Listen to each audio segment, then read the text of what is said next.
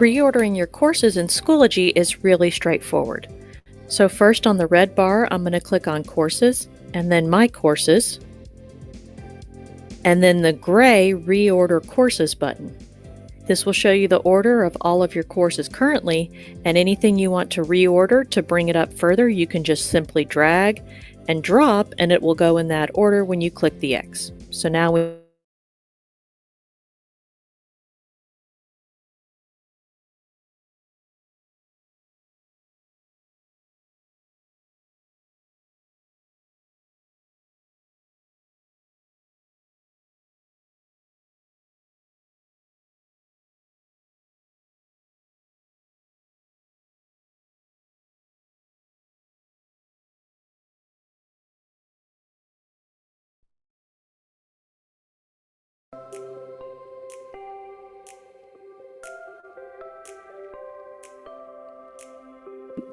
Welcome to EdTech Live. We're happy that you're here today. I'm Tamara, and this is Ryan. We would like to take a moment and welcome you to today's event and give you a little information about what to expect. New sessions start every hour, and you can stay for the whole event or just watch the sessions you're interested in seeing. There is a 10 to 15 minute break between each session, where you can enter your attendance credit or take care of personal needs. During the live event, you also have 2 sessions each hour to choose from. After the live event, you can watch any of the other sessions on your own time. During each session, the host will give you a link and a secret code to jot down. This will be the link you use to access the attendance forms, and you will enter the code onto the form. You can keep this form open throughout the event in a separate tab because you will have to do this for each session. You can still earn attendance credit if you are watching after the live event. However, you must submit by midnight tomorrow. Within an hour of submitting your attendance, you should be receiving a response receipt. If you do not receive this email, please resubmit the attendance form and double check to make sure your email address is typed correctly. We, along with our whole EdTech team, want to thank you again for being here today and enjoy your session. It will be starting soon.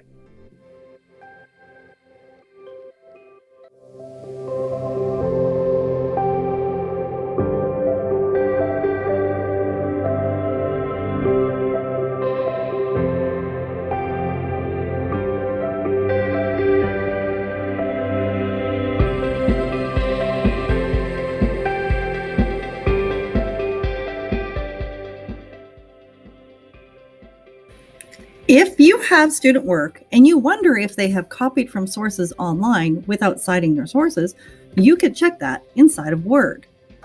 I'm on an online Word document and I click on Home and the Editor tool on the right side. Scrolling down, I can look at the similarity checker to find out. I click it, and anywhere that's underlined now in blue, I can click on that area and click on More Possible Sources and find out where that information came from.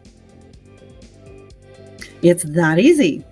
If you have students that did not make their assignment inside of Word, that's okay. You can simply copy and paste the text of concern into a Word document and check it yourself.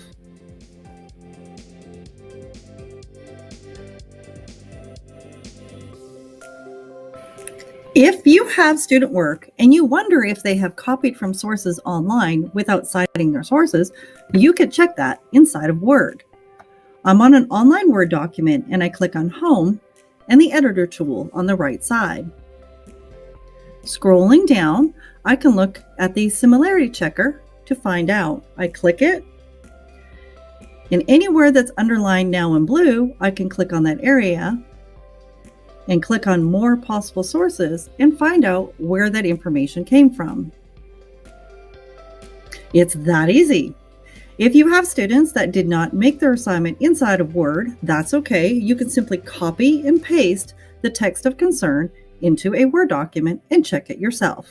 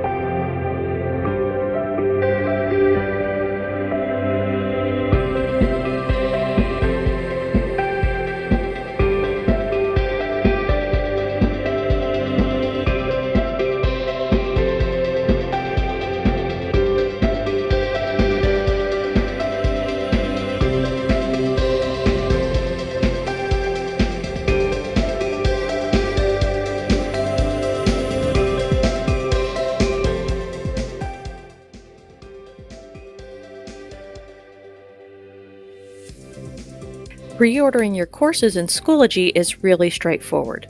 So first on the red bar, I'm going to click on Courses, and then My Courses, and then the gray Reorder Courses button. This will show you the order of all of your courses currently, and anything you want to reorder to bring it up further, you can just simply drag and drop, and it will go in that order when you click the X. So now when you go into Courses, you'll see the new order for all of your courses.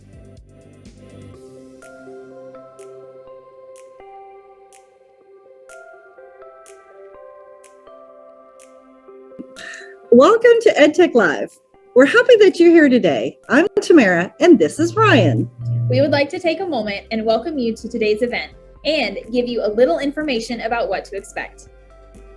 New sessions start every hour, and you can stay for the whole event or just watch the sessions you're interested in seeing.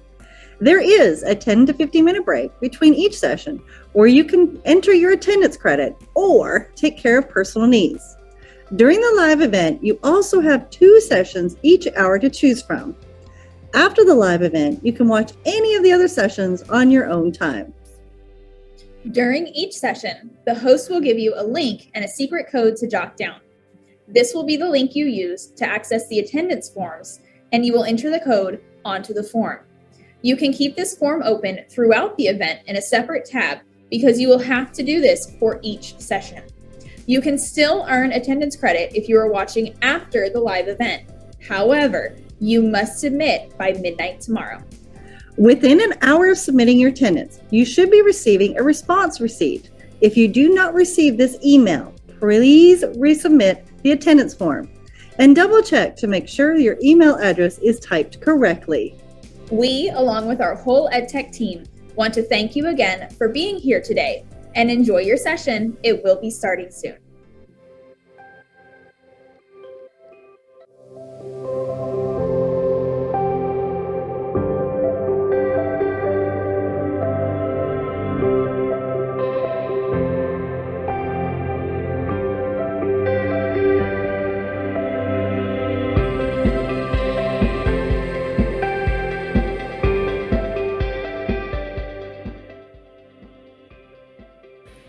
If you have student work and you wonder if they have copied from sources online without citing their sources, you can check that inside of Word.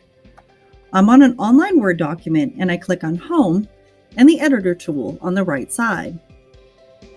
Scrolling down, I can look at the similarity checker to find out. I click it, and anywhere that's underlined now in blue, I can click on that area and click on More Possible Sources and find out where that information came from. It's that easy. If you have students that did not make their assignment inside of Word, that's okay. You can simply copy and paste the text of concern into a Word document and check it yourself.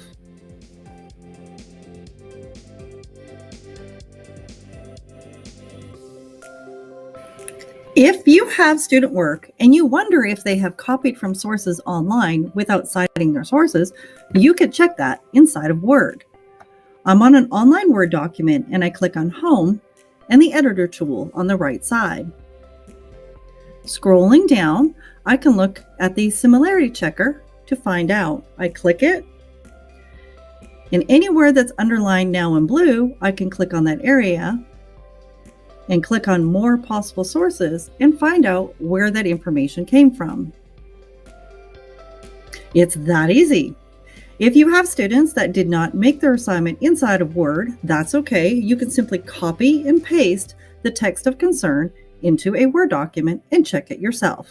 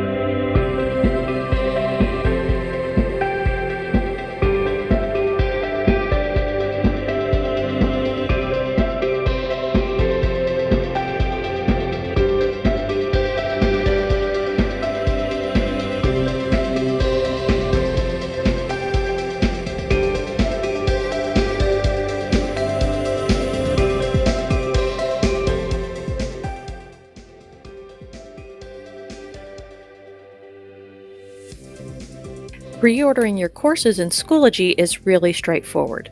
So first on the red bar, I'm going to click on Courses, and then My Courses, and then the gray Reorder Courses button.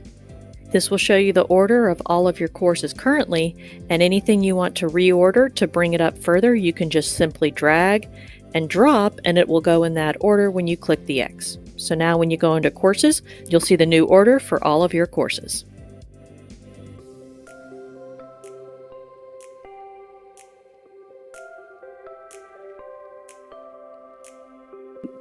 Welcome to EdTech Live. We're happy that you're here today. I'm Tamara, and this is Ryan. We would like to take a moment and welcome you to today's event and give you a little information about what to expect. New sessions start every hour, and you can stay for the whole event or just watch the sessions you're interested in seeing. There is a 10 to 15 minute break between each session where you can enter your attendance credit or take care of personal needs. During the live event, you also have 2 sessions each hour to choose from. After the live event, you can watch any of the other sessions on your own time. During each session, the host will give you a link and a secret code to jot down. This will be the link you use to access the attendance forms, and you will enter the code onto the form. You can keep this form open throughout the event in a separate tab because you will have to do this for each session. You can still earn attendance credit if you are watching after the live event. However, you must submit by midnight tomorrow. Within an hour of submitting your attendance, you should be receiving a response receipt. If you do not receive this email, please resubmit the attendance form and double check to make sure your email address is typed correctly. We, along with our whole EdTech team, want to thank you again for being here today and enjoy your session. It will be starting soon.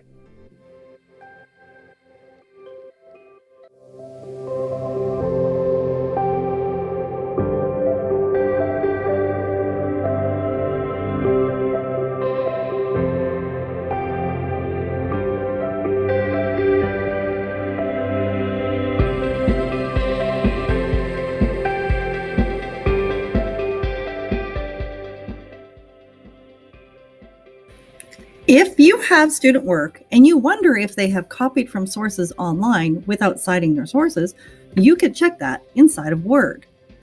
I'm on an online Word document and I click on Home and the Editor tool on the right side. Scrolling down, I can look at the similarity checker to find out. I click it, and anywhere that's underlined now in blue, I can click on that area and click on More Possible Sources and find out where that information came from. It's that easy. If you have students that did not make their assignment inside of Word, that's okay. You can simply copy and paste the text of concern into a Word document and check it yourself.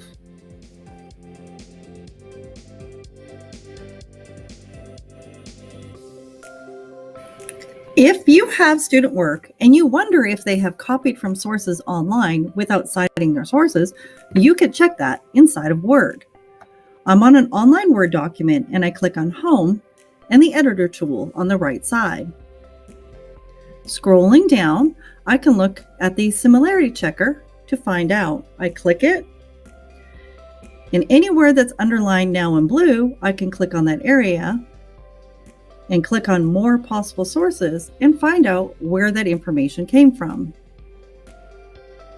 It's that easy. If you have students that did not make their assignment inside of Word, that's okay. You can simply copy and paste the text of concern into a Word document and check it yourself.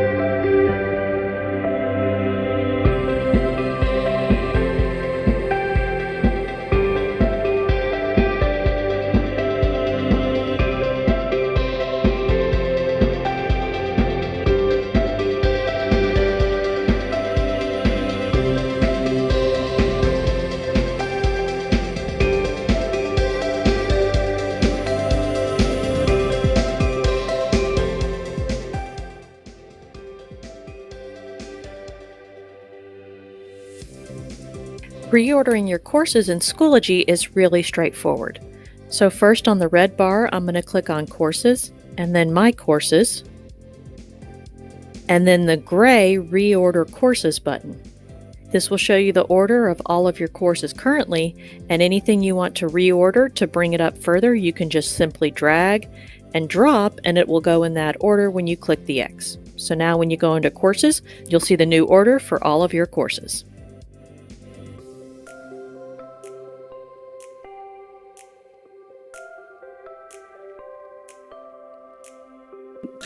Welcome to EdTech Live. We're happy that you're here today. I'm Tamara, and this is Ryan. We would like to take a moment and welcome you to today's event and give you a little information about what to expect. New sessions start every hour, and you can stay for the whole event or just watch the sessions you're interested in seeing. There is a 10 to 15 minute break between each session where you can enter your attendance credit or take care of personal needs. During the live event, you also have 2 sessions each hour to choose from. After the live event, you can watch any of the other sessions on your own time. During each session, the host will give you a link and a secret code to jot down. This will be the link you use to access the attendance forms, and you will enter the code onto the form. You can keep this form open throughout the event in a separate tab because you will have to do this for each session. You can still earn attendance credit if you are watching after the live event. However, you must submit by midnight tomorrow. Within an hour of submitting your attendance, you should be receiving a response receipt. If you do not receive this email, please resubmit the attendance form and double check to make sure your email address is typed correctly. We, along with our whole EdTech team, want to thank you again for being here today and enjoy your session. It will be starting soon.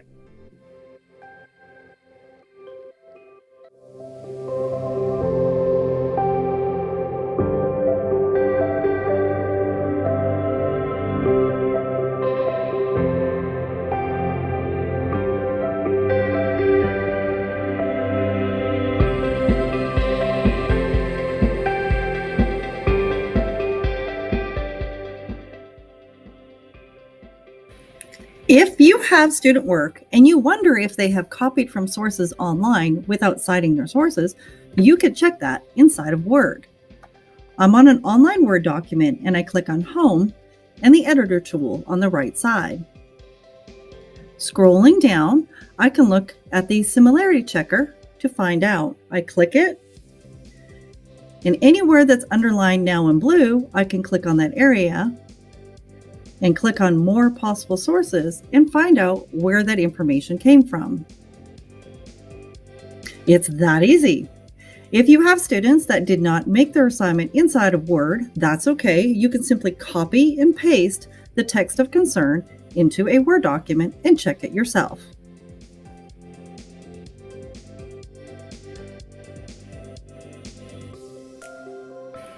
If you have student work and you wonder if they have copied from sources online without citing their sources, you could check that inside of Word. I'm on an online Word document and I click on Home and the Editor tool on the right side.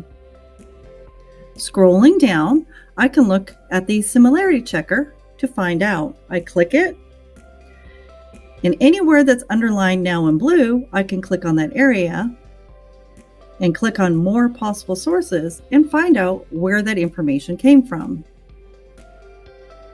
It's that easy. If you have students that did not make their assignment inside of Word, that's okay. You can simply copy and paste the text of concern into a Word document and check it yourself.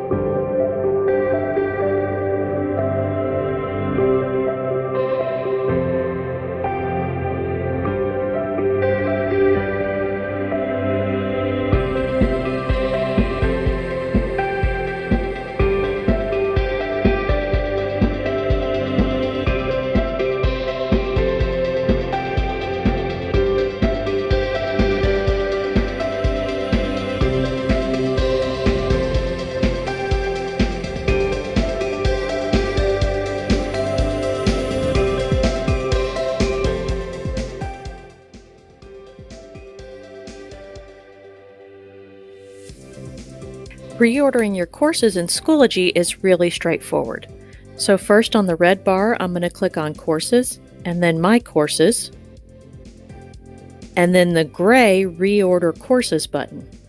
This will show you the order of all of your courses currently, and anything you want to reorder to bring it up further, you can just simply drag and drop, and it will go in that order when you click the X. So now when you go into Courses, you'll see the new order for all of your courses.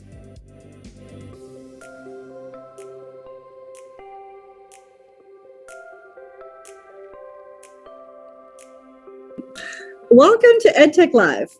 We're happy that you're here today. I'm Tamara, and this is Ryan. We would like to take a moment and welcome you to today's event and give you a little information about what to expect. New sessions start every hour, and you can stay for the whole event or just watch the sessions you're interested in seeing. There is a 10 to 15 minute break between each session where you can enter your attendance credit or take care of personal needs. During the live event, you also have 2 sessions each hour to choose from. After the live event, you can watch any of the other sessions on your own time. During each session, the host will give you a link and a secret code to jot down. This will be the link you use to access the attendance forms, and you will enter the code onto the form. You can keep this form open throughout the event in a separate tab because you will have to do this for each session. You can still earn attendance credit if you are watching after the live event. However, you must submit by midnight tomorrow. Within an hour of submitting your attendance, you should be receiving a response receipt. If you do not receive this email, please resubmit the attendance form and double check to make sure your email address is typed correctly. We, along with our whole EdTech team, want to thank you again for being here today and enjoy your session. It will be starting soon.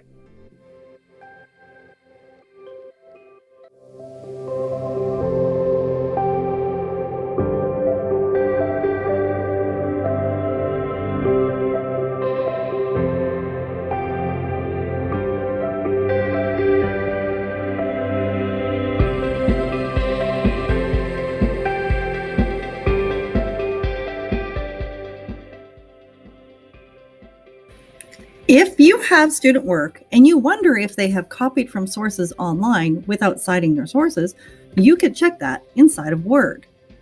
I'm on an online Word document and I click on Home and the Editor tool on the right side.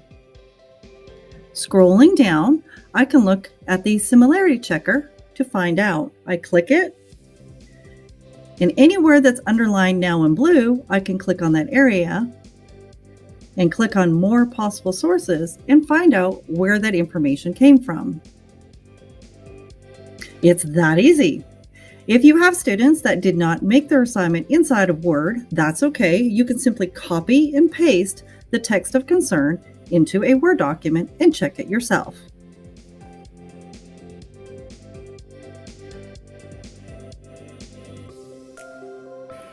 If you have student work and you wonder if they have copied from sources online without citing their sources, you can check that inside of Word. I'm on an online Word document and I click on Home and the Editor tool on the right side. Scrolling down, I can look at the similarity checker to find out. I click it, and anywhere that's underlined now in blue, I can click on that area and click on More Possible Sources and find out where that information came from. It's that easy. If you have students that did not make their assignment inside of Word, that's okay. You can simply copy and paste the text of concern into a Word document and check it yourself.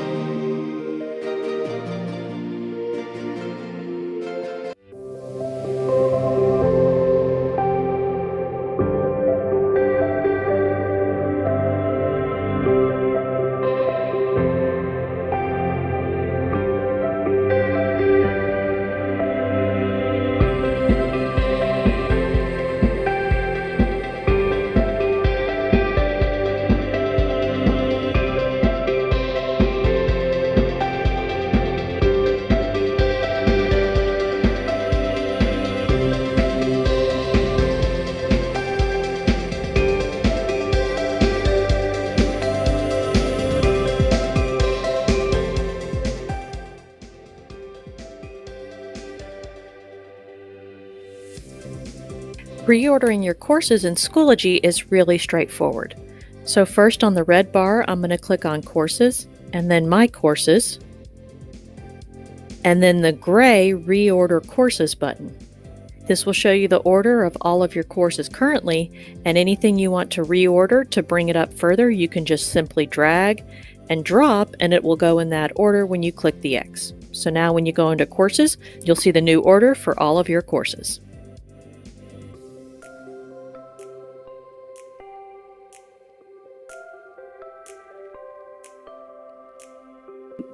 Welcome to EdTech Live. We're happy that you're here today. I'm Tamara, and this is Ryan. We would like to take a moment and welcome you to today's event and give you a little information about what to expect. New sessions start every hour, and you can stay for the whole event or just watch the sessions you're interested in seeing. There is a 10 to 15 minute break between each session where you can enter your attendance credit or take care of personal needs. During the live event, you also have 2 sessions each hour to choose from. After the live event, you can watch any of the other sessions on your own time. During each session, the host will give you a link and a secret code to jot down. This will be the link you use to access the attendance forms, and you will enter the code onto the form. You can keep this form open throughout the event in a separate tab because you will have to do this for each session. You can still earn attendance credit if you are watching after the live event. However, you must submit by midnight tomorrow. Within an hour of submitting your attendance, you should be receiving a response receipt. If you do not receive this email, please resubmit the attendance form and double check to make sure your email address is typed correctly. We, along with our whole EdTech team, want to thank you again for being here today and enjoy your session. It will be starting soon.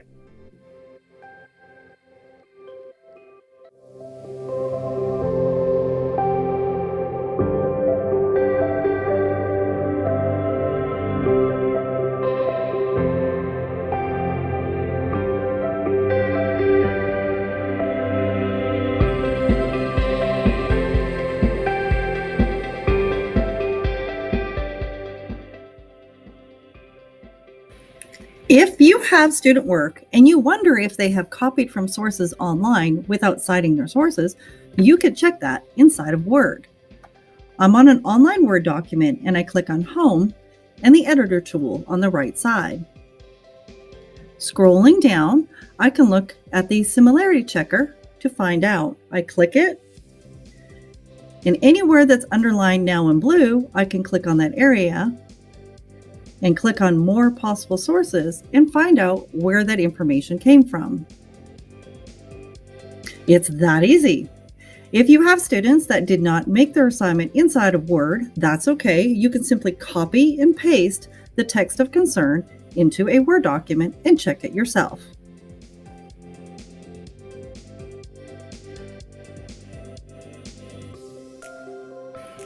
If you have student work and you wonder if they have copied from sources online without citing their sources, you could check that inside of Word. I'm on an online Word document and I click on Home and the Editor tool on the right side. Scrolling down, I can look at the similarity checker to find out. I click it, and anywhere that's underlined now in blue, I can click on that area and click on More Possible Sources and find out where that information came from. It's that easy. If you have students that did not make their assignment inside of Word, that's okay. You can simply copy and paste the text of concern into a Word document and check it yourself.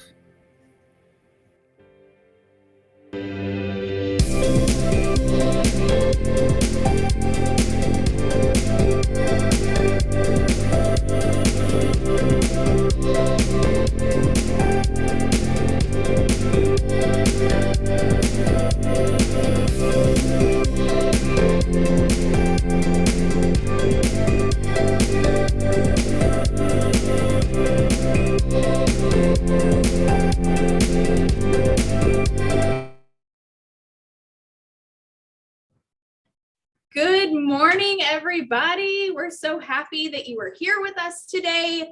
I am Ryan. This is Jamae. We are EdTech coaches. I have to think about that. Coffee hasn't kicked in yet, y'all. We are EdTech coaches here in Sci-Fair ISD. We are in for a treat today with all of our fun sessions that we have. You are in channel A. So there was some kind of method to the madness here. Channel A, we have sessions that are looking at instructional strategies and ideas that you can take and use in your classroom tomorrow. No, not tomorrow. Monday. Monday. We're not Monday going to would class. probably be better. Yeah, Monday would be better. Channel B is looking at software and tools that you can use in your classroom Monday, not tomorrow. That's great. Yeah. And since we are on channel A and you see Ryan and myself, you know you're in the right channel, but also EdTech is a little different this year. We have 4 live sessions going on in A and 4 live sessions going on in B, which is really nice. But guess what? Yes. You know, if they want to watch the other sessions, how can they do that? So you can actually hang out here on channel A with us today. And then if you want to watch channel B later today or even tomorrow, you can and still get credit.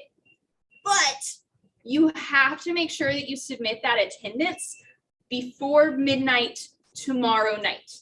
So you have today and tomorrow to learn and get attendance. That's awesome. So I know. we can earn up to like 8 credits. Yeah. That's amazing. 8 hours, y'all. 8 hours. So that would be on demand. Yes. Pretty cool. So we're live right now, and then on demand will be after we are no longer live. No longer live. Yeah. Yeah. Yeah. I'm so excited. Right? Okay. So while we're learning today, we're going to be on Twitter. Make sure you're sharing your learning with us. I know that I love to take notes during all these sessions because there is so much that we're going to learn. I take them digitally. So I do sketch notes on my iPad. Jamae likes to do analog with, you know. And I'm a little and- old school, but that's okay. Either one will work because we're getting some good Exactly. information today. So I'm so excited. So on Twitter, go ahead and share what you're learning with us. Make sure you tag us at Sci-Fair EdTech along with the hashtag, we did that. I'm not good at that, but hashtag CFISD EdTech Live. Okay, so this is going to be a fun day. If you're joining us for the first time today, I do want to show you a quick little intro into YouTube Live because it can be a little like, oh, what am I doing kind of thing. Little daunting. Okay, so let me show y'all. You're about to see lots of Ryan and Jamae and Ryan and Jamae and Ryan and Jamae. So here's YouTube Live. So here are a couple things that you can do. If you want to follow along with the presenter, I'm going to right click and then I'm going to, oh no, where'd it go? There it is. There it is. Okay, I was like, wait a second. Open video in new tab, or you can do picture in picture. And here's what I just did. So here's my little YouTube video. I can make this large and then I can work on what the presenter is showing me and still watch it here. But make sure, don't click this little X here because then you're going to close YouTube tab. Don't do that. So click back to tab. Now I'm back in YouTube. If you're joining us after the event and you notice that either Jamae and I talk way too fast, because that's a thing, we do that, or if we're too slow, that could be potentially, I guess. So we're going to go down here to settings and go to playback speed. You can speed us up or slow us down. Yes, because, you know, we talk, I feel like that's just the teacher thing. We talk fast. Okay. Okay, so our first session that we are looking at today, we have Al Thomas. He is joining us from Austin, Texas. Woot, woot, right up the road. Good morning. How are you? I'm doing great. How are you? Can you hear me? So Al is a digital learning and creativity consultant. He has been a high school teacher, a principal, a director of technology, and he also helped, get this, create the Google certified coaching program. That's amazing. Right? Wow. Isn't that awesome? That's a lot of credentials. Al is not one to be put in a box. I feel like a lot of creative people are like, no, don't put me in that little box. This is evident in his love for bringing creativity into the classroom, as well as being a creative individual through photography and videography. which goes perfectly with what you're teaching us today, Al. You're showing us about 60-second documentaries. I am so excited for this. I am as well. So hopefully you can hear me well. And I am really excited to be able to join in with you today and share a little bit about how you can bring documentaries to your classrooms. All right. So we're going to go ahead and let you start. We're going to start learning with you, Al. So we're going to go ahead and stop our video, and it's all you. Awesome. So once again, thank you for having me today. I'm excited to be able to jump in and talk a little bit about 1-minute documentaries, and then also some other great ways that you can bring creativity into the classroom. So I am going to share my screen, and hopefully nothing breaks.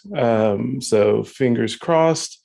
And we should be good to go. So, all right. So hopefully you can see the slides and we can move in. I have created the slide deck that you will be seeing today that we'll be talking through as I am presenting and sharing to be able to be something that you can come back to later. So please take a moment and make sure that you capture this. If I can get this to move forward. Perfect. So if you can just take this URL in, you can take a picture of it. You can come back to it on when you watch the recording at a later time.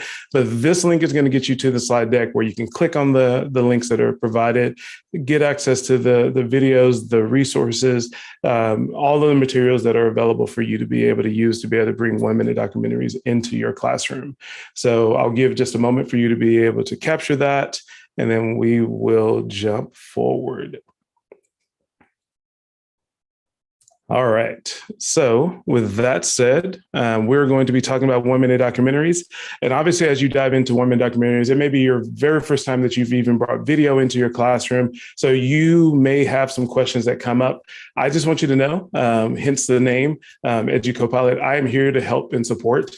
So please feel comfortable reaching out to me if you have questions, if there is any concerns about anything that you're doing, or maybe you just had a tremendous success with being able to bring 1-minute documentaries. You want to share some of the things that the students have created, or even maybe what you've created today after the time that we have together. Please reach out to me. It's really easy to find me, EduCopilot, my website, and then also on social media. And if you love photography, you can check out Instagram and see tons of the photos I share when I'm out and about capturing the world around me. So with that said, let's jump in and talk about 1-minute documentaries. So we'll start off by just talking about what is a documentary. So I am a huge fan of documentaries. I love the ability to be able to dive in and watch a documentary and learn something new, something that I've never heard of before, something that maybe I've had a little bit of understanding about, but I didn't have a full understanding. And then I get to hear the story. I get to hear people share their stories of what may have happened in a period of their life or over their entire life. These are some of my favorite documentaries that if you've not checked out, I would encourage you to check out. I love Planet Earth 2. It is one of my favorite documentaries. The cinematography is incredible. The storytelling is beautifully done. And one day I hope to have a voice that is that could potentially be a narrator's voice. So, and Super Size Me is also a great documentary that had a huge impact on the world around us. And that's one of the incredible things about documentaries is that they have this ability to be able to make an impact on the world. If you go back prior to Super Size Me, there was a specific size of value meals when you would go to a restaurant. But after this documentary was created and you saw the effects of someone eating McDonald's every single day for every meal for a period of time and the effects it had on his body, that it was one of those things where you saw this dramatic decrease in the size of those meals. And so, and it's been in a lot of areas where this idea of understanding the health and how we're just kind of consuming fast food started to change. And that documentary played a huge part in that. 13th, if you're a sport, is a great documentary that I highly encourage you to check out. The Last Dance, if you're a sports fan, it is a must watch. It definitely gives you some insights into the last season of the dynasty of the Chicago Bulls. So documentaries are great. And I would ask, and drop this in the chat, do you have a favorite documentary? Is there a documentary that you've watched that maybe this happens to me quite often where I maybe will start watching something and I don't necessarily I don't necessarily think I'm going to watch the whole thing, but then all of a sudden I just get so sucked into it that I end up watching it, and then I watch it over and over and over again. So drop into the chat. I'd love to know what documentaries you love, so I can add those to my list, and I can have a weekend of catching up on some documentaries maybe that I have not seen. This is one of my favorite documentaries. I highly encourage educators to check out this documentary. It's a documentary called Make. It's all about creatives and those that have chosen to pursue creative fields.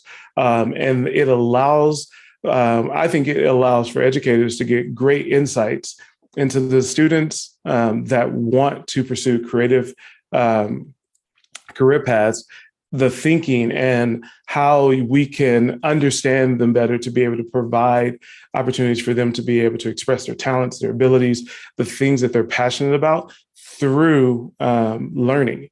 And so I would highly encourage you to check it out. It is one of the best documentaries, and I'm gonna attempt to be able to play this without any issues. And so, but once again, it is available for you to watch this trailer. But if you click on this image here, it will actually take you to the documentary where you can watch it for free. So please check that out. It is well worth a watch. So we're going to attempt, fingers crossed.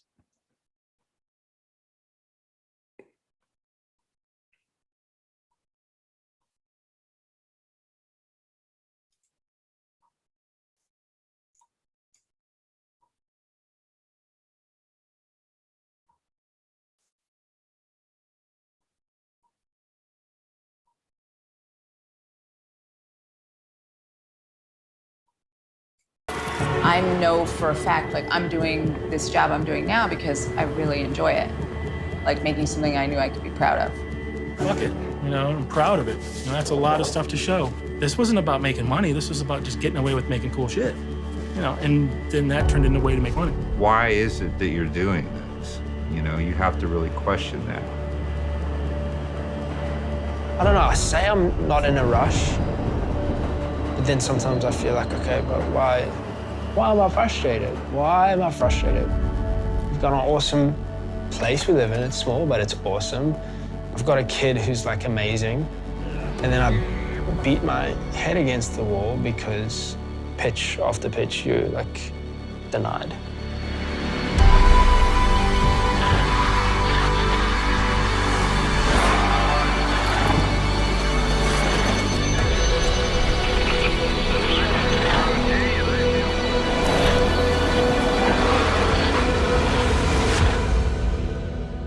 There is a relative suffering in that. You're being ignored artistically for the most part, and you keep doing it year after year. And it's like you're not making any money. You're all working day jobs, or you're teaching, or you're doing whatever you can do, but you're not giving up.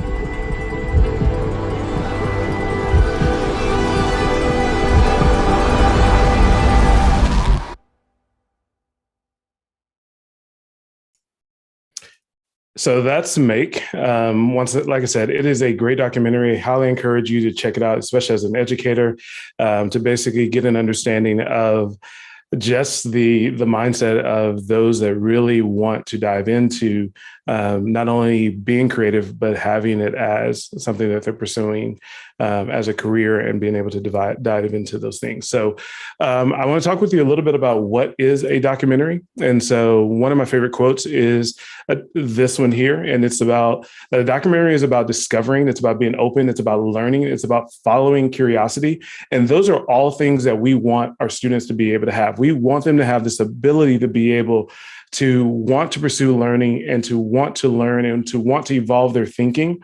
And so it is so powerful to be able to create those opportunities in the classrooms where students can learn how to be curious and how to pursue learning beyond what they're being asked to learn. And I think that's one of the really powerful things about watching documentaries, but then also being able to create documentaries, because you may start with a concept that you want to pursue. And then all of a sudden, as you're diving more into the story and you're learning more about it, you start to understand more, and you want to pull back the layers, and then you're able to discover more.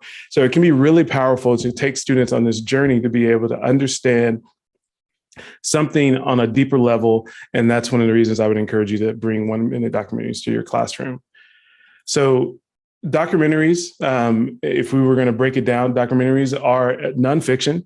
They're designed to be able to explore and investigate real stories. And I want to emphasize real stories. It's really powerful when we allow for the documentaries to actually focus in on being able to discover and to bring attention to real stories. So one of the things that I would also encourage you to think about is that as you're creating documentaries, these are things that you want to remind your students of, is that documentaries should be informative. They should allow for you to gain information that you may not have otherwise had. It should bring attention to real stories. It should raise awareness and understanding to the world around you. And those are really powerful things that as you're creating documentaries, you're able to bring to the forefront, and you're really being able to create that awareness. So at this moment, I'm going to pause really quickly because I believe that there was some things that we needed to go over as regarding attendance. And so I will jump off of camera and mute myself. All right, so we are going to share the code for this session. So on the screen right now, you can see the secret code for channel A. Don't put this in the chat, y'all. We'll delete it. Don't do it. We did send the link for the attendance in. We put that in the chat already. So all you need to do, click that link, whether you are in district or out of district, joining us from out of Sci-Fair, welcome. We're happy to have you here. Click that link, type in the secret code, and then keep that form open, y'all, because we're just going to give you a new code for each session. One form. We tried to make this as easy as possible. This is really easy. Right? Yeah. I like this. So write this down, type it into the form, and then we're going to give you like 30 more seconds, and then we're going to give it back to Al because I really want to learn about 60-second documentaries. So what have, I really want to see that make documentary now. I know, that was really interesting. I was kind of so focused on it, and then all of a sudden we had to stop, but we captured our attention. Yes. So we'll be able to see what's going on next. And I'm curious about what our friends are, what documentaries they're watching. Because Tinder Swindler. Yep. That was a good one. Yeah. That was one of those that I just couldn't, you just couldn't turn away from. Had to watch that one. Trying to think what other ones. American Nature. Oh yeah, anything dealing with like nature and all those fun. Show me all the fun national parks and wildlife. I want to see it all. And Planet Earth. Yes. Yes. Thank you, Katie. Yeah. That's a good one. All right, so we're gonna go ahead. We're gonna give this back to Al, and we're gonna keep learning about 60-second documentaries.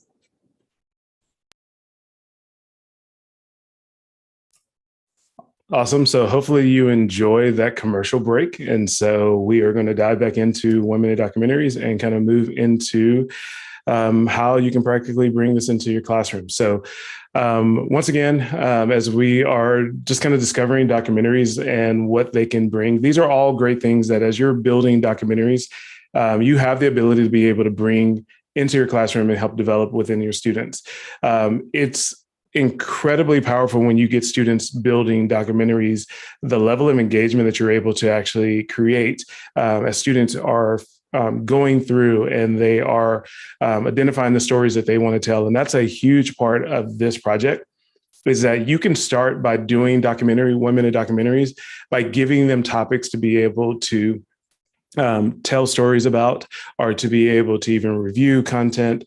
But I would highly encourage you to think about, how do you get your students to identify the areas and the things that they are passionate about, the stories that they want to tell. Maybe it's a story from their background, but how do you get them to start telling those stories? Because that's really where you're going to start to see the engagement. And we'll talk a little bit more about that here in a moment.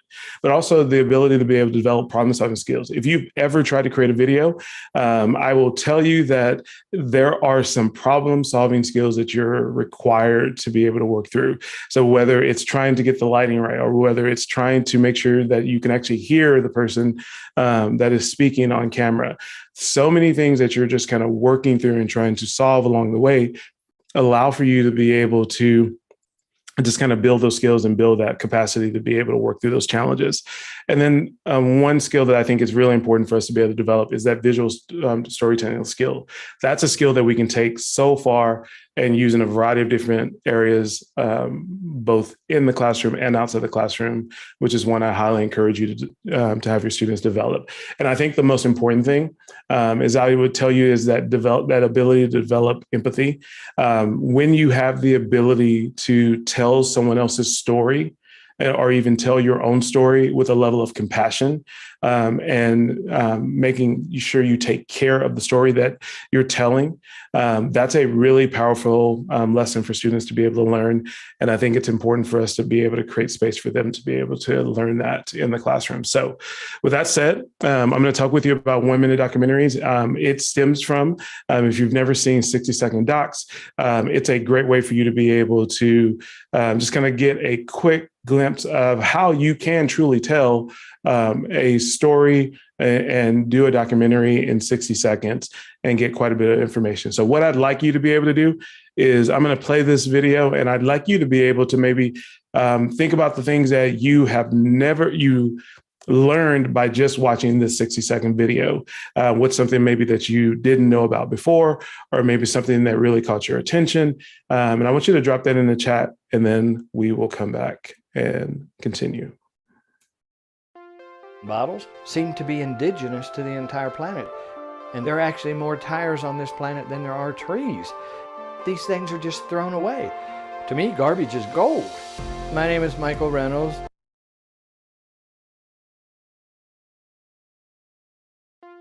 Bottles seem to be indigenous to the entire planet.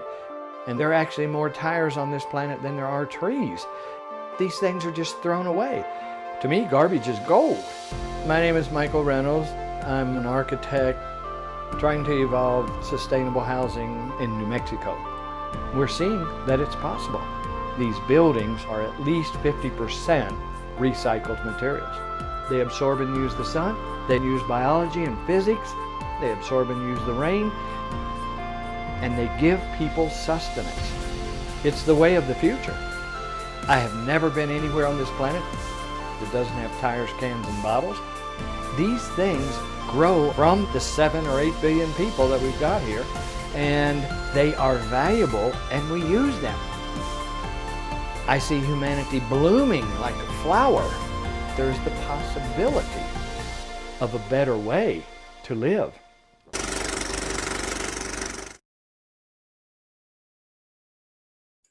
All right, so that's 60-second docs. It's a great YouTube channel. I would encourage you to check it out. And so drop in the chat anything that kind of stood out to you that you maybe didn't know about, or maybe you just learned by watching that documentary. I think for me, one of the big things was when I first watched this, realizing that we have more tires on this planet than trees. I think it really kind of puts in perspective the amount of things that we use on a daily basis, but then also the amount of things that we discard and how it's affecting our planet, and the fact that we have individuals that are looking how we can take this thing that is looked at as trash and bringing it into creating something that's really valuable with sustainable housing. So really great documentary. Highly encourage you to check it out. Great examples that you can share with your students to be able to see how you can create these really quick videos to be able to share something that may not otherwise be shareable. So here we go. Let's kind of jump in a little bit about how we can do this and how we can get started with bringing 1 minute documentaries to your classroom. So the very first thing that you need when it comes to 1 minute documentaries is you need a story. So it seems it doesn't seem to be a surprise, but I would encourage you to think about the stories that you're wanting to tell, or your stories that you're wanting to have your students tell, because it is something that really can make or break the 1 minute documentary process. So one of the things I love to do with students when it comes to being able to help them understand, because oftentimes when you give them the platform of saying, hey, I want you to be able to create a 1 minute documentary, here's the guidelines for you to be able to create that. Go find a story that you want to tell. That sometimes that can create in students this kind of cognitive disconnect where they just can't come up with the stories that they want to tell. So what I will typically do is give them 2 images. Now, these are 2 images that I've captured. And what I'd like to do is take a moment and have you maybe drop in to the chat what maybe comes to your mind when you choose one of the images, pick what comes to mind when you see this image. And I think it'll be very interesting to see what things resonate that are similar to everyone, what things are different. Because oftentimes what I've found is that when students do this activity, that based on their background, they may have completely different perspectives on the images that are being shared. So in these images, you have 2 images. I'm going to start with the image on your left, where you have an image of a dad holding up his daughter. And this can bring for a lot of individuals, it could be reflective on the fact of the role of a parent being able to provide opportunities for opportunities for their children. Or it could also resonate for students who may not have their parents or have those opportunities in life and may have struggles that they want to be able to pull stories out and be able to tell those stories in a woman documentary. On the right, you have a young lady who is standing here, and this was actually taken during the Black Lives Matter protests down in an area where I live. And this was, you may look at it and you may see a very contentious meeting, but this was actually a very positive engagement where there was a lot of discussion. There was actually hugs. There was actually both protesters and officers coming together. And it was actually a really powerful moment. And so, but it was sparked by the conversations that both sides were willing to be open and engage in. So it's something that I feel like as you look at these images, there are those types of things that you can pull out that allow for you to then cultivate what story can I tell within that lane, or what are the offshoots of that conversation that I could start to dive into and be able to share. So giving students an opportunity just to be able to take a photo and pull out the stories and just kind of do this really quickly with them can be really powerful. So I would encourage you to do that. Once again, drop it in chat. I'd love to be able to follow up and just kind of see what everyone comes up with. And then I would encourage you to use this in your classroom as well.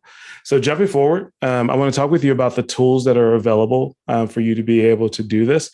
And this is one of those areas where I'm going to ask the incredible, those that are on the call with me today to maybe help with any comments that are being put into the chat regarding this photo. I'd love to know what everyone thinks this photo, what's in this photo. What's the object that they're moving? Take a moment. I'd love for you to drop that into the chat. And I'd love to hear from our host as well, what they think this image is. So if they want to unmute themselves, they can share that as well. I mean, a computer maybe? I see IBM. Okay. Yeah. Are we on the right Something heavy track? for sure. Something, it is big. Yes. It's taking, I think there's 2 or 3 full-grown men moving that. 4? There's a lot. All right. So I'll give you one more guess. You're close. Close. Let's see what they're saying. Oh, the first computer. Well, and that's what in the chat. So on YouTube, it says the first IBM computer. Okay. All right. So this is actually, and it is a hard drive. What? So this is actually the equivalent of a 5 megabyte hard drive. So obviously that is nowhere near the size that we're using right now. Yes, iPhones. We have come so far. So thank you for jumping in and sharing. I'm always curious when I share that photo of what people think it is, but we have come so far when it comes to the technology that we have access to. And now I am not naive to think that every student has access to the same level of technology. That's one of the great things about the day and age that we live in, that there's so many alternatives. And even with this activity that you can do that don't necessarily require it to be all digital. So, but we do have some incredible tools that are in our fingertips. We know that we now have hard drives that are way smaller, that fit into the palm of our hands, and that have so much more capacity that we can use. And we have incredible devices like smartphones that were shared earlier that allow for us to be able to create and to be able to capture. And it is amazing the things that we can make. What I want to encourage you to think about is not thinking that you need to be able to create women documentaries, that you need to have the latest and greatest. You need to have super powerful cameras and mics and all of these things. All you need is what you have. So if you have a smartphone, pull it out, capture it. If you have a flip phone, I am not here to judge you. I am here to support you.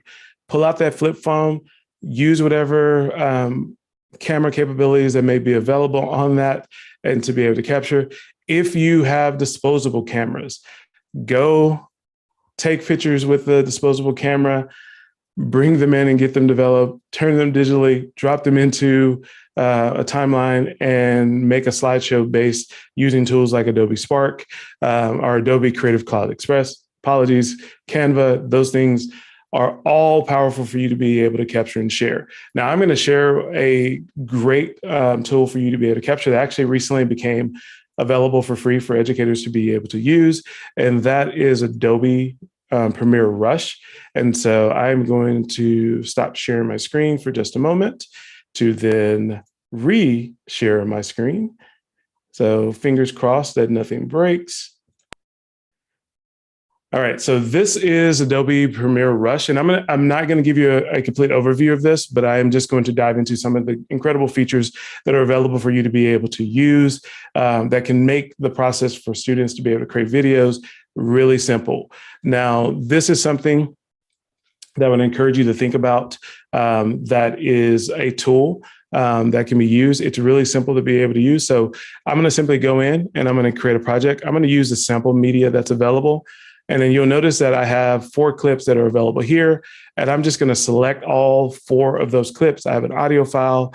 I have 3 video files. And then I'm going to take those and go down to the bottom right and hit create. And then give it a moment, and it's going to create a project file for me. So you notice that it pulled all those files in. Now I can start playing this back. I can scrub. You'll notice that as I play this. Good morning, Philippines. Guess what we're going to go. That I have the audio playing, I have background music, I have all those things that are there. So I could come in here and I can start moving things around. I can start shortening clips. I can start lengthening clips by simply grabbing one of the ends. One of my favorite features and why I would encourage you to think about using this is that, first of all, you can start on a desktop, you can start on an iPad, and then move to a smartphone and continue your edits because everything is saved in the cloud, which can save your students a lot of time when they're actually creating their projects. You can also, one of my favorite features is the ability when you're wanting to do something like, hey, I don't want this music playing so loud when someone is actually talking. So typically you would have to go in and do what's called keyframing and adjust the audio to be able to make sure that it's low when someone is not talking or low when someone's talking, and then it comes back up louder whenever someone is not to create that background. But what I can actually do is I can actually go into the audio, and then I can actually click on by selecting the audio, and I can click over here where it says auto duck. And what that's going to do is you'll notice that it kind of grayed out certain sections. And now when I play this back, when someone is talking, it uses AI. And now when someone talks, it actually lowers the background music so I can hear them better. And then as I get into where it detects no one is talking, you'll notice that the music actually becomes louder. So really simple, within 2 clicks, I have that done and I'm able to actually continue my project.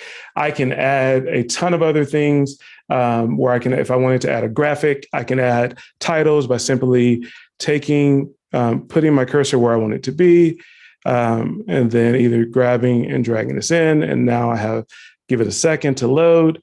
And now I have the ability to be able to have a title.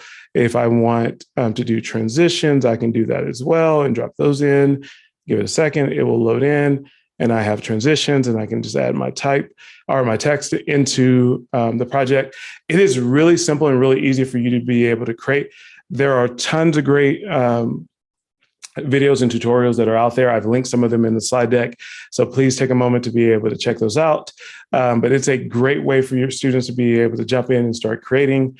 There are other tools. There are tools that are more simple, but this is a great middle of the road tool for students that maybe want to do more, or students that want to have more flexibility. And then also doesn't require them to have to be to learn how to become a video editor from scratch. So it's a really good way to just kind of springboard into being able to learn those skills. So I'm going to switch back over. Give me 1 second.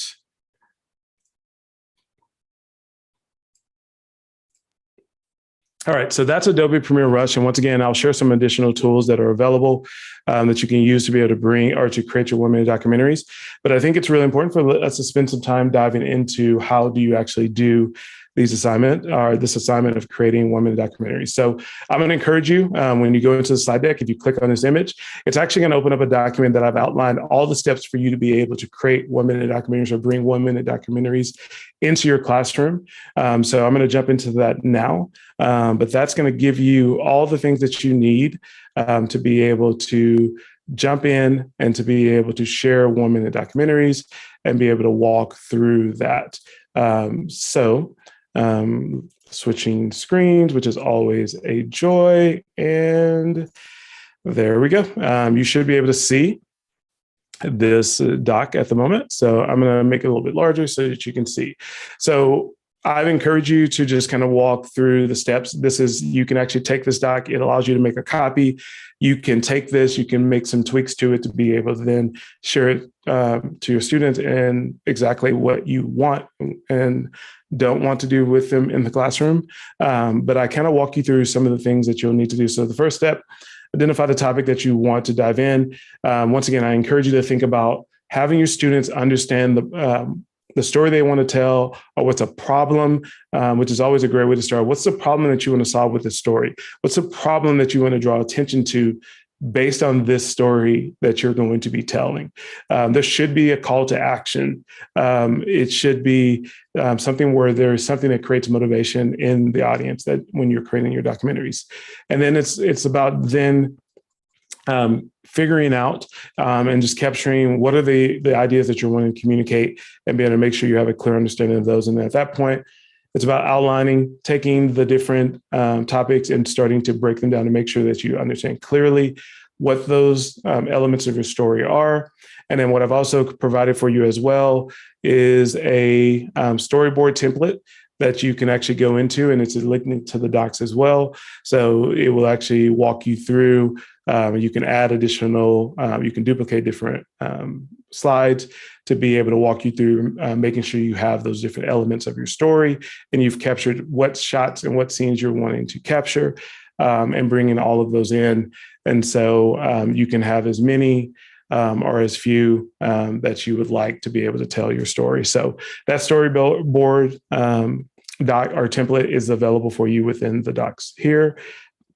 And then as you're going through, making sure you understand the images, the music, the tone that you want to have, and making sure that you're capturing those things.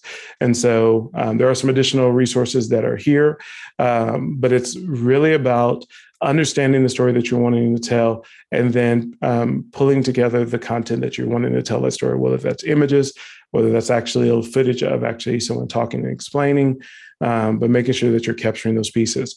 If you scroll down, one of the things I do want to point out with this is that I've also provided a rubric, some things that you can think through and be able to, in ways you can actually, you can score and help you to be able to provide grades for this. One of the things I'm going to encourage you to do, especially in the early stages of having students do this, is not to assign a grade to this, but to give students an opportunity to be able to try out 1 minute documentaries, to be able to explore, and even maybe cut it down to 10-second documentaries and give them a short time frame where they can take a few images and be able to tell a story and then add to it. One of the benefits of this is that, and one of the things I love about video is doing a video and then coming back at a later time and with a different mindset, and now re-editing that or putting it together with similar images or adding new images to remix it to tell the story better, because you'll notice that your students will become more and more comfortable the more they get practice of being able to do this and ultimately tell stories that are meaningful. So as you scroll down, you'll also see I have links to the templates that I've provided. I have some fundamentals, some tutorials for Premiere Rush. There's some other editing tools. For instance, if you want to just be more slide-based, you can use Adobe Spark, and I'm actually have another challenge that I'm going to have you guys do later that is actually with Adobe Spark that you can use. The Final Cut Pro is also a great tool that you can use. Premiere, and then also DaVinci Resolve is another great tool that you can use, especially if you have a student who really is interested in filmmaking. DaVinci Resolve is a really powerful editor that students that really want to dive into filmmaking, they can actually use that for free. So they can download it for free. The link is there, and they can start learning how to use that without having to pay any additional. So there's some royalty-free music that you can access here, images, and then also stock footage. One of the things I always encourage people to think about, if you need music for your videos, then YouTube actually provides an audio library that's completely royalty-free. So all of the music has been approved for you to be able to use, so you don't have any fear of having a copyright strike or having any copyright issues if you use any of the music that's here into the YouTube audio library. So tons of great tools that are available for you to be able to check out and try within your classroom. So I would highly encourage you to try those out and be able to create and bring 1 minute documentaries to your classroom. So with that said, I'm going to jump forward and give you this challenge that I'd like for you to participate in. So whether you're here live or whether you are joining later, I would love to have you share why creativity matters. And so you can use Canva, you can do Adobe Creative Express, you can use any tool that you're comfortable with. And I want you to either take 6 images or 6 clips and add them into the platform and create a voiceover of why creativity matters. And then I'd love for you to post that and share that out. You can either share that on Twitter, Instagram. I'd love to be able to see that. I am always excited when educators dive in and start to try these things out and not simply provide them as opportunities for students, which I highly encourage.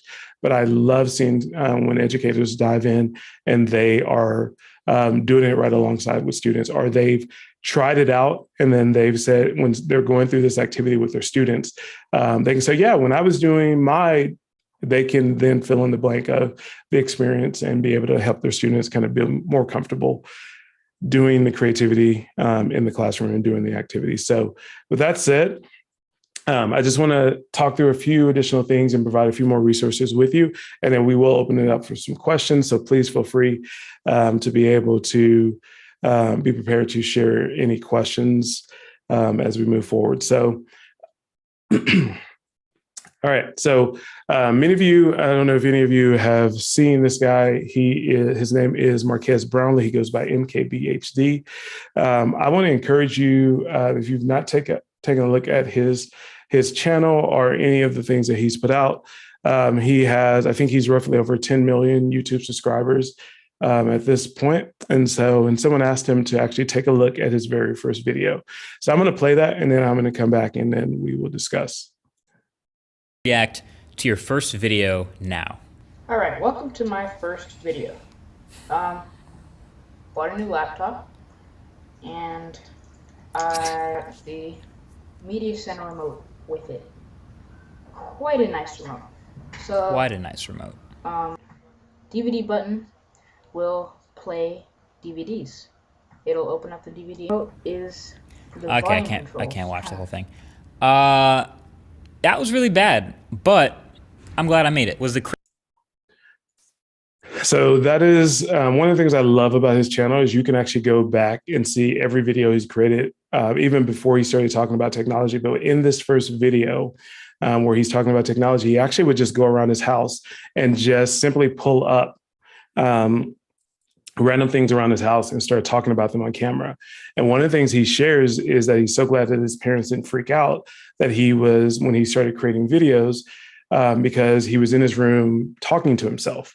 Because that's what it sounds like when you are creating videos in your room, you're talking to yourself. So it's one of those things where he also shares about the opportunities that were created for him in as he was learning and in classrooms and things along those lines. But it's one of those things I would encourage you to think about as educators when you look to bring these types of activities. When you think about bringing creativity to the classroom, it's going to feel uncomfortable, both for you and for students. And I would encourage you to press through that. You'll notice if you go watch his videos, the level of quality improved every single time he did a video. And what I would encourage you to think about is every single time that you create the opportunity for students to be creative, to share their voice, to share their thinking in these types of format and not just in the traditional ways, you get students to actually be open to the importance of their voice, the importance of sharing their story and sharing the stories of others and actually listening to the stories of others. So it can be a really powerful thing that I would encourage you to explore. I've shared this when I've shared in keynotes and other settings, is that one of the most powerful moments in my life is an educator who, when we were reading the story of Beowulf, we were going through that story and she noticed I had some struggles.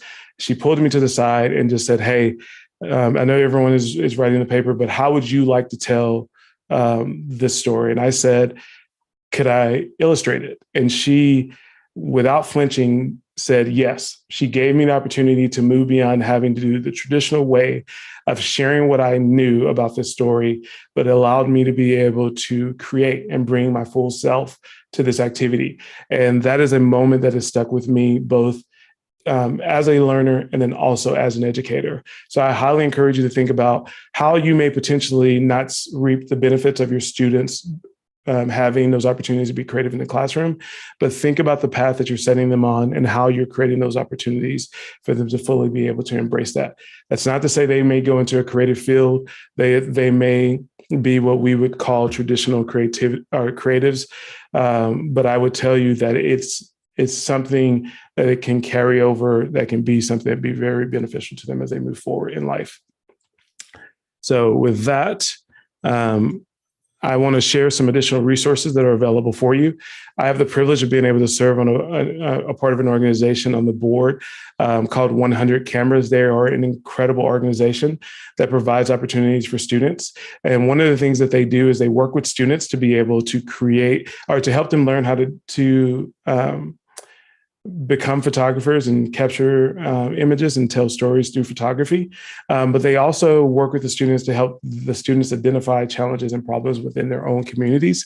And then they give a platform for the students to be able to sell those images that they've captured and created. And then all of the funds go back into the project that the community, that the students have selected to be able to make an impact. So the students are not only learning a skill, but they're also learning the value of not just seeing problems and doing nothing about it, but understanding that they have an opportunity to be able to make an impact. So I'm going to share a clip of just one of the programs, and I think it'll be very beneficial for you to just kind of get an understanding of the resources that are available out there for you. And so once again, as I do the screen sharing dance, and I will play this.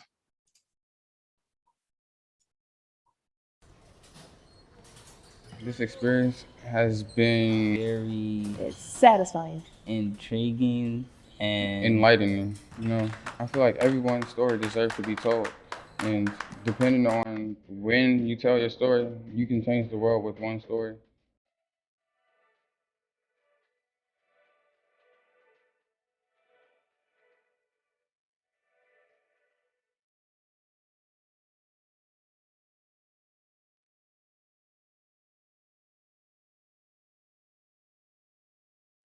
Like, I want the world to feel like motivated and relate to my story, because it's a lot of people that's still at the bottom, but for me it's like you could still make a name for yourself like I am today.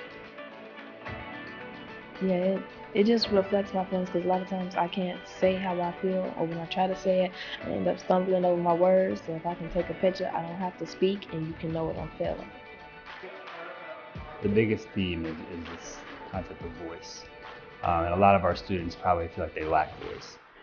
The neighborhoods that a lot of our kids come from, they're exposed to, gun violence in one way or another. It's a factor, something that they have to be aware of. Growing up, it was kind of bad, like shooting, drug dealing, and stuff like that. This area, the West Side, North Lawndale, Austin, Garfield Park, these are the forgotten communities. Areas that don't make the news except when there's gun violence, probably, or except when there's something bad happening. And there are a lot of good things happening. That's one of the biggest reasons why I'm so thankful for this course. And this is a testament to the 100 Cameras curriculum. It adequately sets them up to have a stronger voice for whatever it is that they feel the world needs to know.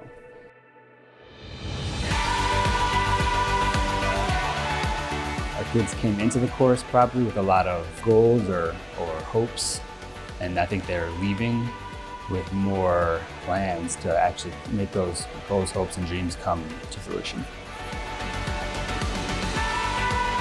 Just getting to this program, they had to navigate 1,000 hurdles. And so I'm glad they made it, and I'm glad that now hopefully they've broken down even some of those barriers and hurdles for people after them.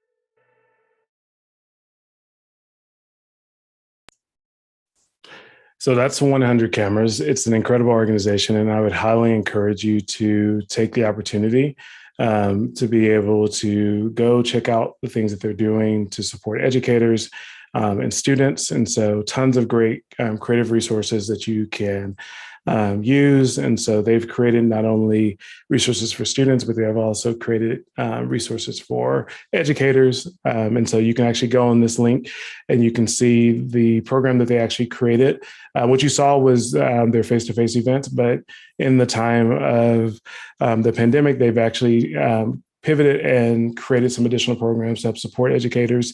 So the Where You Are workshop are all virtual. So you can actually go and check out those materials and the contents that are there and bring those into your classroom. Great activities to bring photography into your classroom to give your students another opportunity to be able to tell the stories that are important to them.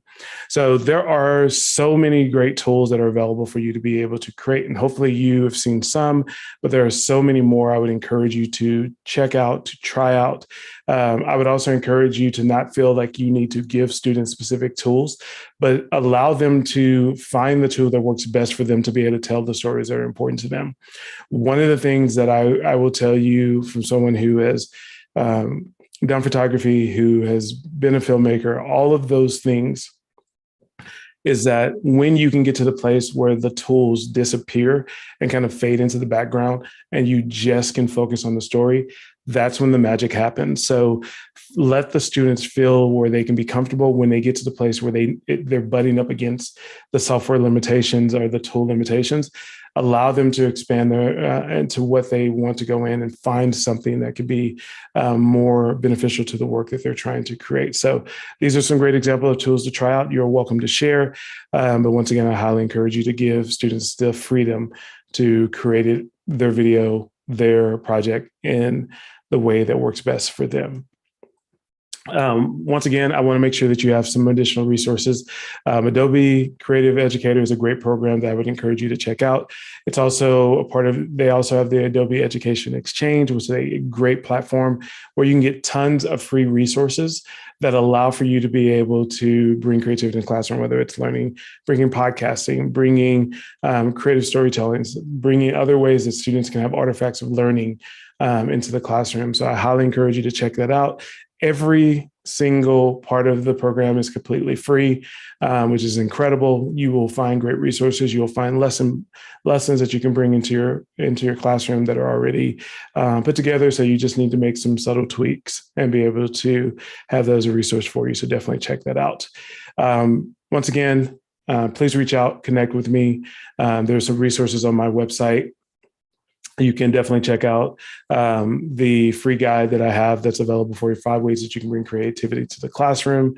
Those are all on my site. And then one of the most beneficial things is that if you're looking for creative tools to be able to bring into the classroom, I have a creative app database that's on the website as well, where you can go and simply search on, maybe you're looking for video, or maybe you're looking for graphic design tools, and it is a place where you can discover all of the apps that are available for that. And these are apps that I've used that I will tell you are beneficial. And so please check that out, because I think it'll be a beneficial resource. So please reach out. Any questions, I'm here to help and support. And I am going to now I'm going to stop sharing and allow for questions. Yeah. So one question I actually had out was, how did you get started with the whole, the idea of 60-second documentaries with your students? Because it's a really specific and I love it, but where did this come from? Yeah. So one of the things is I've heard over and over and over again is that when you're trying to bring video into the classroom, it takes so much time. And so I would say that if you were wanting to do 1 minute, if you were wanting to do 1 minute of video, typically that is going to be the equivalent of an hour of actual producing that. So one of the struggles I heard constantly from educators and teachers that I was working with is that, how do I bring this into my classroom without it being all consuming and kids having to work on it every single day just to be here?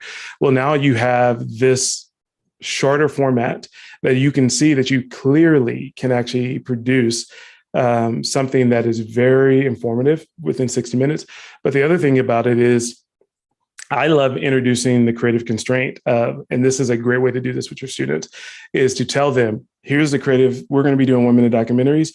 You have until the end of the class period. Yes. You will get some of the funniest, weirdest, roughest, we're making up words now, but you will get some you will get videos that will create this, this is not good, but you'll also notice that your students are meeting that restriction. They're meeting that creative restraint.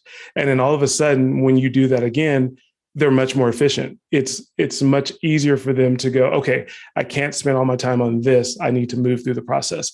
So you'll start to get better and better at being able to create and produce a video. So it's one of those things where for me, it started as being able to create the space where seeing it's doable.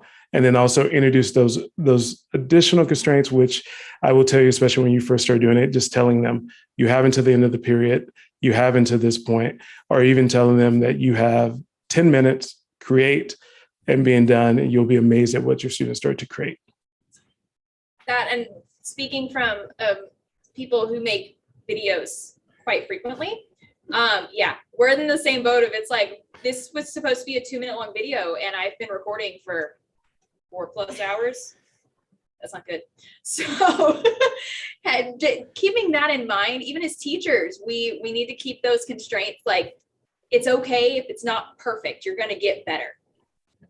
It's okay. Yes. And it's experiencing that yourself as a teacher is great to then tell your kids, like, hey, when I did this, it wasn't that great, believe me, but it got better. And that's the whole thing. It's not going to be perfect the first time, but you get to learn and keep doing and keep growing. And that's really, I love that. Yeah. And it's that piece of how fast can you get to the point where they have created something that you then can examine to be able to see how you can improve. So you give them that short window of being able to create something. Now you either use peer review or you give them feedback, which feedback, we can have a whole nother conversation, the importance of feedback. But feedback, giving them the opportunity to be able to understand where are those areas that they can improve, or even just letting them reflect on where they could improve. That's why it's important for them to watch documentaries. That's why it's important for them to see storytellers, those that are great at being able to do it, because they can start to refine their processes. When you hear about incredible filmmakers, go back and listen to them tell their stories about how they got into it and how they refined their craft. They oftentimes will tell you, this person I watched their film over and over again. I'm constantly trying to figure out how to get to this point. And that's how they got better. So get them to failure as quickly as possible. Allow them to be able to get the feedback to evolve what they're doing, and you'll reap the benefits from it, and they will too. Awesome. Well, thank you so much for joining us this morning, Al, and teaching us all about 60-second documentaries. I'm still working on my notes and making them all like I want it. But I'm excited to do your Why Creativity Matters challenge as well. I'm excited to see all of that out on Twitter, because that'll be fun. I'm looking forward to it. And so I will definitely be actively responding. So I cannot wait to see what everyone creates. So Thanks again for having me. And the chat did blow up. Sorry, the chat did blow up with all the great comments. I saw things about the Shire students. I even saw a thing about the music teacher. So Awesome. You're really hitting all of those, contents out there. So that's awesome. We're really excited. So thank you again for coming with us on this Saturday. Awesome. And you guys have a great rest of the day. And I can't wait to watch all of the incredible sessions that are coming up. So you guys have a great rest of your day. Wonderful. You do the same. Thank you, sir. All right, we are going to take a quick break, but we will be back in a few minutes. So get your water, stay hydrated, or, caffeinated, whichever one you need. Yes. And then we will be back with our next presentation. So stay tuned, guys. Yes, thank you for joining us. This is Channel A.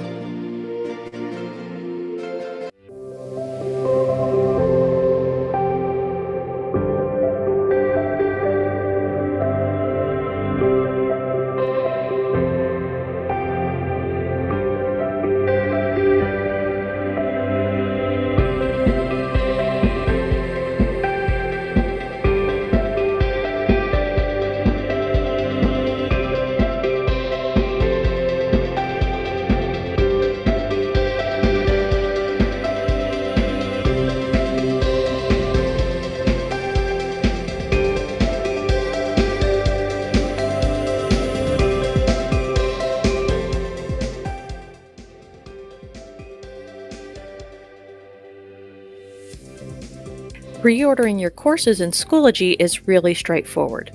So first on the red bar, I'm going to click on Courses, and then My Courses, and then the gray Reorder Courses button.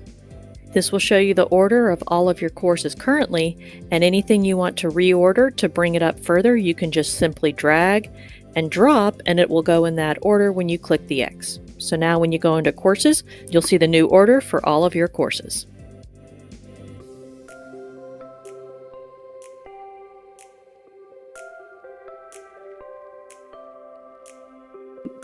Welcome to EdTech Live. We're happy that you're here today. I'm Tamara, and this is Ryan.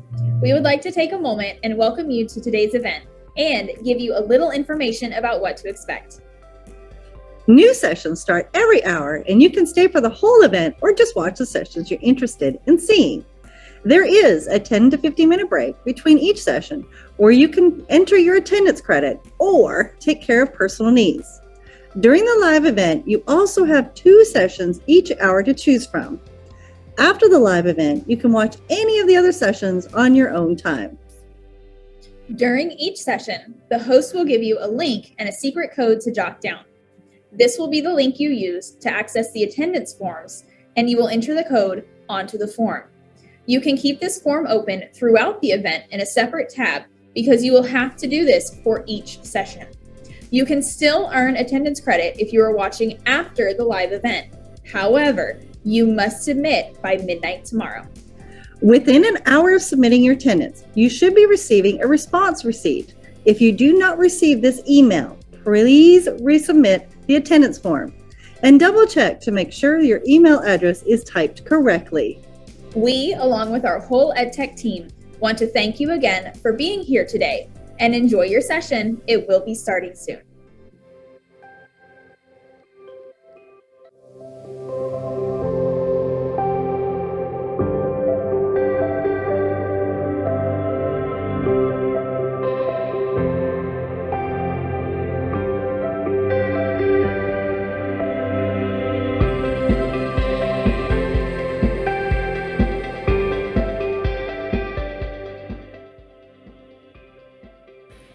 If you have student work and you wonder if they have copied from sources online without citing their sources, you could check that inside of Word.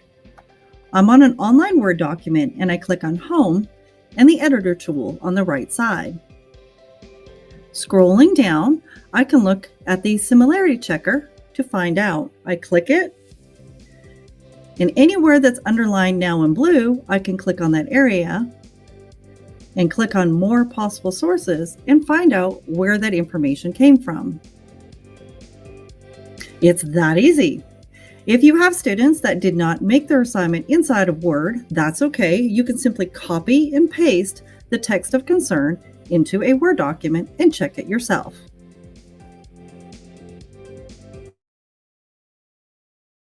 Hello. We are back. We are happy that you have decided to come back and join us for another wonderful session. Who do we have coming up next, Ms. Jumay? Guess who we have? We've seen her before. Yes, we have. She's awesome. Tisha Poncio. She's a master in learning technology. She served in public education for 21 years in the classroom. Girl, that's amazing. Yes. And you're a digital learning specialist. And you presented at a lot of educational technology conferences. I've seen you. You're awesome. And also I'm going to say, I know I'm going to say this wrong because we've been talking, but we know that your home state is Texas, which is awesome. And you're going to be speaking about student leadership, student autonomy, digital citizenship for all ages, and meaningful technology integration. So you are currently serving as a digital learning specialist for Waycliffe. Ran the Waycliffe Wave. Yeah, there we go. So welcome. We're so glad you're here. Yes. Thank you so much. This is one of my favorite events ever. You all know that I am a huge fan of Cypress Fair ISD. I love all of you out there and all of you that are joining maybe across the world. I saw that there were some people joining. So I'm excited to be with you today. I'm not sitting down. I'm standing up at my desk. So that's how you know I'm really excited. What we're talking about today. Lots of excitement. I'm tying it in with a little bit from Al because I watched the end of his session, also tying it in. I know Amy from Wakelet is watching, so we're going to tie some of that together because it all applies to our topic today. Awesome. Well, we are excited, so we're going to go ahead and let you get after talking about digital citizenship. Okay.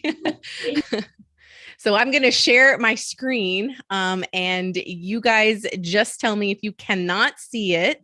And also, I am okay with you guys asking questions in the chat. I have the chat open on my phone, so I will try to take a moment to look through that. And we will stop at a certain point so that we can give you the attendance code. Make sure that you're watching for that.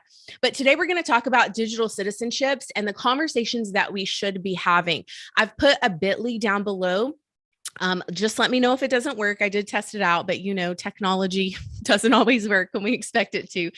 So bit.ly/CFISD digital. And we're talking about conversations we should be having. Here's what I want to say before I even move on. This is a very difficult topic, and I understand that. It's a vast topic, which means there's so many parts and pieces to this when we're talking about students, when we're talking about ourselves.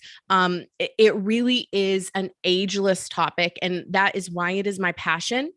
A lot of you that are watching, we did not have a foundation in this. We woke up one day and social media was everywhere. Web 2.0 was everywhere. And we didn't cover that in our education classes. And so what that means is we really have to come together. We have to have conversations. And that's really what this presentation is about. So just let me know if you have any questions today. This is my contact information. You ladies did a great job with my intro. I am the digital learning specialist at Wakelet. I joined Wakelet in May of last year after 21 years in public education. I've been doing education since I was 18 years old. But there is my email. There is my Wakelet if you want to visit that. And I'm also on Twitter, but I'm on Instagram and TikTok as well. So if you have those and you prefer those, follow me there, because I will be showcasing how to be a good digital citizen and how to use those platforms to work for us instead of those platforms running our lives. So that's really what I try to do with all my social media accounts. So I have a video. Let me know if you can hear it. If you can't, interrupt me.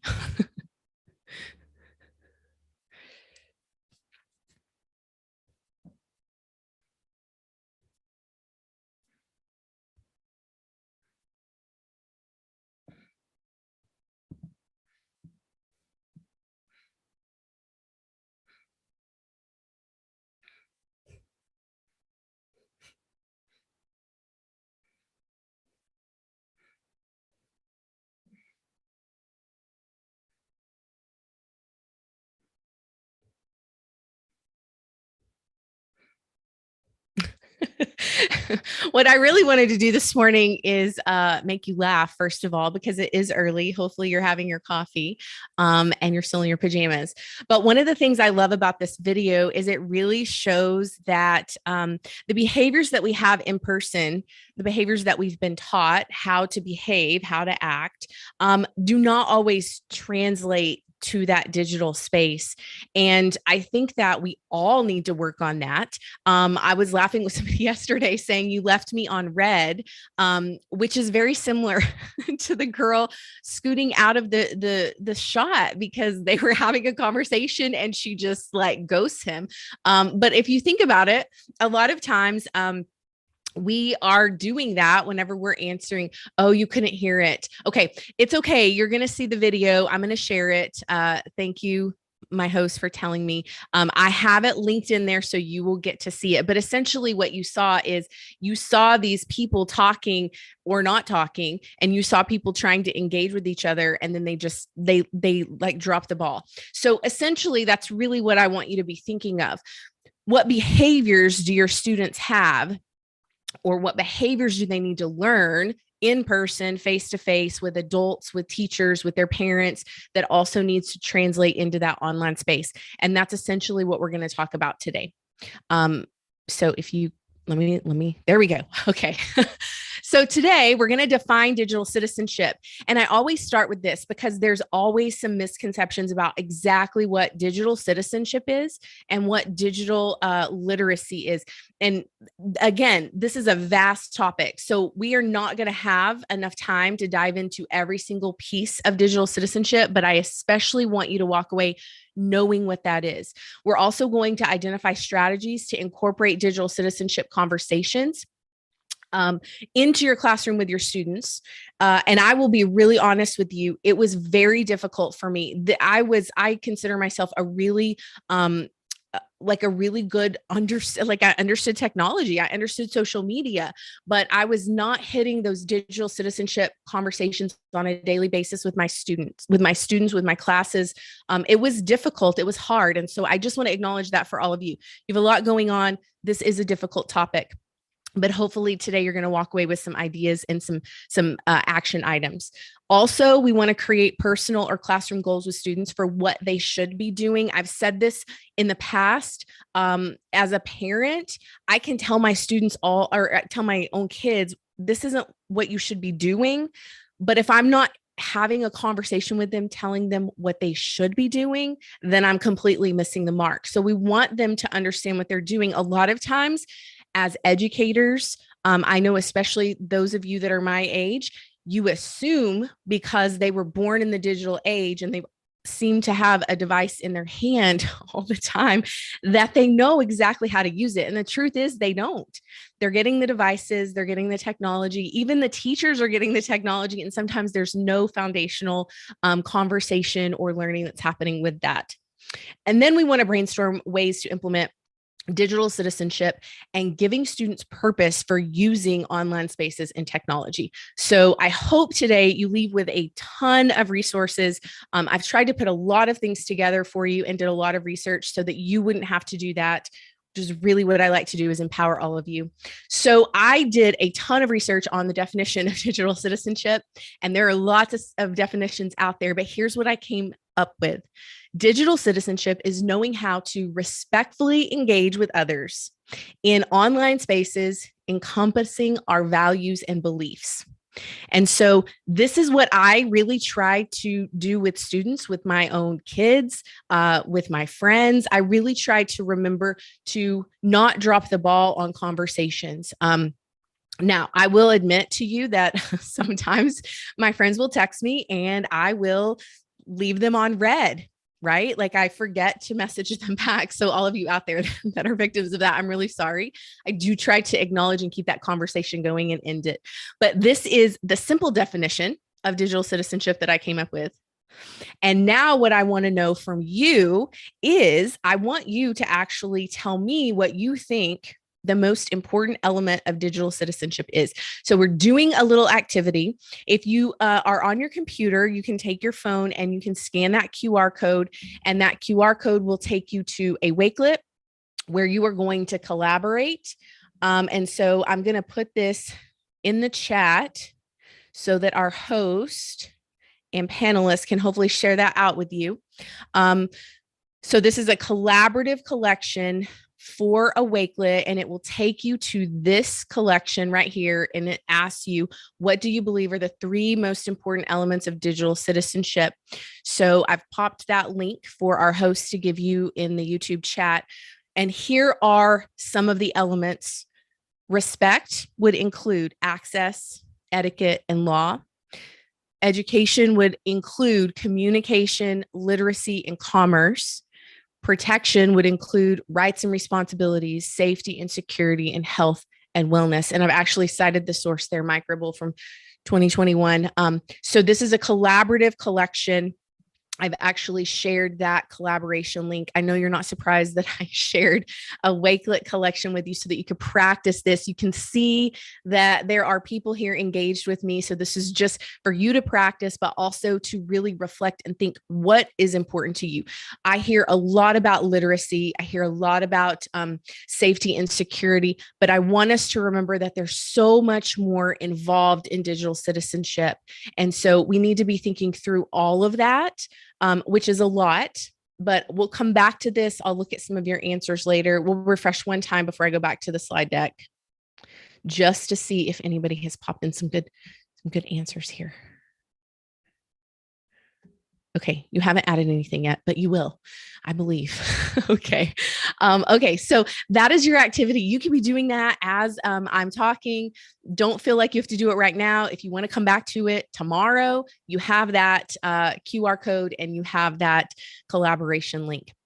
Now, here is the lengthy version of digital citizenship from the Council of Europe. And I wanted to include this one as well, simply because it really goes specific for you. So positive engagement, creating, working, sharing, socializing, investigating, playing, communicating, and learning, and then participating actively and responsibly. So values, skills, attitudes, and knowledge. And then we're bringing that into communities. So at the local level, the classroom level, the school level, the national level, the global level. I know that's scary. I know it is because I did it with my own students. I started off in the classroom and then we did some school-wide things. And then I thought, okay, the big test is global and only you know if your students are ready for that. It doesn't happen overnight, but that is always the goal, is to be able to help them be in those bigger communities and know how to conduct their behavior in online spaces. Then at all levels, political, economic, social, cultural, intercultural, and then being involved in that lifelong learning process. That means formal and informal that means all the settings. And that is what is hard for them because they know how to behave at school. Maybe they have the, I always call it the bowling bumpers, right? So you're at school with them and you're guiding them. But what if they're at home? What if they're at college and they don't have that anymore? So if we do not teach them these traits, these characteristics, these habits now, starting super early, we absolutely cannot expect them to know what to do when they're 18 and they go to college if they've never practiced. And that's really what I want to drive home to you. So this is something that I shared a couple of years ago, and I don't think that it's changed at all. I think that the responsibility for digital citizenship really lies on all of our shoulders. But how often do we hear that teachers are to blame for it, or teachers are responsible? Or how often do we want to shift the blame to parents? Or how often do we want to shift the blame to administrators, or just shifting the blame to the world? We have to get out of this blame mentality, and we have to work together. We have to partner together. We have to have conversations together. That means we need to converse with parents and administrators, and we need to get out of our comfort zone and learn those platforms, learn those online spaces, because we are the mentors and the guide. And if we don't do that, we absolutely cannot just automatically expect our students to be able to do that. They are here to learn, and they're going to learn and they're going to listen to you, but they also have to be put in those environments where they can practice in a safe way. I keep accidentally hitting the wrong thing. Okay, so here's the difference. And we've talked about definitions, but I wanted you to see this. So digital citizenship will be the students' behaviors in online spaces. It will be their social skills in an online setting. It will be social participation. So back and forth replies, asking questions. I heard Al Thomas talk earlier about peer-to-peer feedback. We're going to talk about that. Communicating effectively, intentionally creating and learning, and then becoming the model, the teacher, and the leader. So that's digital citizenship. But a lot of times we get stuck in the digital literacy piece, which is, do they know how to search? What about their privacy settings? What about identity and theft protection and safe passwords and citing sources and not, clicking on spam and et cetera, et cetera. And it all is important. Just like I told you in the beginning, there's so much there. This is important. They do need to know these skills, but we also cannot expect them to be well-rounded if we aren't giving them the behaviors and the bullseye, which I'll talk about in just a minute. So here are the conversations I think we should be having. We need to be talking about what is a student's or an adult's purpose in an online space. Are we going to get Snapchat and just have Snapchat? What's the purpose? And I will tell you that I asked my own kids that, but I had conversations with my students last year. They wanted TikTok last year. And I said, what's the purpose behind having a TikTok for our SWAT team? And I made them validate it for me. And I didn't say yes right away. I made them continue to validate for me why it was beneficial. And then we started off really slow. The other conversation we need to be having is, what values and beliefs are we holding and illustrating online and offline? What is the target goal? We're going to talk about that in a minute, because that's one of your call to action items. Then we need to be talking exactly what Al just talked about, giving and receiving peer feedback. This was huge in my classroom. This was huge for my students. And I will be honest with you, I wasn't hitting this conversation like for 16 years of my teaching career. I was not doing it. I knew it was important, but I will tell you, when I started focusing on it, my students really showed so much growth. So I have something for you that will help you put that into your classroom. Then intentional time and interactions. I talked with my students. I talked with my own kids. I talk with myself about intentional time and who I'm interacting with. Who am I following? Whose posts are getting imprinted on my brain? What is that doing to my thought process? What messages is it sending to me? And how is that shaping my attitude, for example? You'll see in a little bit, I don't have notifications on at all. I only get WhatsApp notifications when Amy from Wakefield wants to message me, or text notifications. And I use do not just say that again. Siri wants to talk. And then the big one at the very end of this, the conversation that I think we should be having, and you could start with this in your classroom. What problem can I solve when I'm in that online space? If you reframe the way you're talking to students and even the way you're talking to yourself about how you're using social media, how you're using your learning management system, whatever it is, how you're using Wakelet, what problem are we going to solve when we are spending time in that online space? So these are the conversations that I think are very important. And if you want to have more conversations about these, I am always available to do this because I love talking about this. Again, we just do not have the kind of time today. And I'm checking the time to make sure I don't go over. But here's an example of what problem are we going to solve. So this is a Wakelet collection. I know some of you just saw Amy present. This is a collection called Drinking Water Safety. This school for the year 6 students did research on how safe the drinking water was, and then what problem are they going to solve? How can we improve it? I love this example because it is simple. They're solving a problem, and now they're using Wakelet, for example, to put together their research and come up with a solution and a proposal. And if we can reframe the way our students are using technology in our classrooms and we get them in that habit, that is what they're going to do when they go out into the world. They're going to use technology to solve problems and critically think through different situations. I have not included this example in your resources. Don't worry, you will get it. Okay, so I'm not going to play this video because I know you cannot hear it, but you have this with the slide deck that I've given you on the bit.ly link. And essentially this is a digital citizenship video from ISTE. And so if you're not familiar with the ISTE state standards or the student standards, the teacher standards, the admin standards, did you know there were that many ISTE standards? They're all there. You can Google search them, but digital citizenship is one of the top student standards. And for me, I was only doing it in October. I don't know how many of you out there are like, okay, here's Digital Citizenship Week in October, and you block it off your calendar, and maybe your district does like one full week of something. And that's what I was doing. But I realized very quickly that I was not only doing a disservice to myself as an educator, but I was doing a huge disservice to my students because I wasn't focusing on digital citizenship every day. And so in this video, you will see students actually working with students. So younger students working with older students, and older students collaborating with younger students. And I think this is very powerful. And I think this is one of the ways you can do this within your classroom, within your school.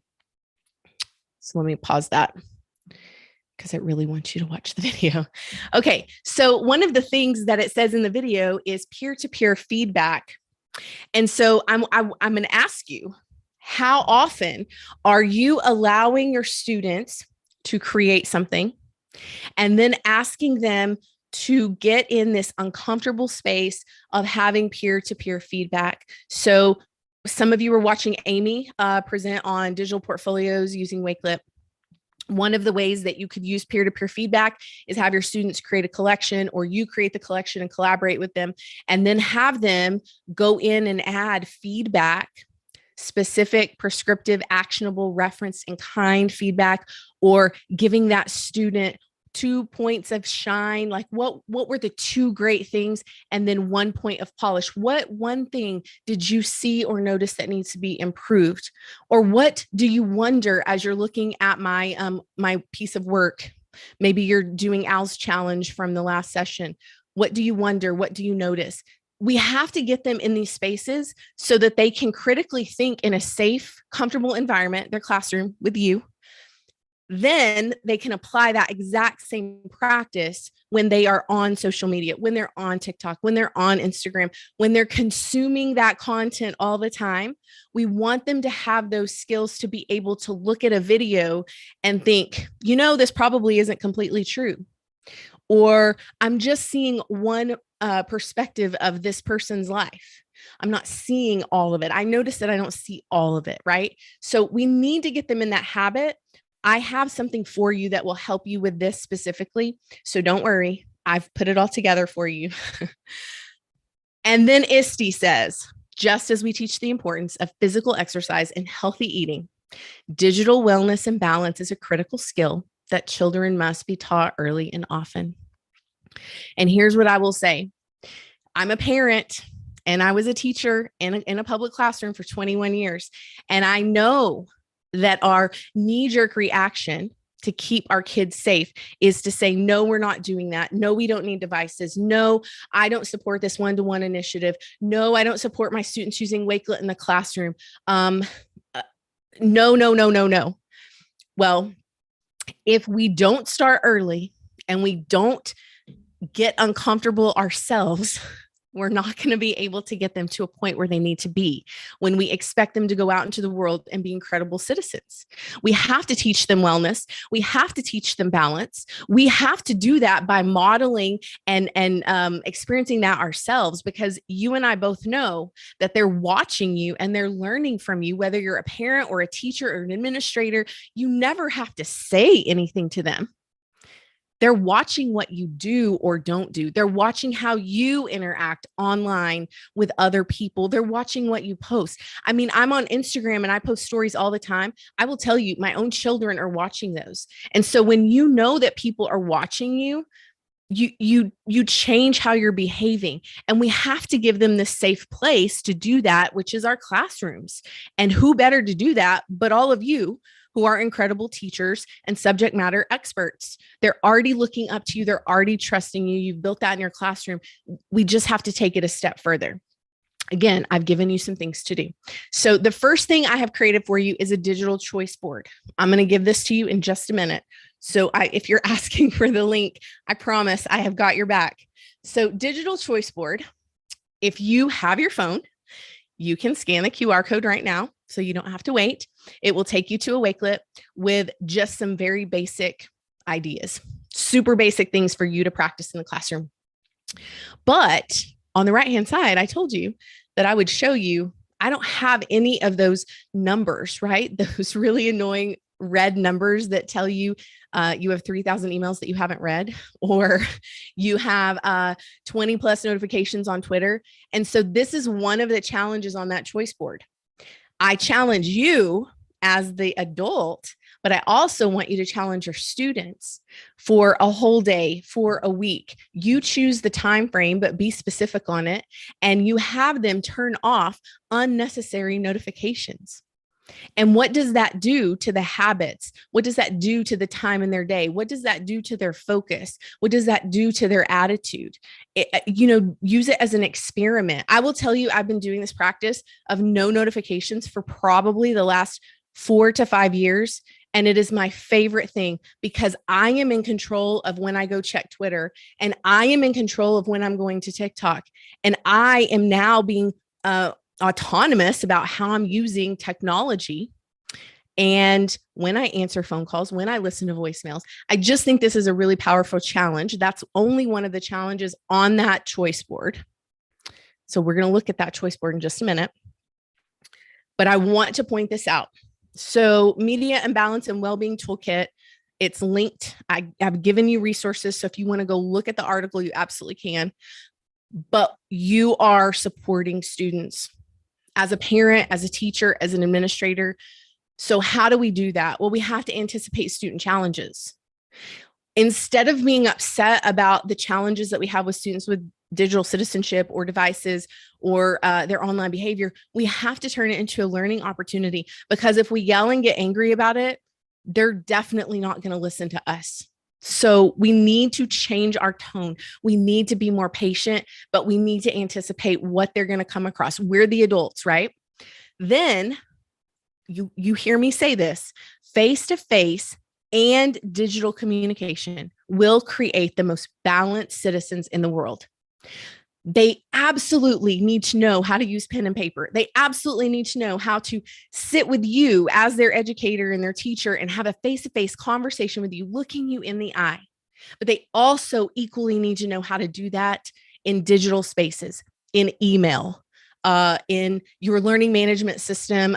If you're having them reply, if you have a message board, they're all using social media and commenting or reading comments. We need to teach them how to do that and critically think through that, but how to be balanced in both of those things. And then I've said it already a couple of times, but to support them, we need to teach, model, and mentor. And we need to talk with them about content, but we also need to talk to them about context. And what's the added value of technology? If they always hear us saying that technology is bad, they're not going to be ready to listen when we decide to talk to them about how technology is good. So it may be slow. It may take a whole year, but don't give up. That's what I want to say. I know it's hard, but don't give up. And then lastly, but almost the most important piece here is promoting active engagement online. So when you have your students use their device, when you have your students use a tech tool that's approved in your district, the very first thing I would tell you as a digital learning coach is, how is that going to promote their engagement? How is that going to promote the 4 C's, right? You know the 4 C's. How is it going to promote teaching them how to research things? How is it going to promote them taking data and analyzing it? How is it promoting communication, creativity, collaboration, critical thinking? How is it doing that?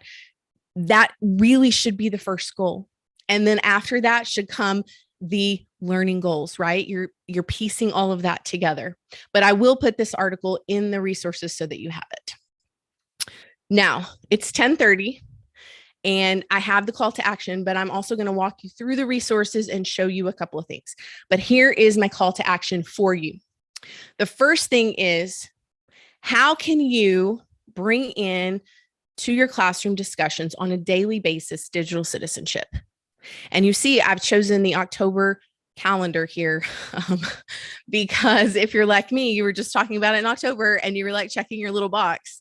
But my question is, how do you bring those conversations into the daily classroom? One of the examples is I had a student who put together a Wakelet last year and he wanted to showcase his favorite music. And I said, that's great. Have at it. Except that he chose some inappropriate songs and he wanted to send them to some of his teachers. And so I sat down with him and said, why is this not appropriate? And he was like, well, I don't know. I haven't thought about it. You see, if I would have assumed that he knew, I would have completely missed that moment. But when I talked through it with him and said, well, we're in a school setting and you don't know what your teacher's values and beliefs are, you need to think through only sending them school appropriate music. Is it fine for you to listen to Eminem in your car after school? Absolutely. But I don't think you should be sending the Eminem song to Mrs. Hewitt, for example, who doesn't listen to Eminem. That doesn't line up with her digital beliefs and values. So we had a conversation about it. I wasn't having those conversations really year 1 to 16, even though I was teaching technology classes, we weren't having those discussions because I wasn't taught that. So I was really having to do a lot of homework on my own. Hopefully everything I put together for you will set you up so that you don't have to do any more work than you're already doing. So the second call to action is the Wakelet Student Ambassador Program. And if you were in Amy's session last hour, she talked about this. I believe in this program 1,000%. And here's why. It's very simple. It's attainable for the teachers. It was attainable for me to implement into my learning management system.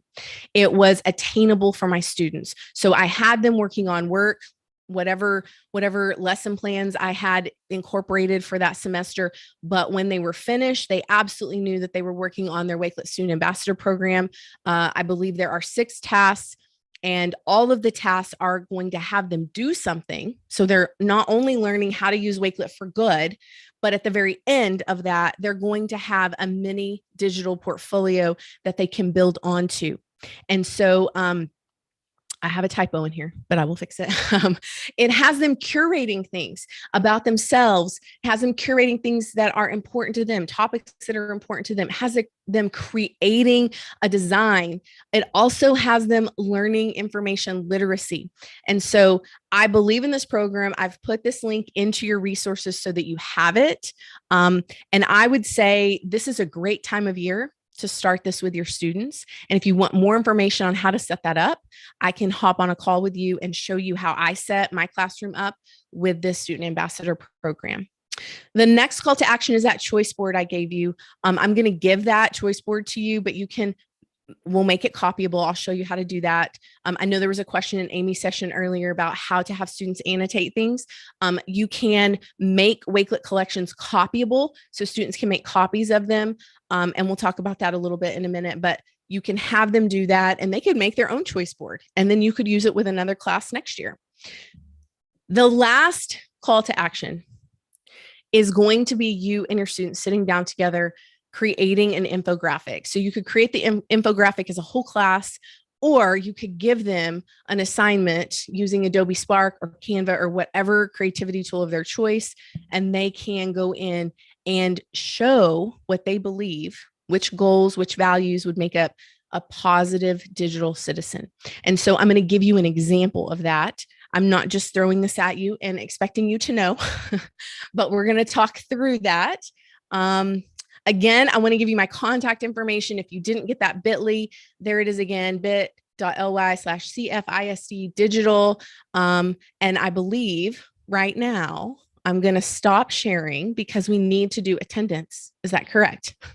Yes. And I just want to say, I'm going to throw up the attendance code on the screen real quick. But while you were talking and sharing everything, everyone in this room, we were like, yep, yes, yes, absolutely. Like everything you were saying, it was like, yes, I agree. It's been sitting in my brain. Yeah. Yes, you just took everything out of my brain and you just said it. So it's definitely, especially the face-to-face and the digital communication, that balance. And then I never thought of, like, I know that I think about like healthy eating and physical activity and keeping, like, making sure I'm healthy, but I never considered and never thought about that digital well-being. Turning off those notifications because I tell you, my phone's been lighting up with notifications, and every time it does, I automatically go, oh, an effect. And it's training your brain essentially to be addicted to those notifications. And so if you are, if we are always addicted to that and our attention is always going back to that device, think about the time that we're not giving to other things, to relationships, to working out, to just walking outside and being in nature, right? I mean, that is such a healing thing to do anyway, but if we're always on our phone, checking off and taking off those notifications, we're totally missing out. Absolutely. And it never, you don't really stop and think about it until you hear someone be like, hey, I'm going to challenge you to turn these off. Because then it'll actually help. And then you notice, like, oh, my phone's been blowing up for the past like 5 minutes. And every time it does, I look. I know. I'm looking through the comments right now, and just checking. Katie likes the idea of what is your purpose. Absolutely. Yes. This isn't just, I always say, somebody posted in the comments, this isn't just an adult conversation. It's absolutely not. I mean, a teen conversation. I've said that before. If we are adults thinking that this conversation is just for our teen students or our, middle school students, we are absolutely not thinking of it from the right vantage point. It is for every single person in your life. Absolutely. And let's see what else. I just want to make sure. Yes, teenagers, they don't know how to handle social, emotional, and that's absolutely true. I've tried to put some links in the resources, so I'll give you guys that in just a little bit. Thank you, Todd. I have missed you. I hope to come see you guys soon. I've said that multiple times, but I'm ready to come to Sci-Fair ISD. Cole says he ignores all of his notifications. That's hysterical. I mean, that's a talent because I can't do it. No, neither can I. I've learned in the past 5 minutes it's impossible. So we're going to go ahead and give it back to you, Tisha. Sure. And it's, again, everything that you're saying, all of us in this room are just like, yep, agree. Thank you. So let me do this before I share my screen, because I just want to make sure that I give everybody this link. So give me just 1 second because, Tisha Poncio has too many things open. I feel like I have lost my, my window. So hold on. I'm going to share my screen and see if I can find it, you guys. Okay. We're just going to go to this little tab right here. So you guys let me know. So if you can't see it, my host will tell me that they cannot see that. So now we're going to go back over here. I see a ton of you are still looking at the collaboration wakelet when I asked you about what do you believe are the 3 most important elements of digital citizenship. Again, okay, I'm good. I want you to think about this because I think it takes us as adults and as teachers thinking through this. If we aren't taking time to think through what's important to us as educators or as parents, and what's important in our classroom, I mean, we can't lead them anywhere because we haven't reflected on that ourselves. So tolerance is huge. Respect is huge. Voice collaboration. I see respect a lot. Respect. And I know that it's a problem. I'm seeing it. I'm a parent, so I don't know that all of you know, but I have a 21-year-old, a 17-year-old, and a 12-year-old, and I am seeing it from all different age groups. I've been seeing it from all different age groups. And I do think it is, especially after our remote learning piece in 2020, I think what we learned from that, and I think what we can reflect from that, is that we assumed that our students were ready and they weren't.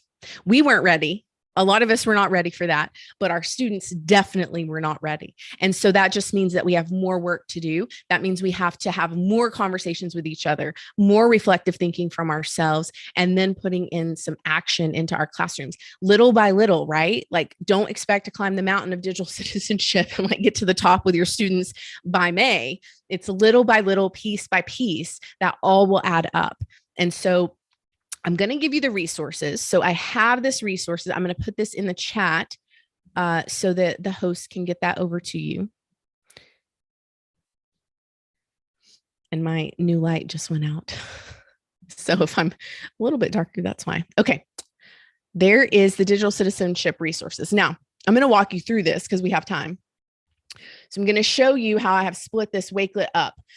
This is a wakelet collection that I've put together for you so that it will be easy for you to find what you need. So the first column is the slide deck and my contact information. So you get the slide deck, the bit.ly, CFISD, digital, it's there. I also gave you my wakelet profile. On that profile, you will see, I had not planned to pull this up, but I will show you because I know some of you are interested in portfolios. Portfolios is a great way to teach students how to use tech for good and how to have a purpose in putting themselves out there.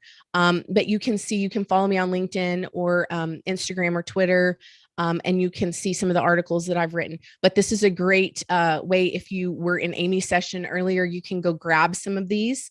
And I think I have a digital citizenship example on here. You can weed through that.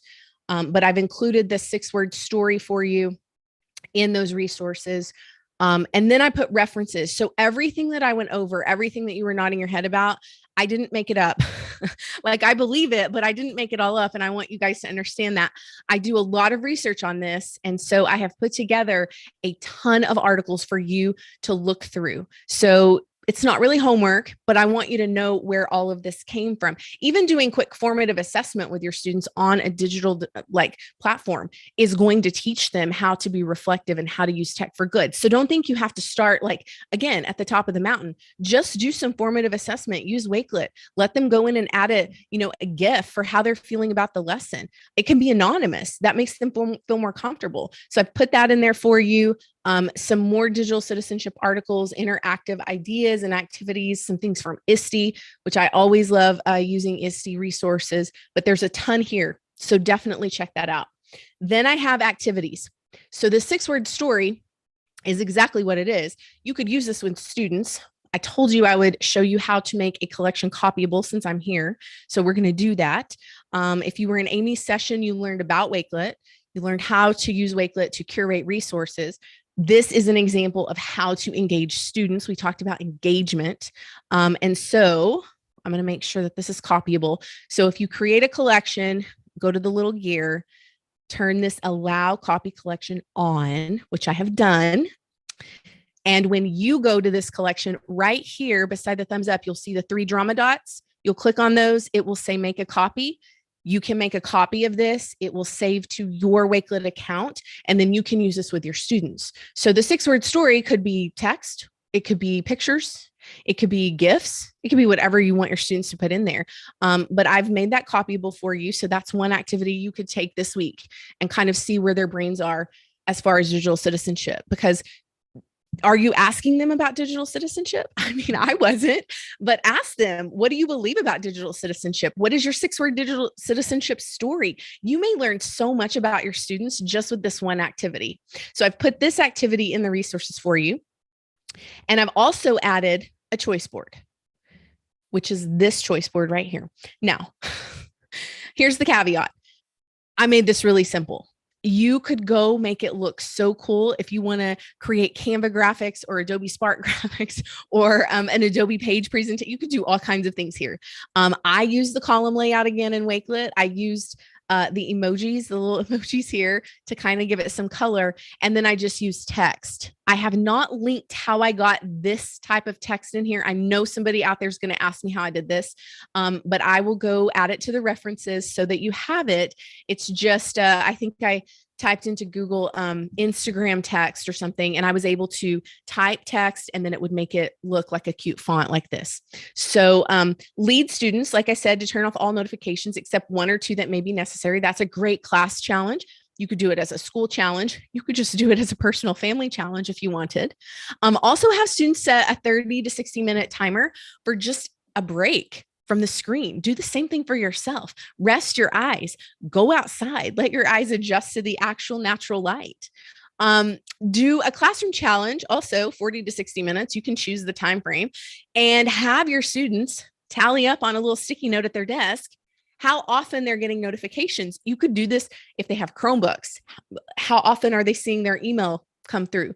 If they have iPads, how often are they getting notifications from Adobe Spark or whatever apps that you've downloaded on their device? Or if they have personal devices, let them tally up how often their attention is getting diverted. And then do a class tally so that you can physically see how that's affecting everything. Some of the Connect challenges pose open-ended questions in your learning management system. I've given you a discussion rubric, and I'm going to show you where that is because it is here somewhere. There it is. Okay, so on the resources that the host put in the chat, this is a discussion rubric. You should be able to make a copy of this. If you want to change it to peer-to-peer rubric, you can. But essentially, it helps guide your students in how to have a discussion. And that goes along with the connection piece where maybe you're having them do peer-to-peer responses. I mean, just that basic action, it seems simple. And yes, we can assume that they know how, but the truth is, I don't think they do. I think it makes them uncomfortable because they're not doing it enough. And so if you can get them in that habit, I will tell you, I did this a lot in the last 4 years in my classroom, and my students, some of them cried. So why did they cry? Because it was the most uncomfortable thing that they have ever done. And they had never had anybody critique them. And they were taking it as a personal negative attack, even though it was specifically about a piece of work, right? And so we just have to train them through that process. The other thing you could do is work with students or student committees and create a parent digital literacy event. I think this is a fun one. If I was still in the classroom, I would probably be ambitious and want to put this together. Have students pick topics, right? Of all of those different digital citizenship traits that I talked about earlier, where you were collaborating on them, have them pick a topic and do a presentation on that. What a great way to put them in a real world setting to show them how to use technology for good, to communicate, to teach, etc.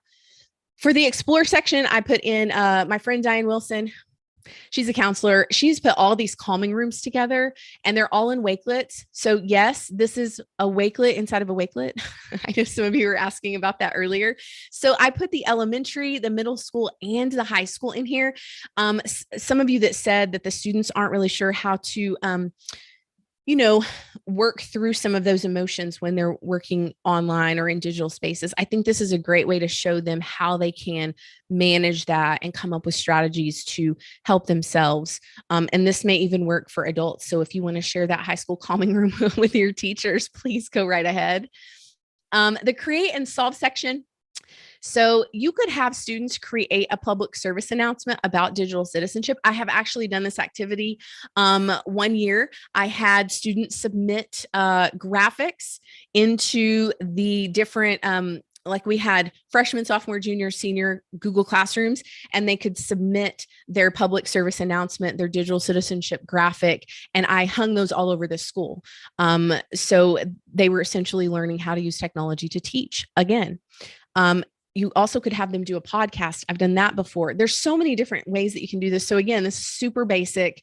I put in the sustainable goals, the SDG goals. If you aren't familiar with those, here they are. There are 17 talking about purpose, solving a problem, global audience, community audience. I've also added the Wakelet challenge in here, which I believe the contest is over, but it kind of gives you an idea. And we're going back over here, because I want you to see this.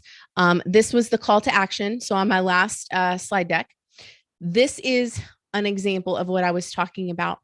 Take Claudio Zavala, he works for Adobe, remix his template. I've given you the template here. Have your students take a picture. It doesn't have to be of themselves. It could be of the school. It could be of anything. It could be the TikTok logo. I don't know. Let them be creative, but let them add words then that reflect what their values and beliefs are, what makes a good digital citizen, what makes a good online space, right? Like what makes it work, what makes it positive. And then I've linked the Student Ambassador Program here for you as well. And I'm going to stop sharing my screen because I want to make sure that we answer any last minute questions. Yeah, so this is amazing. Thank you so much for that, Wakelet. And the Adobe the template with the picture and the words, awesome. I love seeing that and tying that into the digital citizenship. That is such an amazing idea. Yeah. A lot of times I think when we think of digital citizenship, it's overwhelming for us, not like as a parent, as an educator, even as an administrator, trying to understand how to bridge the communication gap between, district and parents and community and whatever. But if we just remember that it can be super simple, like, let's not forget that activity is very simple. You have your students creating, you have them thinking, now you're having a conversation with them, right? And then they're able to express themselves. I feel like we're hitting a lot of goals with that one activity. That is something you could do next week with them, right? Absolutely. Oh my goodness. We keep copying. That's the third time that we've done that. We just go into the calming room. Yes, the calming room. Yes. I'm telling you, the calming room is such a great idea. And so if you don't have that, Diane is always, she has templates in there for you too. If you want to go make your own like logo for your own calming room, she's awesome. But I thought, when we're talking about wellness and we're talking about, students really identifying with how to work through those emotions, the calming room is a really great idea. I have the Calm app.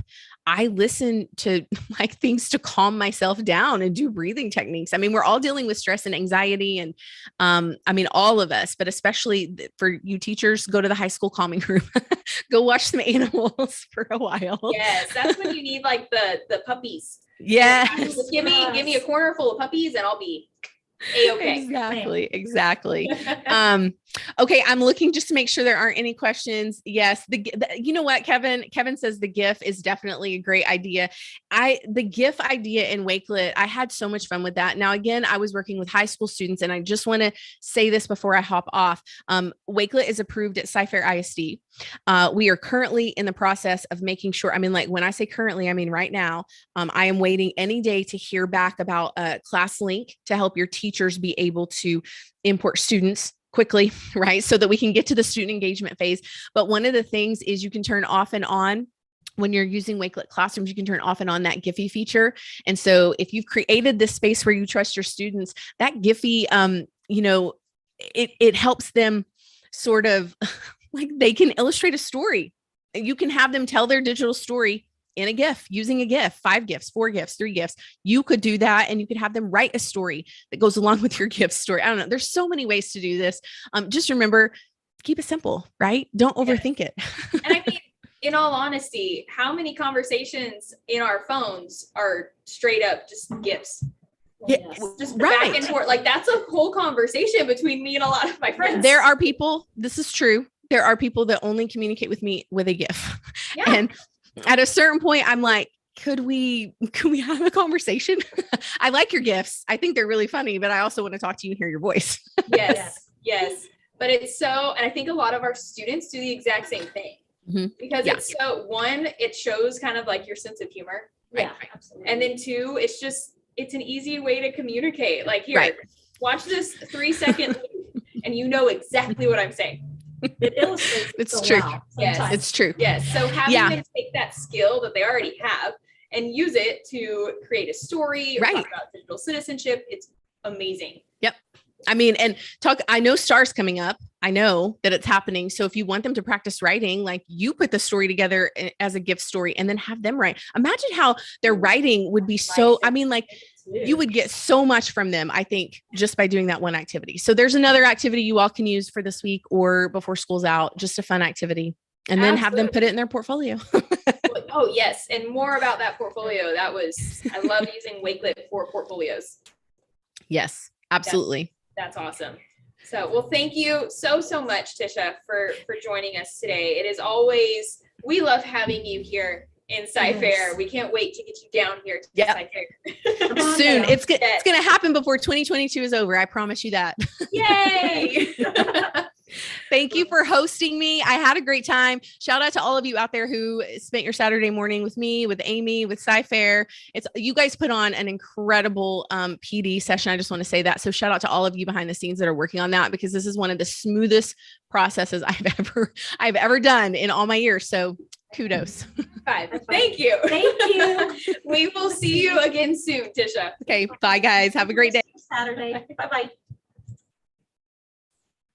All right, guys, we are going to take a quick break, but again, we will be back with another great session coming up. So get more water or coffee. You know, we stay caffeinated. Yes, that's me. Hydrated and caffeinated. Take care of those two things. And then we will be right back. Thank you.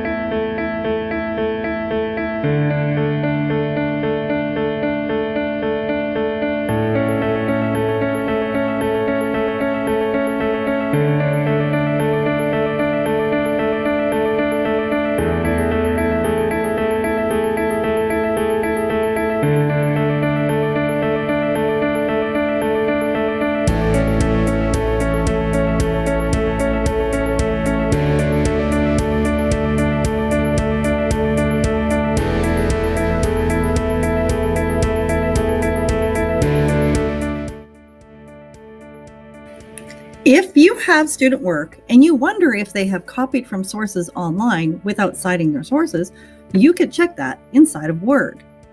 I'm on an online Word document and I click on Home and the Editor tool on the right side. Scrolling down, I can look at the similarity checker to find out. I click it, and anywhere that's underlined now in blue, I can click on that area and click on more possible sources and find out where that information came from. It's that easy. If you have students that did not make their assignment inside of Word, that's okay. You can simply copy and paste the text of concern into a Word document and check it yourself.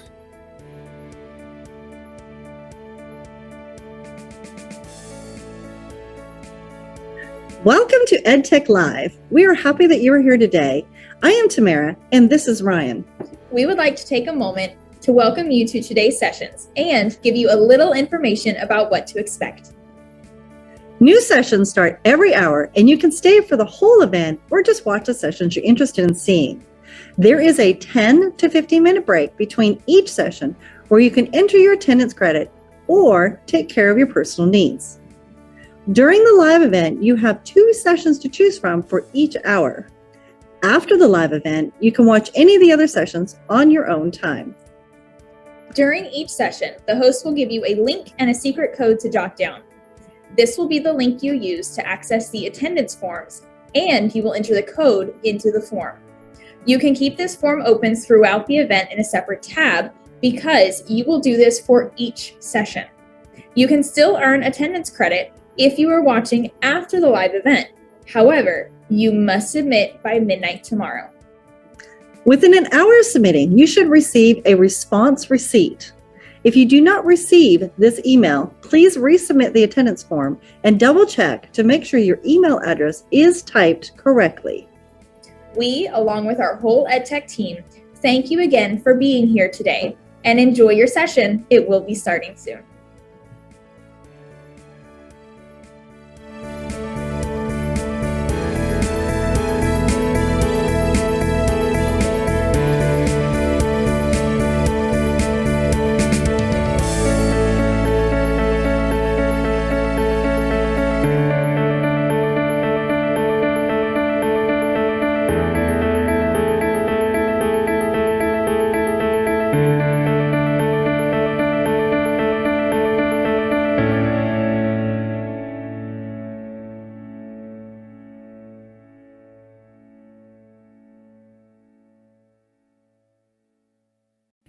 Sometimes when we do our research, we forget to grab the citations that we need.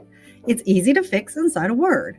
Inside of Word, if you click the Home, the Editing tool, and the Similarity Checker, you can see that I have 5 places that I need to check. Simply click on it. You can click the down arrow for the type of citation that you need, and then add the in-text citation, and all fixed. And I can see over here that 2 of my 5 concerns have now been fixed.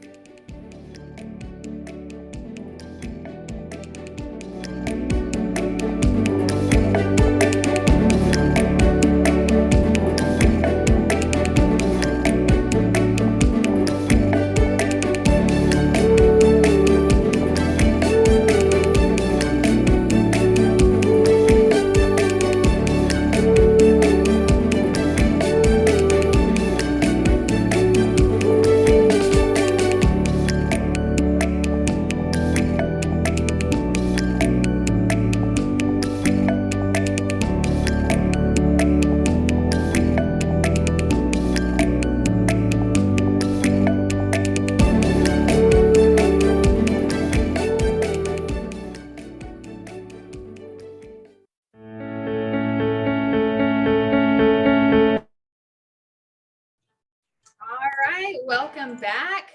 We're here for our next session. Hopefully you got your snack and your water or your caffeine, whatever you need. And who do we have up next, Jamae? Well, we're gonna have somebody up next, but we have to share this. So this is our EdTech Live snack. Dots pretzels. This is what we eat. It's amazing. So if you've never tried it, you need to go out and get it. So anyways, we do have our next person. We're halfway through. I'm so excited. But we do have the wonderful Thom Gibson. And did you know that he is a 2-time Teacher of the Year? That's awesome. Educator. Yes, he's a creative director at the New Tech Classroom. He's an educational consultant, and he's also an Adobe education leader. And he's taught math. We're not math people. Sorry, Thom. You got 2 language arts people right here. And robotics. Okay, now that's cool. That's pretty cool. And he's a YouTube video production person. So nice. But you know what? Outside of education, I know we're going a little long with him, but he's a practitioner for the Brazilian Jiu-Jitsu. I knew I was going to say it wrong. And he's an avid runner, kind of like you. Yep. Okay, this is interesting. He's a chicken wing and ranch connoisseur. Chicken wing? We like our chicken wings here. Yep, down in Texas. And he's actively involved in his church. And his wife, Sarah, and his daughter, Audrey, lives in Austin, Texas. Yeah, so you're right up the road from us. I like that. So welcome. So happy to have you. We are super happy that you are with us today. And I'm guessing, since y'all are right down the road in Austin, that you've run Mount Bunnell. Is that? I have gone up Mount Bunnell. I have not run up it yet, but it's not just up the road. But there's a lot of stairs there. There's a lot. There's a lot of stairs. So I will go now that you have prompted me. I feel thoroughly shamed for not running Mount Bunnell. My bad. And Thom, we forgot to say, or I forgot to say, that your session is about the 21st century jobs. So we really are excited about this. Yes, we are.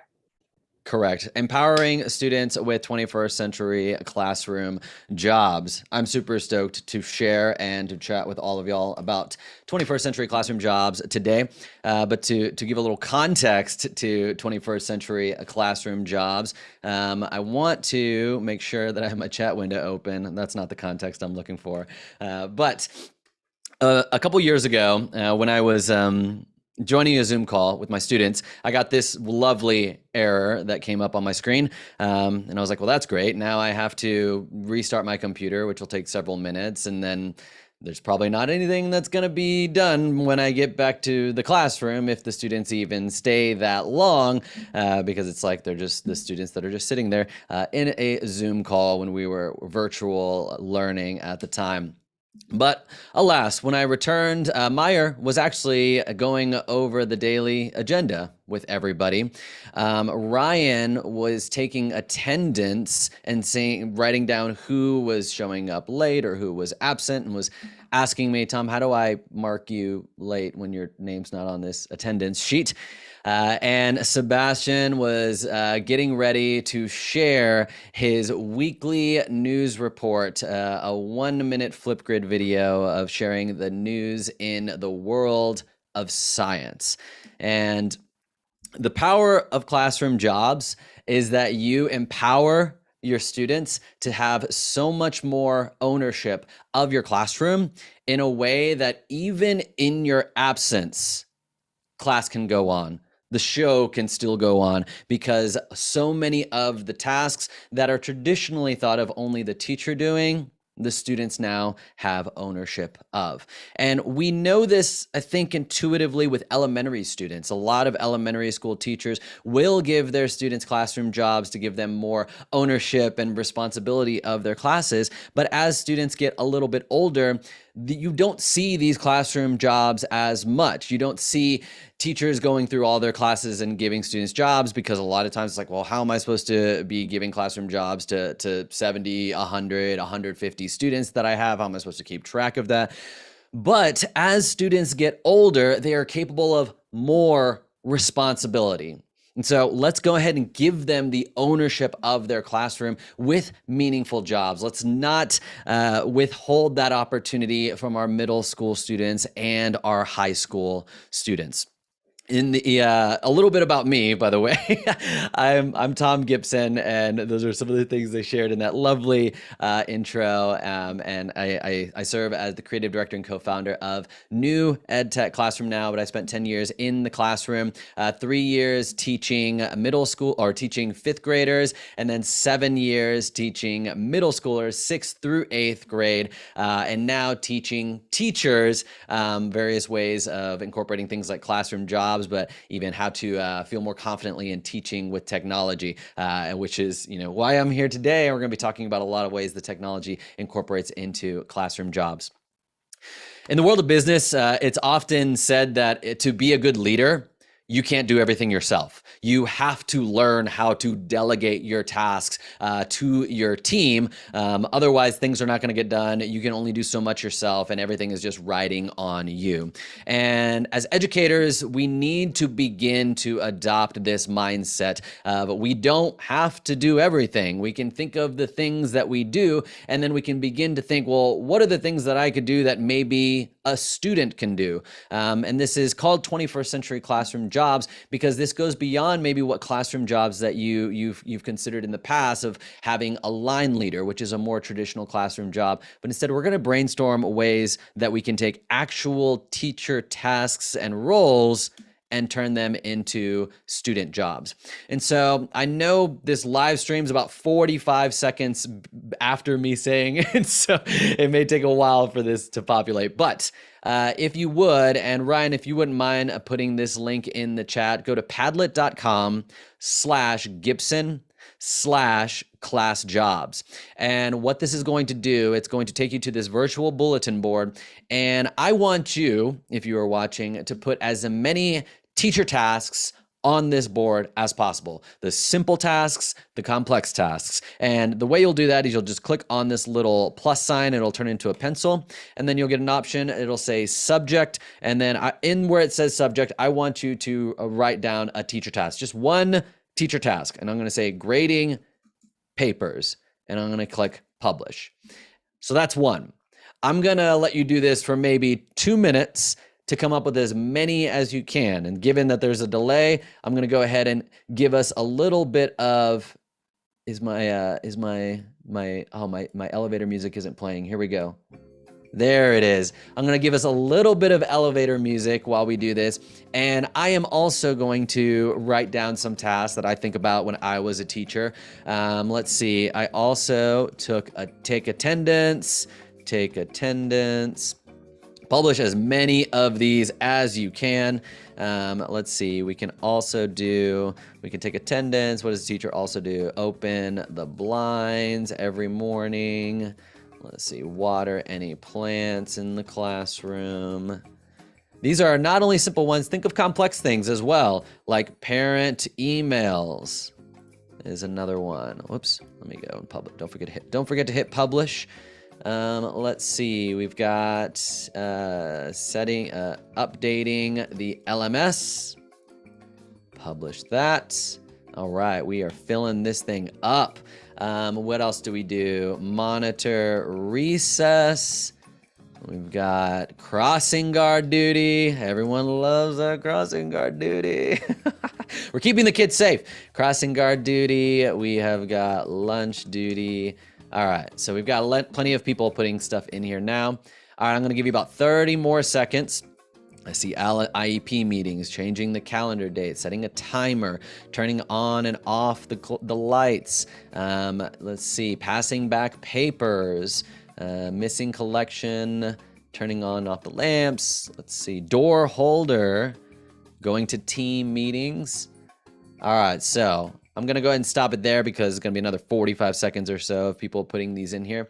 So now, as we look at this list, what I want you to do on that same Padlet board is I want you to rate the tasks on how easily they could be done by a student. You'll notice that each one of these posts has a star rating. Click on the star rating, and if you think this is a job that could easily be done by a student, do 5 stars.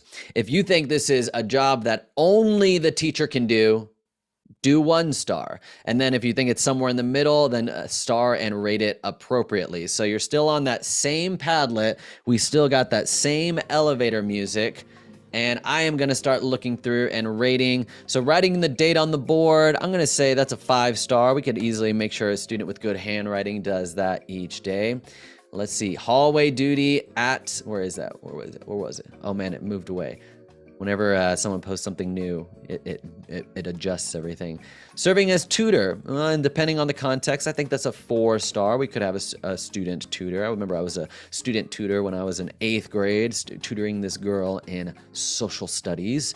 I wasn't even that good at social studies. I don't know how I got that job. Let's see, doing the warm-ups, maybe posting the warm-up on the board. I think we could do that. Let's see, making sure, checking completion of work in class. And then truly, if you think it's like, okay, monitoring lunch, that one might be a little hard. We could probably, that one, maybe that's one that only a teacher can do. Actually submitting report cards, maybe that's one that only a teacher can do.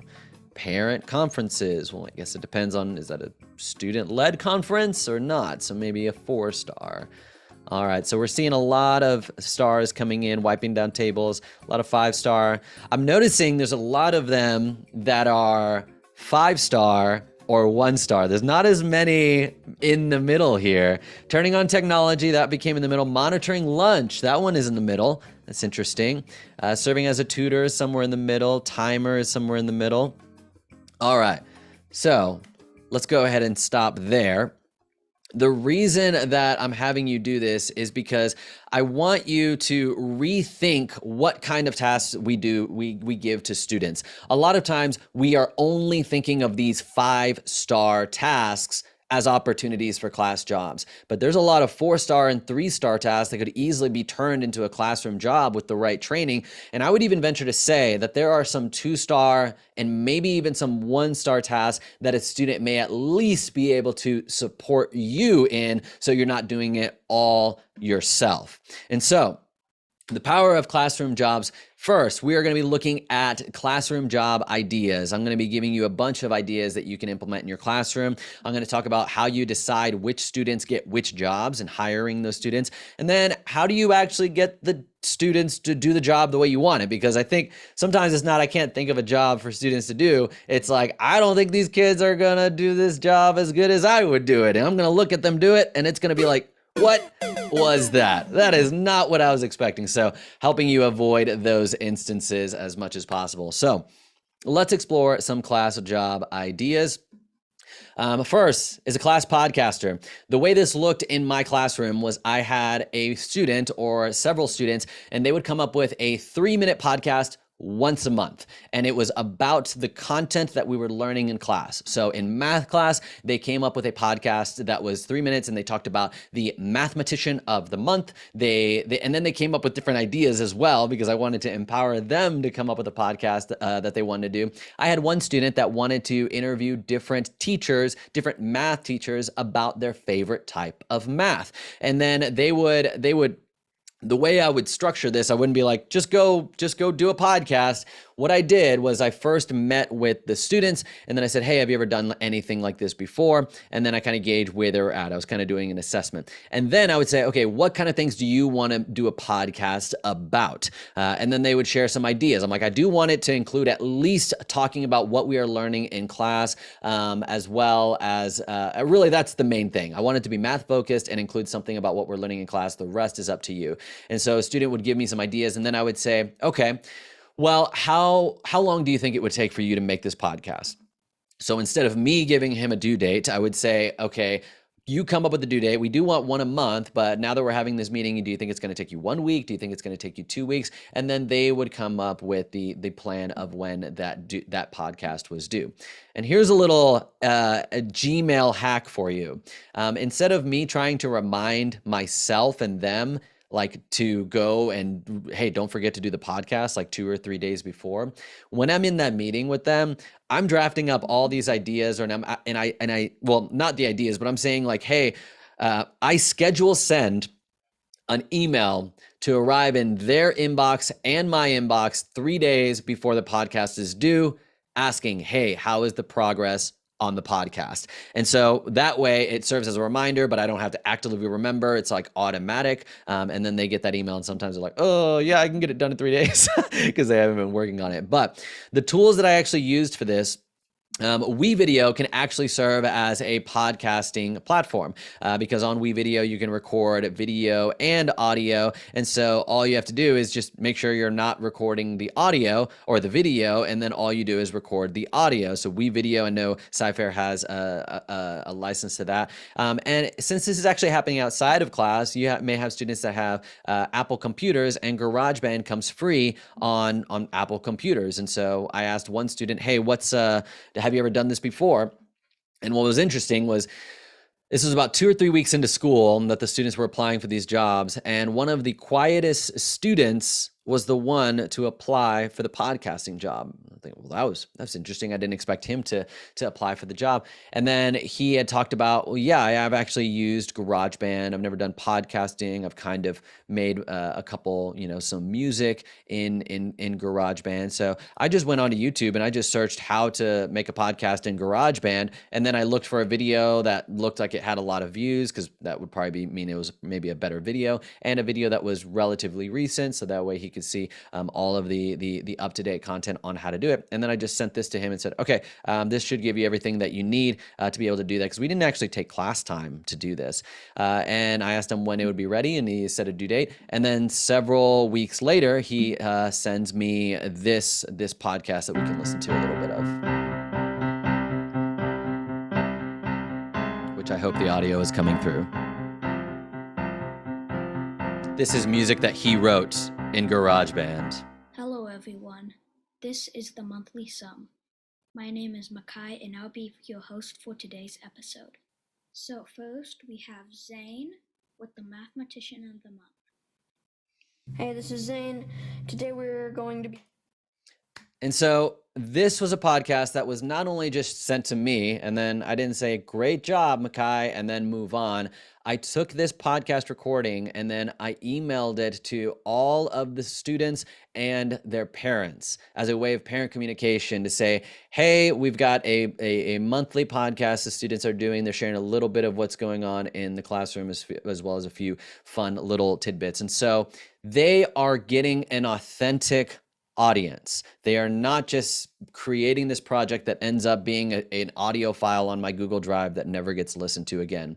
And how empowering is it for the parent of the student that generally was not the most vocal student to now have his voice shared with the entire community, doing something that he's interested in doing a job that he actually wanted to do and applied for. And so that is the power of just having not only classroom jobs, but having a class podcaster, even though you don't have to teach podcasting. Your school may not have podcasting, or you don't have to teach digital media to provide these opportunities in a meaningful way for your students. The next job is the athletic trainer. The athletic trainer would always set a timer that would go off in the middle of class. And then when that timer went off, they would actually say, all right, everybody up. Tom, the timer went off. All right, so let's all stretch. And if you are at home right now, I want you to go ahead and give yourself a little bit of a stretch. If you need to stand up, stand up. If you need to pull your arms across, keep your carpal tunnel from coming into your hands. Oh, and then you can take a seat.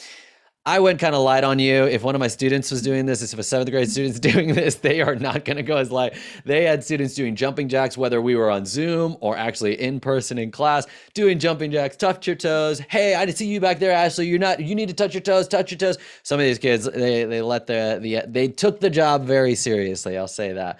But this allows your students to get that movement that sometimes as a teacher, you're up and around and moving, so you don't really notice how long you've gone. You maybe gone 30, 45 minutes. Your students just sitting there. And so this ensures that movement does happen. The next job is the class DJ. The class DJ would play music before class started, three or 4 minutes of music before class started to set the tone for the day. So for your music lovers, they would love this opportunity. I would say have the student, maybe they can create a playlist somewhere either on YouTube or on Spotify or wherever is allowed in your school, but a student can create a playlist or even just run the songs by you beforehand just to make sure that they're appropriate. I just told my students, like, if it has any kind of profanity or if it has any kind of topics that would be inappropriate for school, then let's not play that music, okay? But I also encouraged them to find music that was really diverse. So maybe not just the music that they always listened to and loved, but other types of music from around the world. And what was really cool was I had a student named V in my math class, and she wasn't the most confident mathematician in my class, but she loved music. And I remember one day she's playing some music and she's playing this song and she's like, well, this song is by Radiohead. And I'm like, you're in 7th grade. How do you even know who Radiohead is? And she's like, and I love this song because me and my dad like to listen to it whenever we're driving. And it just means a lot to me. And a couple interesting things about the band members of Radiohead. And she starts going into some of that stuff.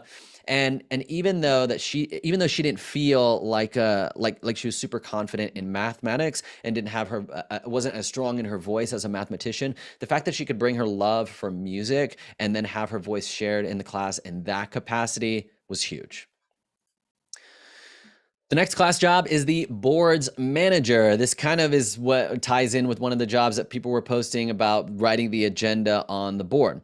The way this worked is I kept an updated Google Sheet and I shared it with the student that was the boards manager who had to have nice handwriting, and it would have the date and it would say what the objectives were for the day and what the students need to have out, and they had to make sure that was up on the board. And then each day they had to make sure it was actually, nice, big and bold date and then color-coded objectives objectives and color-coded things to have out.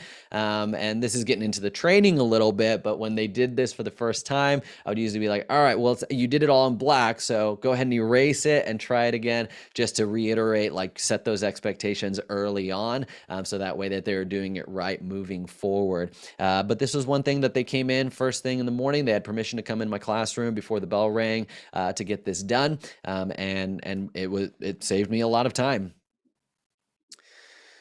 The next job is the motivational speaker. The motivational speaker would deliver a 1-minute motivational video that was shared with the class every Motivational Monday. I should have done a different one since that was the DJ one, but I always hyped up Motivational Mondays.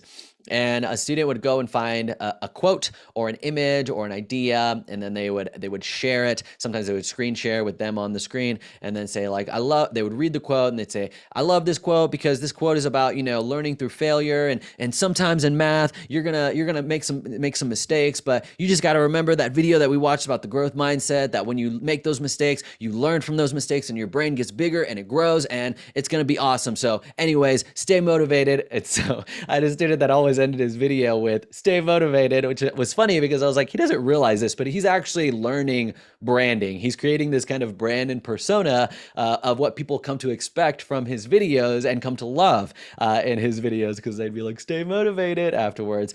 This is something you could easily do in Flipgrid, where they just go in, you create a topic that they have access to, and then they add a new a video every week, or you can use Screencastify and have them do the same thing, but it's a super fun job. The next job is the classroom barista. So I'm looking at you teachers that have your nice little Keurig in the back of your room. Maybe you're not supposed to have it and you're like, oh, no one knows about this Keurig except me and then a couple of my students.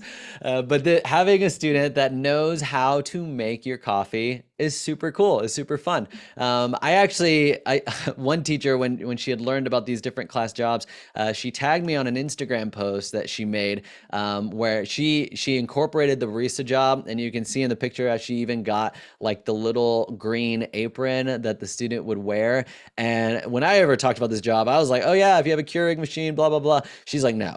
So she taught her students how to do a French press. And so if that's not like learning 21st century skills, then I don't know what's higher on that list of what students need to learn. I didn't learn how to do a French press till I was like 24. So it's a really fun job to be able to have students making your coffee, and just if they can get their little apron and feel like a Starbucks barista, all the better. The visual display artist. So at the beginning of my teaching career, I, like many teachers, would buy a lot of those posters that you would put up in the classroom, and the students would kind of notice them when they first came in and kind of surveyed the classroom. But after about a week, they kind of disappear into the peripheral vision. Like the students never really look at those posters, they never reference them, particularly since a lot of them are just like these professionally made posters that kids don't even relate with anyways. The visual display artist was my poster maker in my classroom. Every month they would create one new poster, because I didn't want to overload them with work and have them making them 10 posters at the beginning of the year. But 2, it was always nice to kind of have something new to add up in the classroom every month. And so much like the podcaster job, I would meet with the visual display artist at the beginning of the month. And then I had a document of things that I saw online that I thought were really cool, maybe posters that I saw that I'm like, hey, I saw this poster, I thought it looks kind of cool.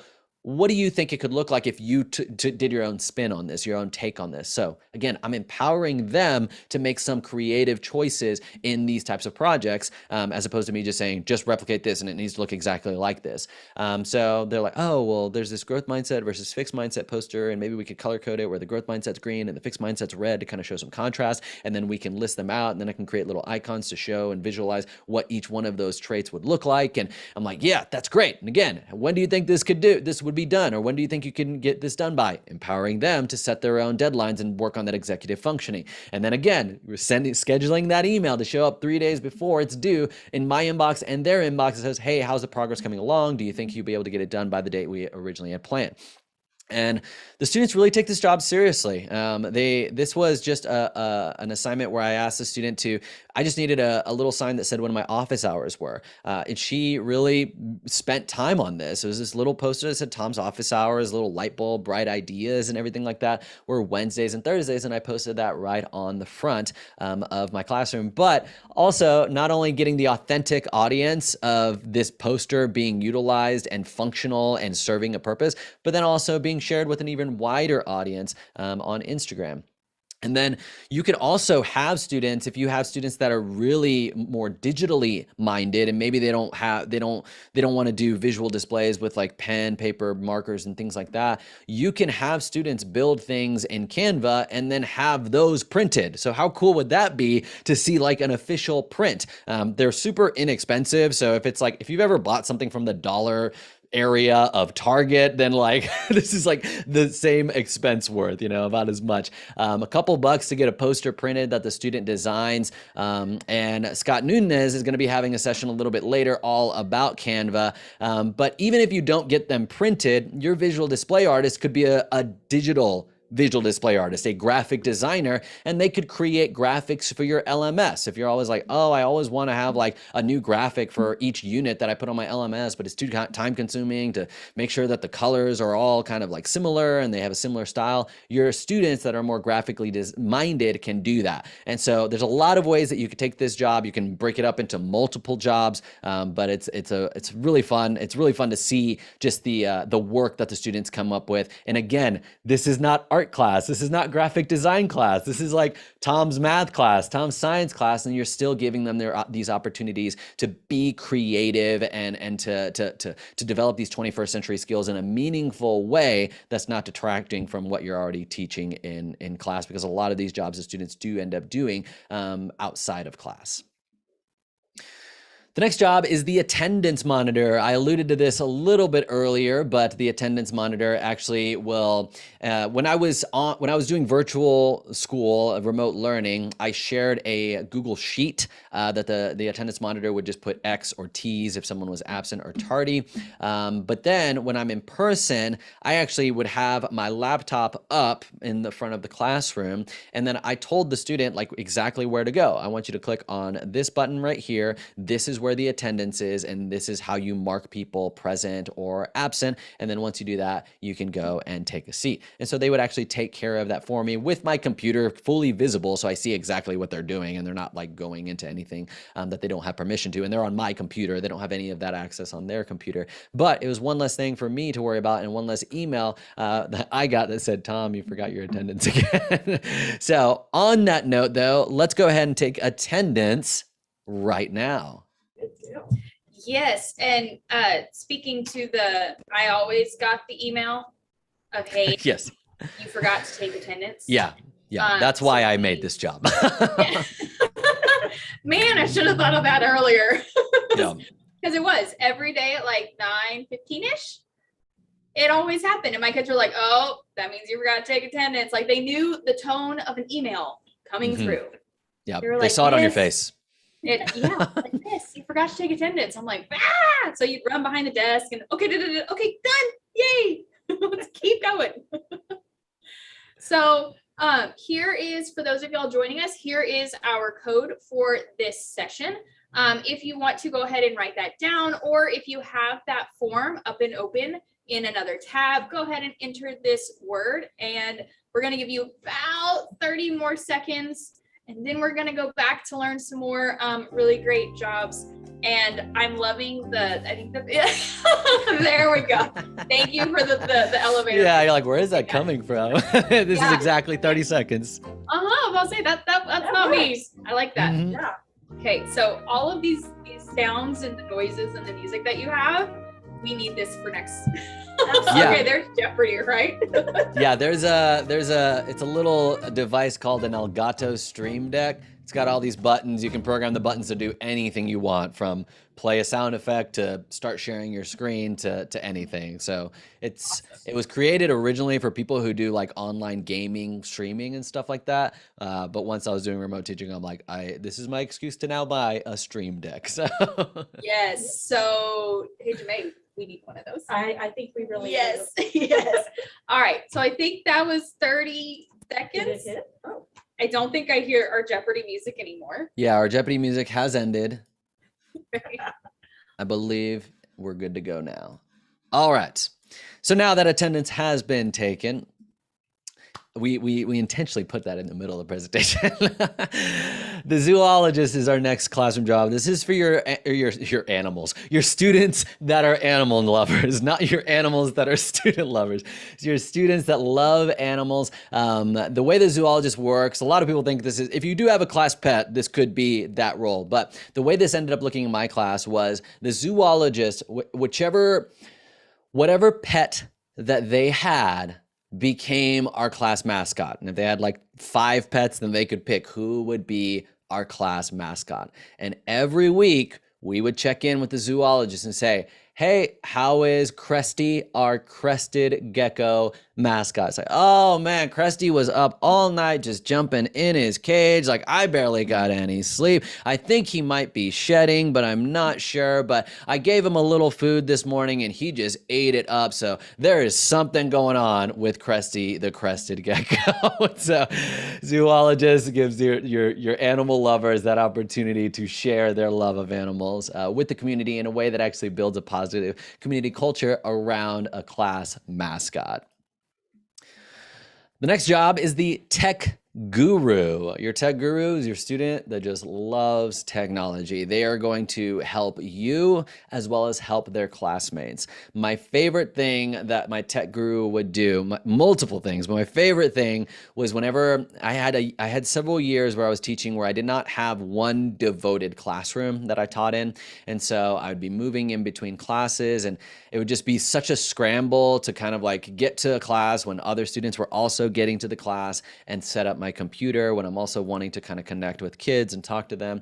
And so I had the tech guru. I would set my backpack down and then they knew exactly where my computer was. They would take it out and open it. I would type in my password and then they would pull up the learning management system. They would plug my computer into the projector. They would turn the projector on and then they would pull up the warm up to project on the screen and then they would take a seat. And then all the while I'm able to stand at the front door greeting students. I'm not dealing with the stress of trying to make sure that that happens every day when I come to class. They are actually taking care of it for me. Additionally, when I was teaching virtually, if I had students that I needed to share their screen so that way I could see the student perspective of something and share that with the class, my tech guru did that. And my tech guru would always assist other students in whatever technology needs that they had. So I think I probably would have applied for the tech guru job as a kid if I had that opportunity. The KonMari organizing specialist. If you have ever seen the Netflix documentary called Tidying Up with Marie Kondo, you know where this name comes from.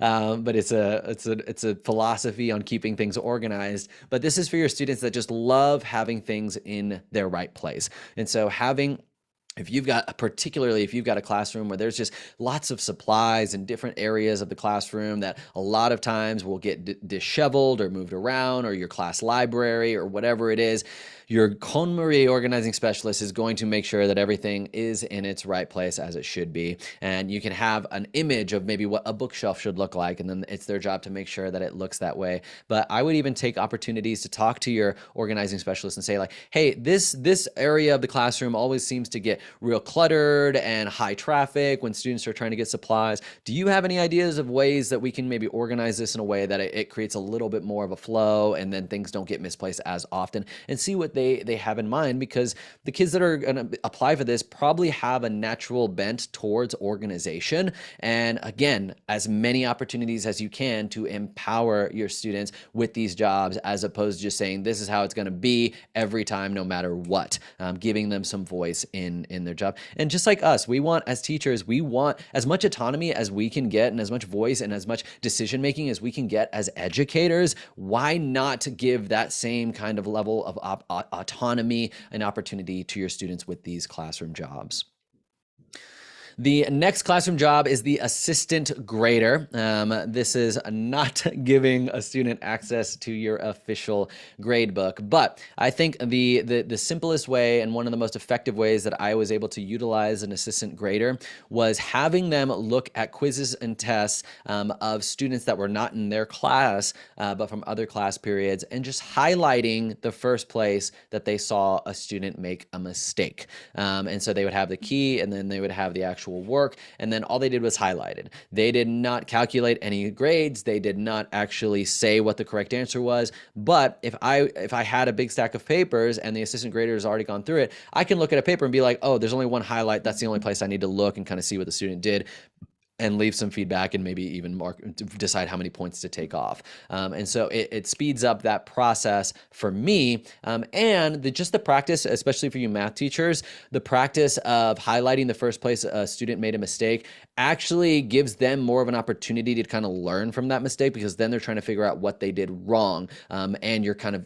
pointing them in the right direction, as opposed to just saying this was wrong. It's like, is the final answer wrong? Is the beginning of the problem wrong? Is the middle of the problem wrong? This gives them a place to at least start and be like, all right, let me see what I did. And they learn more from those mistakes as well. The next job is the brain break expert. The brain break expert is anytime you're doing any kind of transition, whether it's actually transitioning into the classroom, or maybe if you have a longer class period, in addition to having the athletic trainer, having someone that can lead the class in some kind of brain break activity is super helpful. At my school, we actually started every class with a brain break where we would all just sit in our chairs and we would just take a big deep breath in and go, and then we'd breathe out.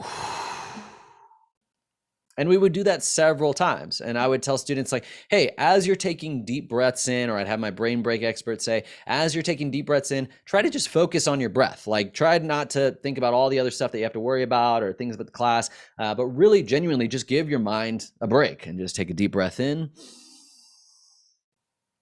and breathe out. If you're watching right now, take a deep breath in and breathe out. Giving your mind that pause, even if it's just for a moment, is super helpful. Tons of neuroscience show that it's beneficial for not only just for your own well-being, but also just for the learning process as well.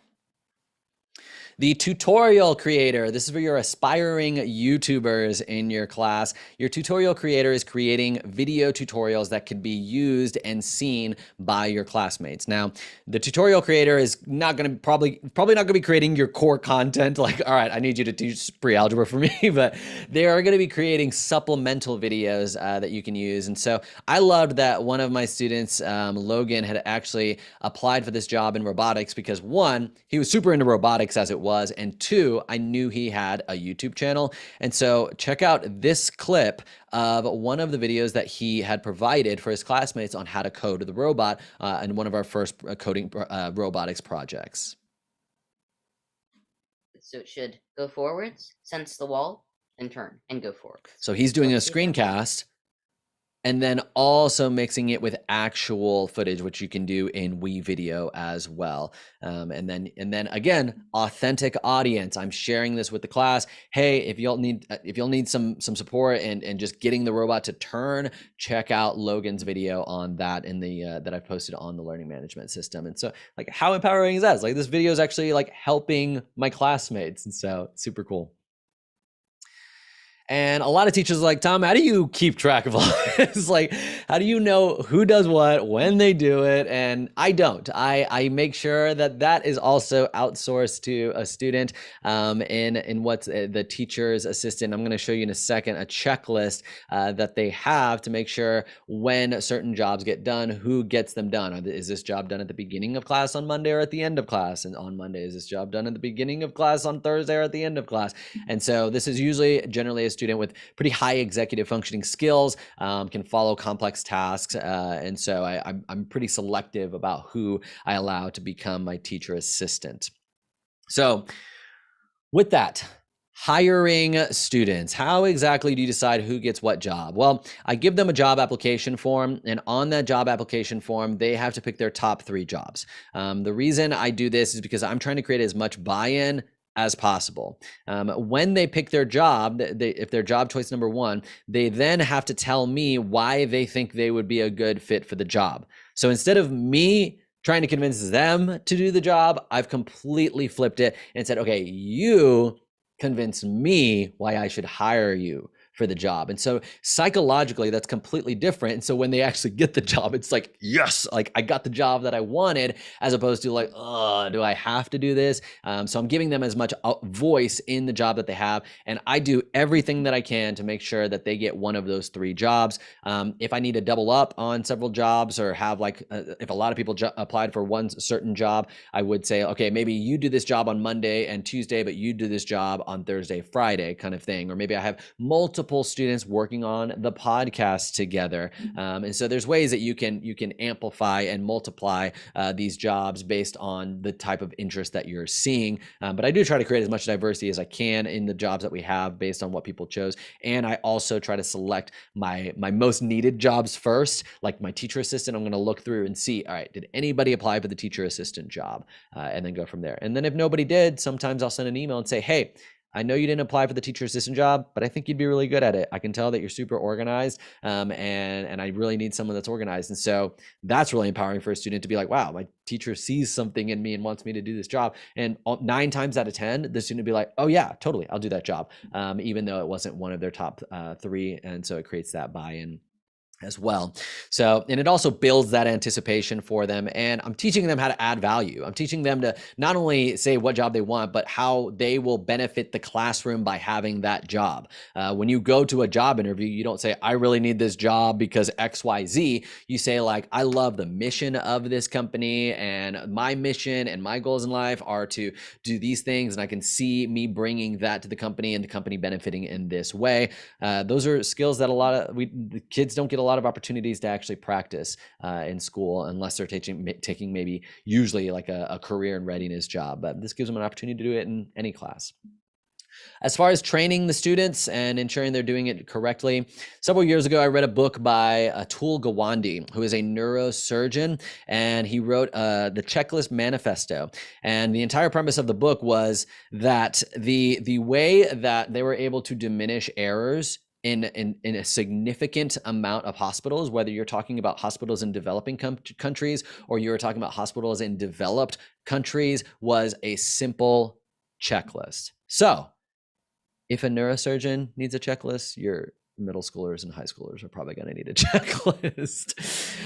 This is an example of a very simple checklist. The athletic trainer, a lot of times, an athletic trainer with this job, they may not have to go through the checklist every time, because it's just like, oh, I just set the timer. Once it goes off, I know it's time for a little bit of movement, and I lead the class in 1 to 2 minutes of movement. But something like the teacher's assistant is going to have a little bit more of an involved checklist that says like, all right, before our brain break, we called that centering in class. Before centering, you need to make sure that these people do their job. So DJ, make sure you're playing some music. Attendance monitor, be sure to check the spreadsheet. Bouncer, that was a job that I had for when we were just on Zoom. Make sure you stop admitting people in class right before class. And then different jobs on there, depending on where they actually are. So they would go through this every day.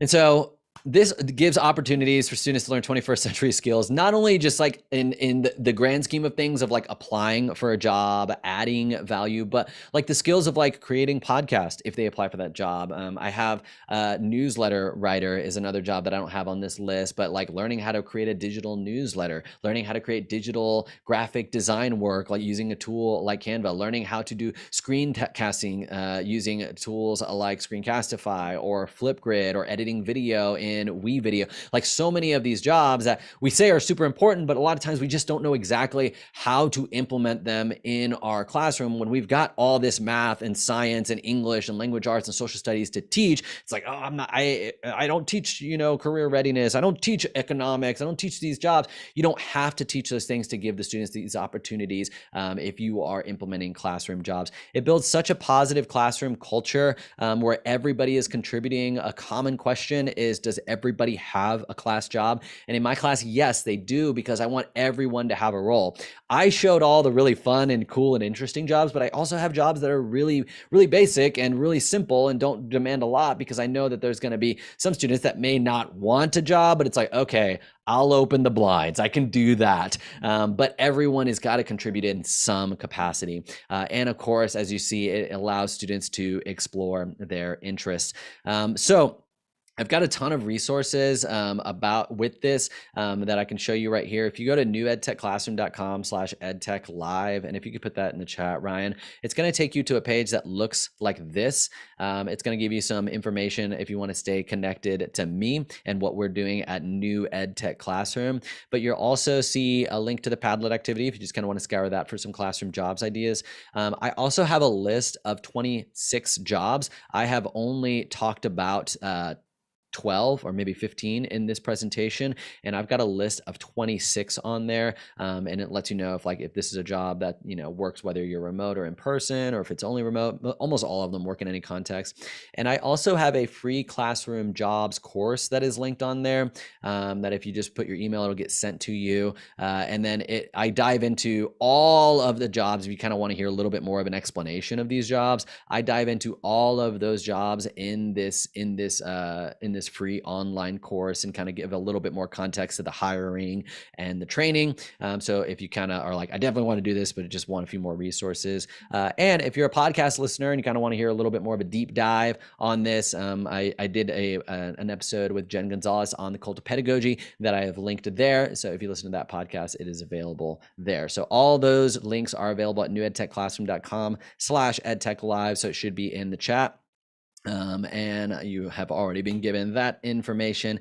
So I do want to open it up for Q&A, and I'll stop my screen share for that.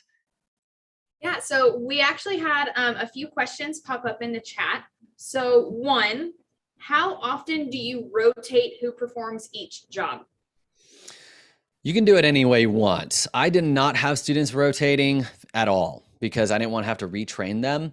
And I liked the routine aspect of it, that the students this is just what I do. I take Tom's computer out and I plug it in, I do it, and I don't even think about it. I loved it just being this well-oiled machine where every time you do a rotation, there is the growing pains and the transitions of new people doing things differently and kind of getting in that new routine.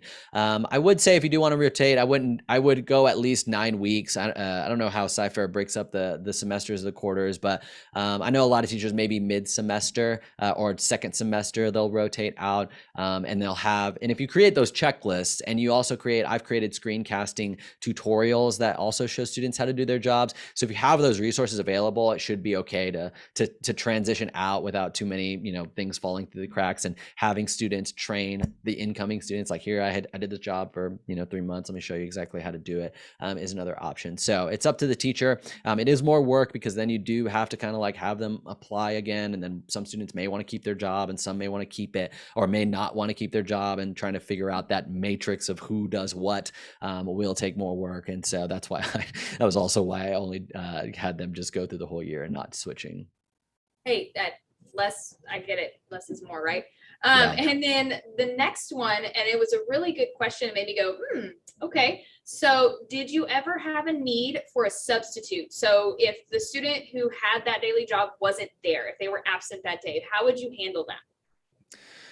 Yeah, my teacher assistant also served as substitute. It was kind of in the job description. So it's like you're managing to make sure everyone's doing their job, but knowing also that the teacher assistant would know who needs to do their job. Oh, that person's not here, I can go ahead and do that. Some jobs you don't get a substitute for, like you wouldn't get a substitute podcaster, but you do want to have, if you need a student to project their computer, then the teacher assistant would do that if the tech guru is out.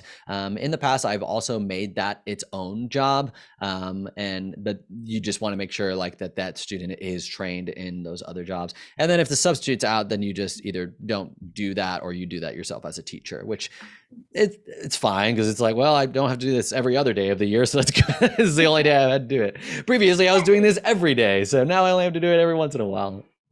Nice. And then we did have a question about the podcast. Right. Are the students doing the podcast at home, or are they kind of doing it at home and then at school and tweaking it? I mean, what was your take on that? Yeah, most of these creative jobs, just because I didn't have a ton of time in math or in science for them to be able to create these unless they finished their work early, that was something that they could work on. Most of it was done outside of the classroom. I would ask them to come in at the beginning of the month during office hours, which at my school was during lunch, just to come up with at least a plan, that we could talk in person about, like, what are you planning for this month? What do you want to do? When do you want to have it due or available by? But a lot of it was happening outside of school, just for time. And that's where creating a lot more buy-in is super important, because my students aren't getting grades on this stuff. And that's why I'm trying to give them the opportunity to do something that they want to do, as opposed to something where they feel they have to do it.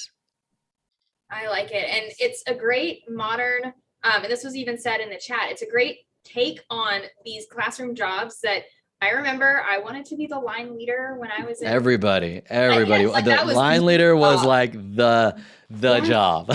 That, or like putting the stickers on. So like the teacher was like, here's a thing of stickers, put them on everyone's packet. Like, it was like, yes, stickers. I know.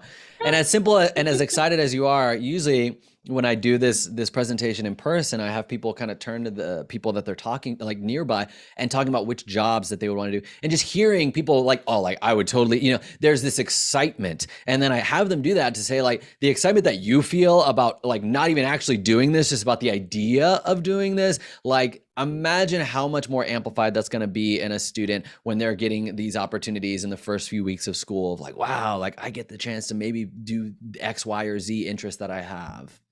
Yes, especially with your creative jobs, it's giving those students who might not necessarily have that creative outlet elsewhere, it's giving them that space. And I love that, especially with that digital aspect of Canva. Yeah.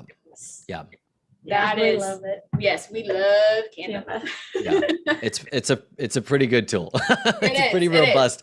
You can pretty much, I mean, like, as a company, we ordered our business cards on Canva, and like my wife made our daughter's like 2-year-old birthday. She like never makes anything on Canva. She's like, oh, this is really fun. And like, we ordered the prints and stuff to invite people to her birthday. So it's a pretty great app. It is. Yes. Well, I think those are all of our questions that we have for you. We sincerely appreciate you taking the time to come and talk with us and to our teachers about these classroom jobs. And I know I would have signed up for the visual arts one. Oh, yeah. That is, she rocks as that. soon as you said that, I was like, oh, that's what I would want to do. That's me. Yeah, I would have been either tech guru or the video tutorial. Now my full-time job is like making YouTube videos, so what a surprise. I was about to say, wait a second, but you're doing both of them. Yeah. Well, I appreciate everyone coming out today to the session and spending time on a Saturday afternoon, just learning. And my goal and my hope is that something that I shared would get some teachers just excited, because I think that's what always kept me going in the classroom, was like this exciting idea that I wanted to like see come to fruition in the classroom with the students. Because if you have that excitement, the students are going to see that, they're going to feel that, and it's going to rub off, and it's going to create such a positive classroom culture. So if any teacher got excited, then definitely mission accomplished, and if not, then at least you got excited, Ryan. So. Yes, absolutely. Yeah. Absolutely. Well, again, thank you so much, and we hope to see you again in Cypher ISD. Yes. Yeah, I will be seeing y'all later in June, I believe. So yes, for DLC. Exactly. I'll see y'all then. Awesome. Well, have a great one rest of your Saturday. Yes. You too. Bye-bye. Bye. All right, guys, we are going to take one more quick little break. So get your, I switched to green tea. I needed the caffeine. I'm still on the caffeinated stuff, She's still working on her coffee. So we are going to get hydrated, caffeinated, get our snack. You do the same, take care of any needs that you have, and we will be back shortly.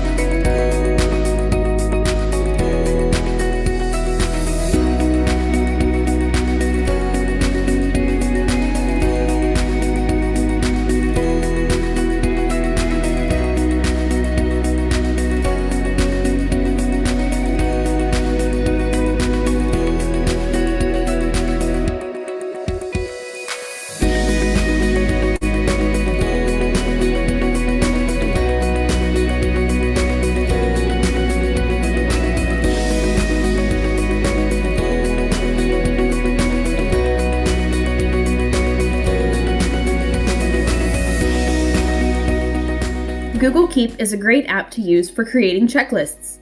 One quick way to create a new checklist in Keep is to simply press the L key on your keyboard.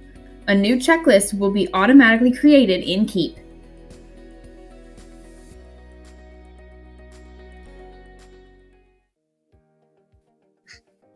Welcome to EdTech Live.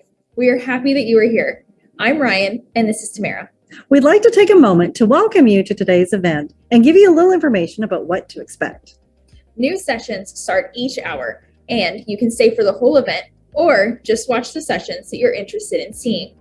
There is a 10 to 15 minute break between each session where you can enter your attendance credit or take care of personal needs. During the live event, you also have 2 sessions to choose from each hour.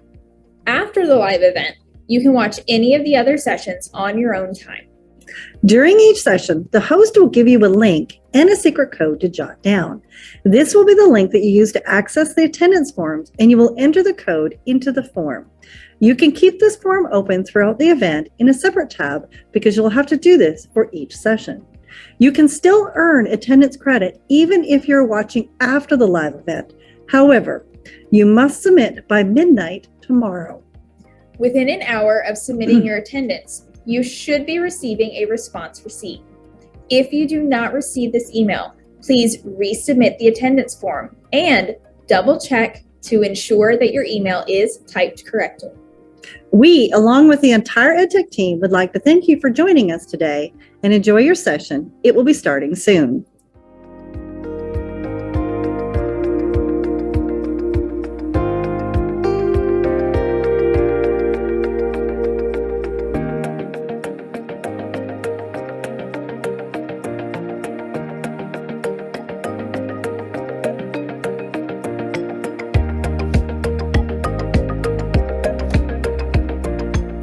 If you're like me, then you like your workspace to look clean and organized.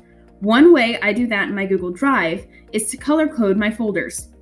To do this, right-click on the folder you would like to edit. Hover over Change Color, then select a color from the options that Google provides. You can take this a step further and color code any folders within the folder to match.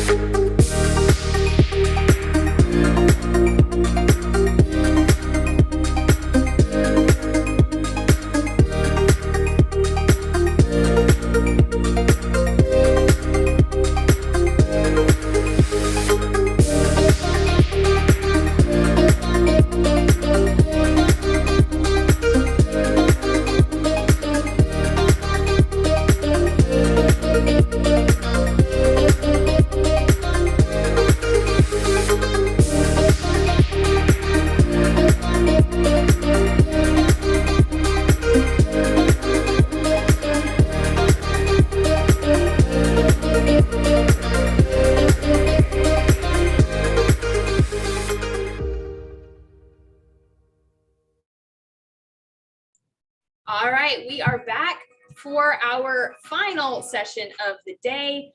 We are excited to have Seth Fewell with us. He is an EdTech specialist, just like we are, in Pearland ISD. So he is right down the road. I say down the road. How far is Pearland? It's a little far, but but it's kind of down the road. Sounds good. It's close. He is in Texas. Texas. The hometown? The hometown of Texas. And Seth is also an MIE fellow, and today he is going to be talking to us about how to support students with accommodations, as well as those students who would benefit from a little extra support. Hi, Seth. How are you doing? Hi, y'all. It is great to see you. Hopefully my video is coming through well. Yep. I'm going to go on and start sharing my screen so we can just get started, because I have a bunch of stuff to show y'all today. And I think this is going to be awesome. So, okay, first off, thank you very much for joining my session. This is Inclusive Classrooms for the Win. And basically, this is free tools for making learning accessible with technology. As everyone has, as they have introduced me, I am an educational technology specialist in Pearland ISD. I will share my my screen or my bio information in just a second. But what I would like for you to do is we should get a little QR code here in just a second. Hopefully it'll, yep, there we go. All right. If you want to join this session, or let's see, I think I might be able to. Here, I'm gonna copy this back over to the chat if I can. Actually, I'll just let y'all type that in. If you go to ppt.ms/JPAN9P3C, all lowercase there, this will allow you to join my presentation live. And this is one of the very first accessibility tools that I would like to share with you today. This is called PowerPoint Live. So if y'all join in on this session, what you're going to see is basically you're going to see my slides, and you're going to be able to see some accessibility options, including some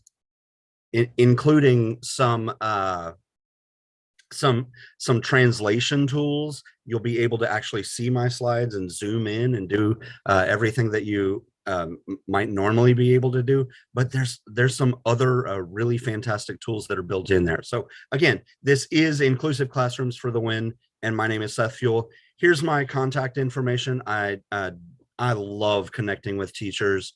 I am most active on Twitter, but I do have a bunch of other social media as well. You can find me on Facebook. It's Seth Fewell EdTech, Instagram, etc. But I'm most active on Twitter. You'll find that out for sure. And a little bit about me: I am a MIE fellow and a MIE expert. That's Microsoft Innovative Educator fellow and expert. And fellow basically means I lead the cohort for 5 states in the United States. So I would love to connect with you, love to share my learning, and bring you into the community as well. We've got so many things that we do very, very well. I have my resources available for you today on a Wakelet, because number one, I love Wakelet. I know there were 2 presentations earlier about Wakelet, and it is honestly one of my favorite tools for using. It is such a good tool. And so I put all of my my resources there. By the way, on the screen where it says WKE dot, after that, that is a lowercase l, not a capital I. So it is a Wakelet. And then the rest of that link there. But I've got it as a QR code on the screen for you as well. But basically, I've got these resources. I'll show this slide again towards the end. The whole premise of this session really comes from this quote, and not directly from this quote, but this quote illustrates the premise of this session. Students would rather go without than stand out in their classroom. They need to be given these accessibility tools, and they need to be provided them in a way that makes it normal, that makes it unobtrusive, and allows them to just learn the way that the way that they want to learn, without worrying about, oh, that makes me feel different, or that makes me stand out in the classroom. And so, like Robin Lowell says there, we need to move from assuming access to ensuring access in classrooms. It is incredibly important.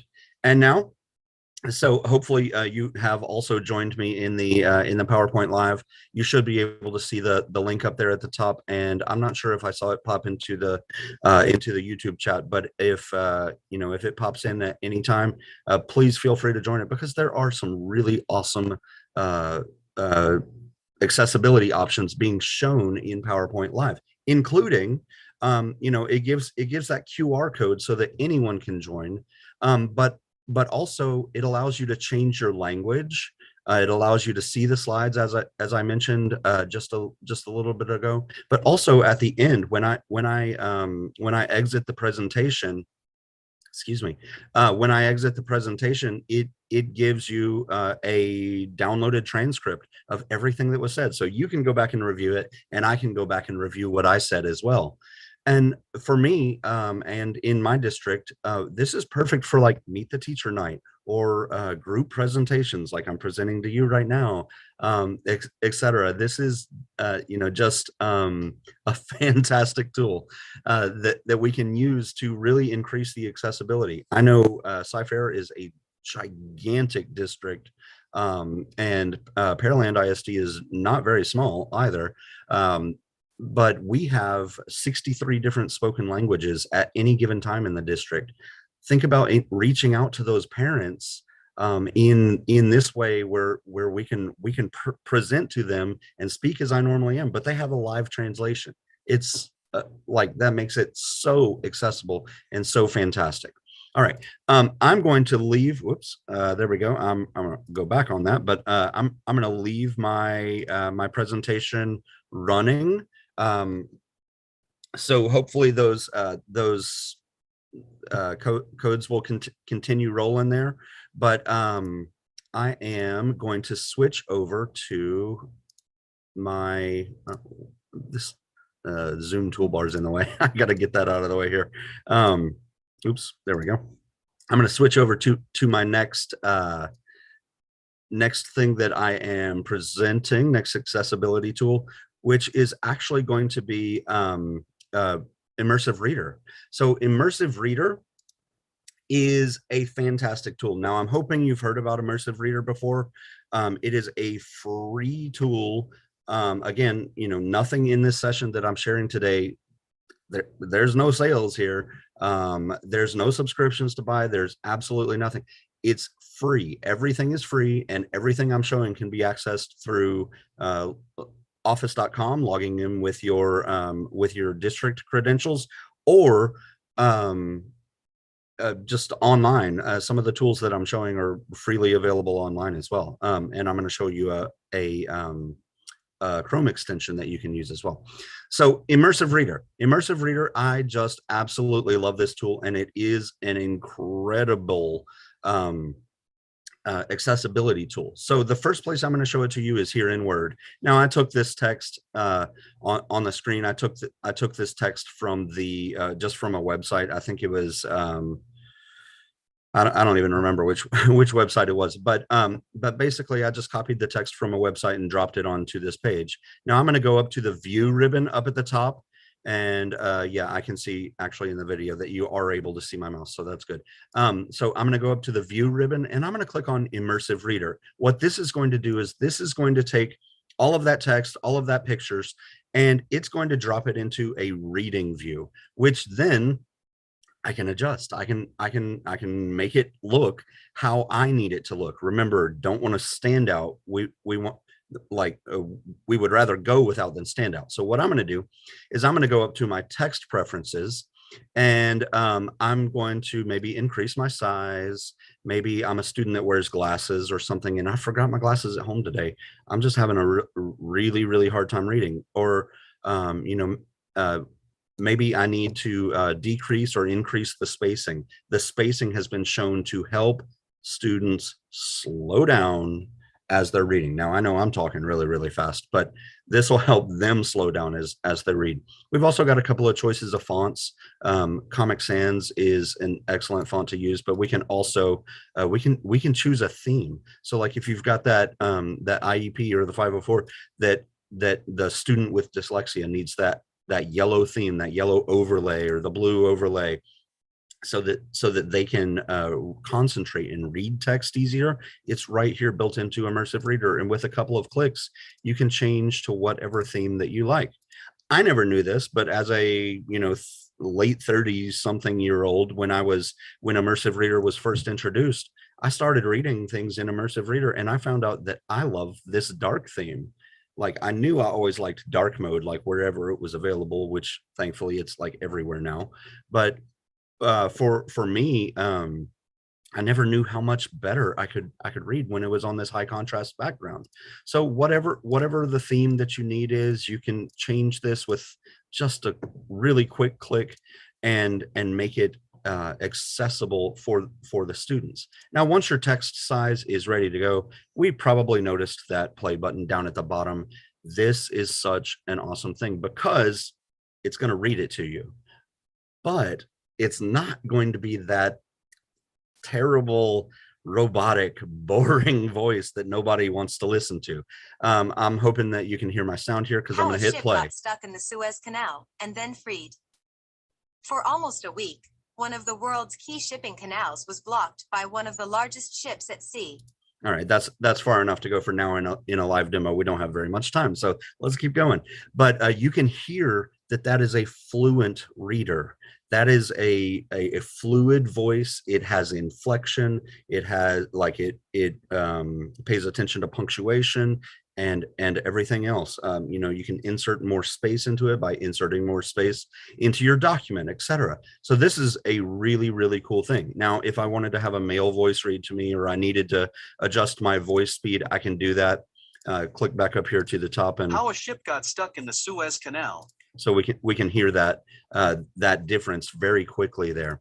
Now, on the grammar options, maybe I have a struggling reader, someone that is new to reading, or is having trouble with breaking apart syllables and things like that. With a click, I can turn on the syllables. So we have the syllabification here. So we've got almost, millions, dollars, looking for a complicated, multi-syllabic word.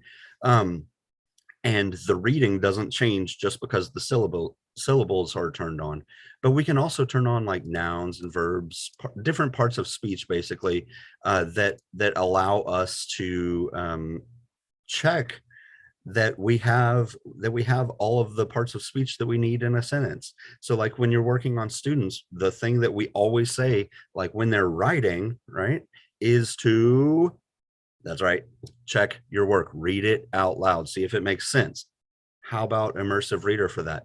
Because whatever they write, this is just a plain old Word document. I'm going to show you a couple of other ways too, but this is a plain old Word document. So like any words that they type into immersive reader, they can then go check. So click up on grammar options. Let's see, did I include a noun in my sentence and a verb in my sentence? Maybe an adjective. Oh, I'm not seeing adjectives in a lot of those. How about adverbs? Yep. Okay. We can see those sort of things. And if you do have colorblind students, the labels, the dictionary labels for each, that actually really, really helps a lot. You can turn them off, cut down that visual clutter as well. Now, the last thing I want to show you in immersive reader is actually our reading preferences tab, because this is so cool.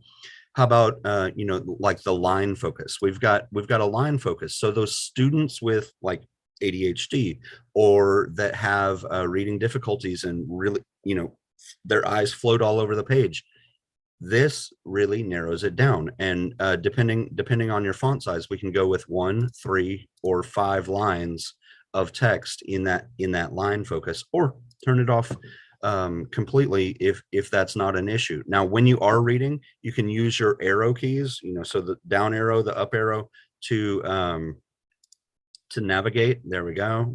We're moving along. Or as you're using the play button, it actually tracks with you. So that is something that we can do.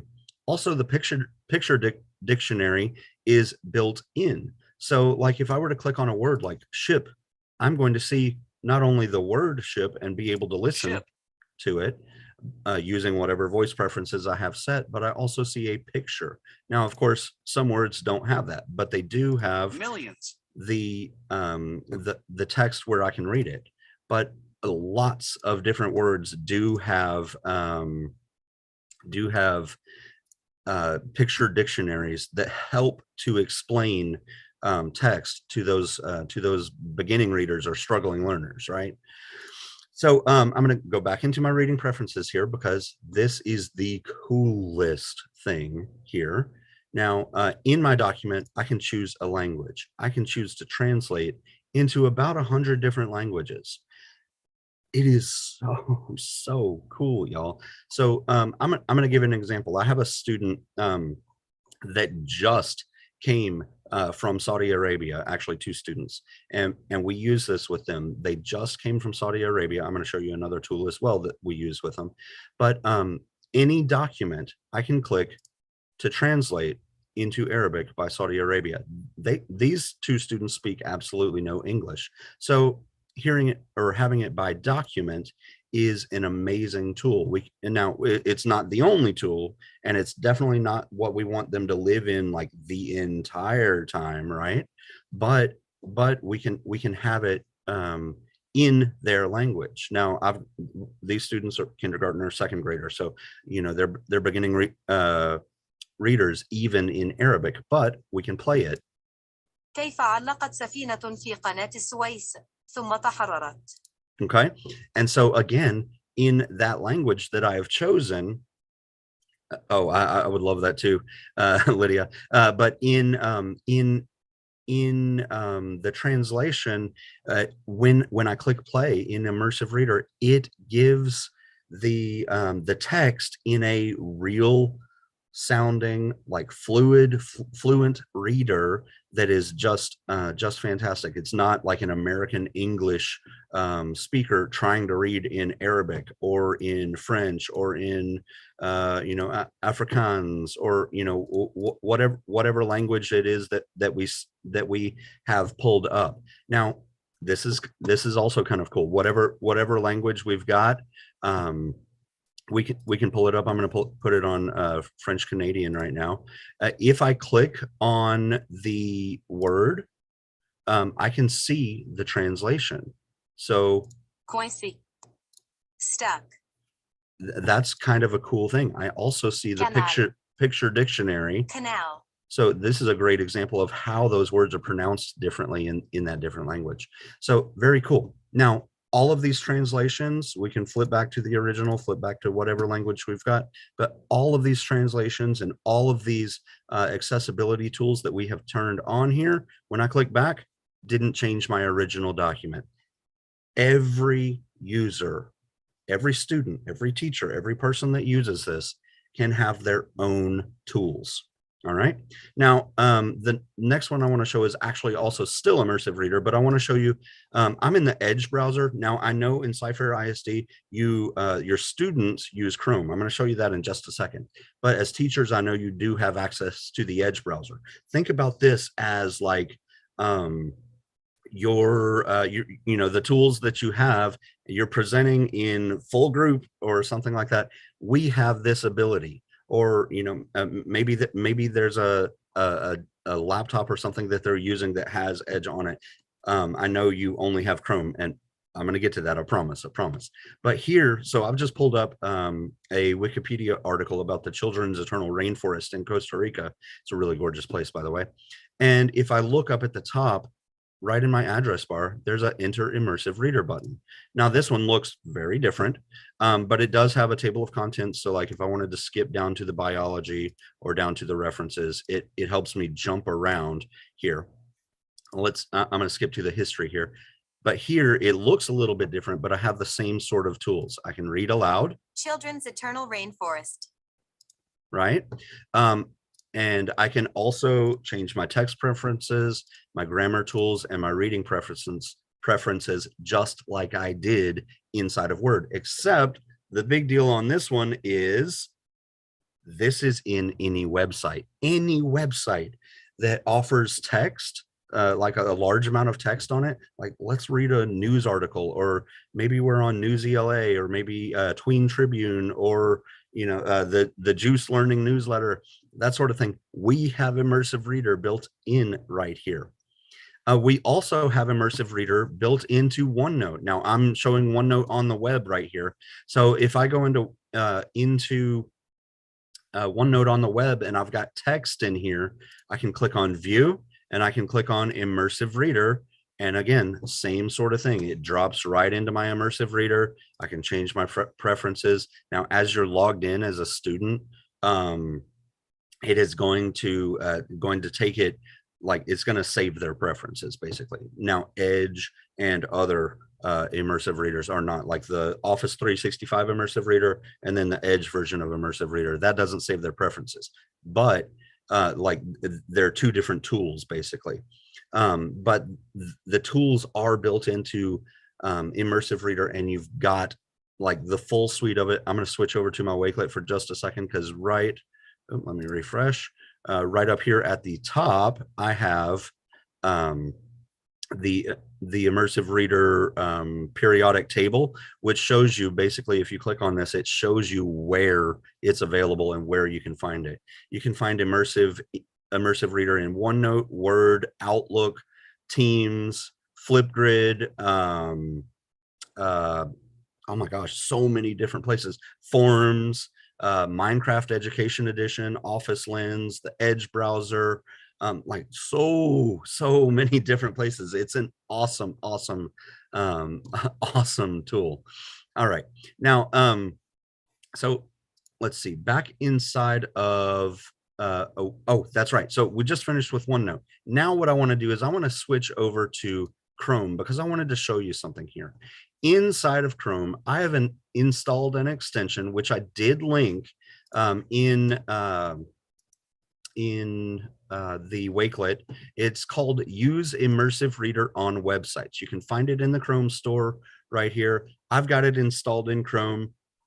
And basically what this does is for any student, any website, just like it does on the Edge browser, slightly different, I guess. We can select text. Now, if I were to click on the extension, it tells me, hey, to get started, just select some text on your website, right click it and choose help me read this. So what I'm going to do, this is a Juice learning newsletter. I love this tool. It's such a really cool thing. But like I can scroll down to like whatever article that I want. Okay, Pluto's ice volcanoes, that'll work for me. So I'm going to select my text here. And then like it said in the little demo, I'm going to right click on it and say, help me read this. Drops it right into Immersive Reader. The formatting's a little bit off, but it is really cool. And I can hear my text. Pluto raises the remote possibility that primitive life once existed in subsurface oceans there. Exactly. So I've got all of my tools, again, text preferences, grammar options, and reading preferences right here on any website in Chrome, perfectly available for your students, because I know that is what you use there. So this is a really, really cool Chrome extension. It is supported by Microsoft, but it is not built by Microsoft. So that's why it says this unofficial extension right there on the page. It's technically an unofficial extension, but it is like the API and the working tool that Microsoft provides to every user. All right, so that is Chrome. That is just a fantastic tool for you to be able to use in your classroom. The next thing that I wanted to show, and I'm actually doing pretty well on time, which is awesome, is I wanted to show that there's a feature inside of Word Online called Editor. Again, we want our kids to be able to, like read their stuff back and edit and find the problems that are in their writing. So Editor is a tool that's right up here on the home ribbon of Word. We can see it over here on the right, but we also see this little pop-up here. So Editor, basically, it calculates your score and it shows you where you messed up. So I've got this little document here. I can choose between formal, professional, and casual writing. This is a student assignment, right? So I'm going to say formal writing, but I can see spelling mistakes. Now, where's my spelling mistakes? If I click on it, it drops me through it. So atmosphere, do I want to change it? One click, I can change it. Drops me to the next one. Influence, all right, there we go. Throughout. Oh, wow, that's how I spell that. Okay, etc. So you can do that. Grammar issues. The same thing. If I click on it over here, it walks me through the next one. Oh, I should double check my capitalization here. Okay, that's kind of cool. I'm going to click on that and there we go. Possible word choice error. What do you mean? I said there. Oh, it's this spelling of there. Okay, click that. There we go. So, and my editor score is going up. But more than just spelling and grammar, it also helps you with clarity, conciseness, formal language, inclusiveness. So like if you say, he did this, she did that, too often, unless you're talking about a specific person, it says, it gives you a little inclusiveness warning. Like maybe we can use some more inclusive text here, different perspectives, punctuation. Did I mess up on punctuation? Where did I mess up? Oh, I should add a comma there. Let's do that. Sensitive geopolitical references, vocabulary, and also, if you're not using like Turnitin or something like that, we can check for similarity to online sources for this document. Right here, we can check and see, is a student potentially, I'm not going to say are they or are they not, is a student potentially plagiarizing something here? So we can check that similarity. Text prediction is turned on. You've got some insights, fabulous insights, like how did, from beginning to end, how did we do on this writing document? So this is editor inside of Microsoft Word. Another tool that is built into Microsoft Word that I love because it saves me so much time. It's also built into a whole bunch of different places, including Outlook, which is my email. I can use dictation. So, and I'm not 100% sure that this is going to work because I'm already using my microphone in Zoom. I may be able to mute my microphone there, but I'm not sure that I would want to do that because I'm live presenting. But if I click on dictate, and I do have a dictate or transcribe option. So like if I have multiple speakers, I can do a transcription and it'll pick that up. If I click on dictate, yep, it can't launch my, here, tell you what, I will mute myself on Zoom for just 1 second, but you'll see my text on screen. Oops, there we go.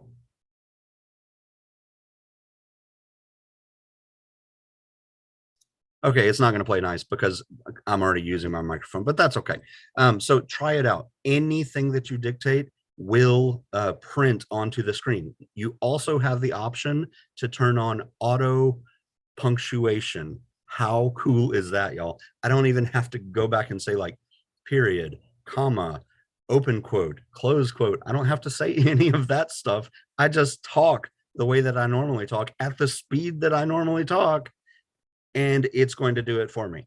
That's really, really, really stinking cool, I think. I'm going to jump back to OneNote for a second because we're gonna step away from reading and writing for a second. I want to show you an inclusive tool built into OneNote for math. So now Microsoft has made it super easy to insert math text. They and again, this is the online version. I'm not doing anything that you can't do for free online. This is available to anyone. I can type my my math equations. I could also handwrite them if I have, like I can turn on my touch drawing, or I could use my smart stylus on my device, whatever. I don't know if your Chromebooks have that, or your Windows devices for teachers, you might have that. But basically what I do, I'm going to select this math equation here, and then in the draw ribbon, I'm going to go into math. It recognizes my equation. If I've handwritten it, and I'm going to be honest, I have terrible handwriting. It's something that I struggle with. If I have handwritten it, it gives me the option to fix it. Like there will be a little fix it button right here below the equation. But then I can select an action. So for this one, I could either solve for X, graph both sides in 2D, or graph in 2D. For this one, I'm just going to solve for X, and it tells me X equals 1. Oh, whoa, wait a second, Seth. How about, I'm not sure how I got there. I'm going to show the steps. Here's my steps for solving a linear equation. Oh, and what's this symbol? That's right, it's Immersive Reader. I click on that and I can hear steps for solving linear equation. Subtract 2x from both sides. And notice it reads it appropriately for math. It will do this at all levels of math. It's really very cool. Now, I'm just gonna close out of this math editor for a second and reopen it. Oops, I didn't select my equation. There we go, reopen it. Because I wanted to show you something else. I can, now in the online version, This only shows up if we don't click show the steps, but in the desktop version, it shows up at any point. But I can generate a practice quiz. So it's going to, Microsoft's AI is going to use this equation that I've got. And it clearly, if I'm seeking help on the math section, it knows I might need to practice. So I can click generate a practice quiz. It asks me, oh, whoops, I have to sign in. Let's see if it'll pull it up quickly. Yep, there we go. Thank goodness it did that. So the math quiz here allows me to select a number of questions. I could go 3, I could go 10, 20, whatever, however many math questions I want. I'm just going to do 3 for right now and click generate quiz. Now watch what it's going to do. Drops in right there on my page in OneNote. Now, please note, I did have some text behind there. That's fine. But I can use this space over here to practice my problems. And I'm just going to answer these quickly. So don't think I'm just terrible at math. But I'm going to go, okay, that one, and that one. Nope, it can't be 0. There we go. I'm going to try that.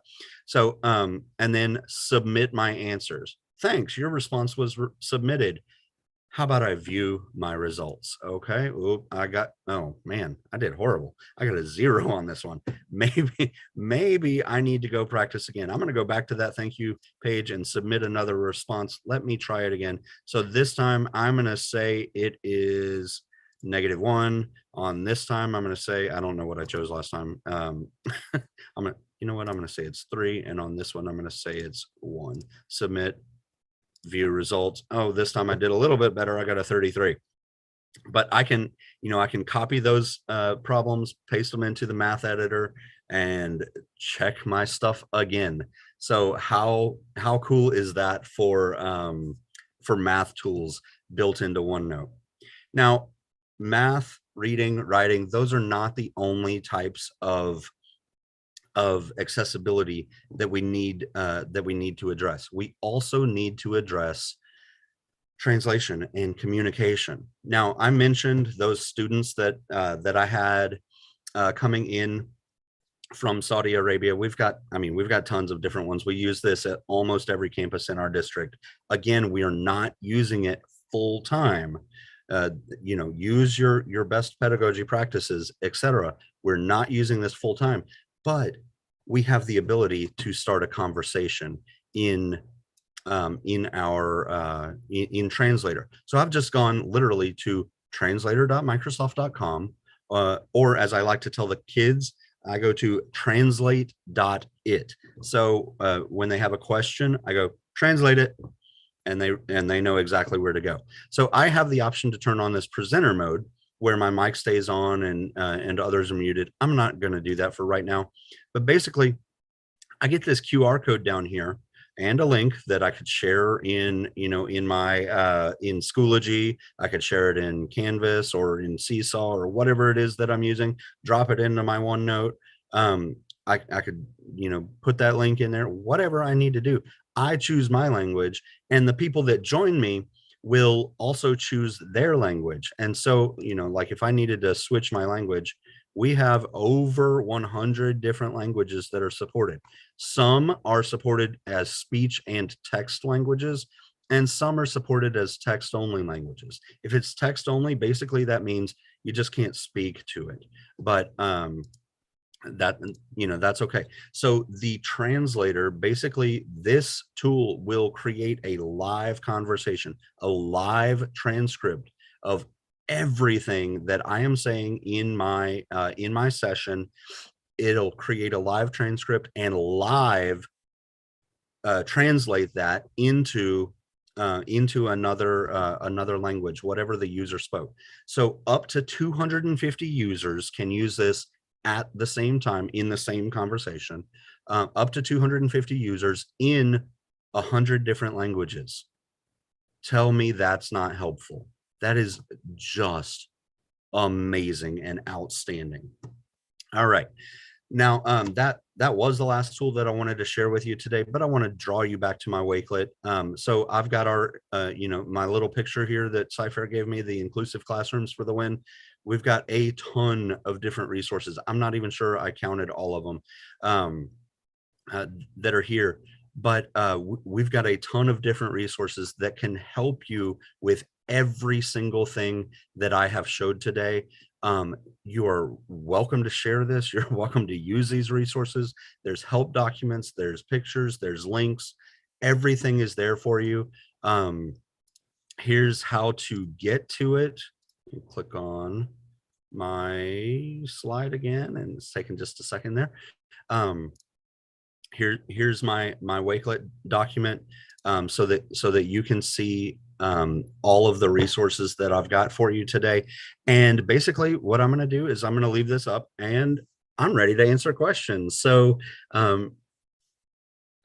did we get some questions in the chat? Do we have anything? Because I know I talked fast, and I know this went super fast. Yeah, so before we ask questions, Seth, let's go ahead and show our attendance real quick. Okay. So that way our audience can get their credits. So like y'all have been doing this whole day, go ahead, grab that code, which is access, not access code. Grab the code, write it down, put it in that form, and go ahead and submit your attendance for this session. If you are having any attendance issues, some things that we have encountered in the past is if you were joining us from outside of Sci-Fair ISD, your district might not recognize our emails coming in, so it might be blocking the confirmation receipt for your attendance. So please email the EdTech Live email that sent out information for today with the email address that I've said email a lot in the last like 5 seconds. Okay. I apologize. Email us so we can check into our attendance form for you.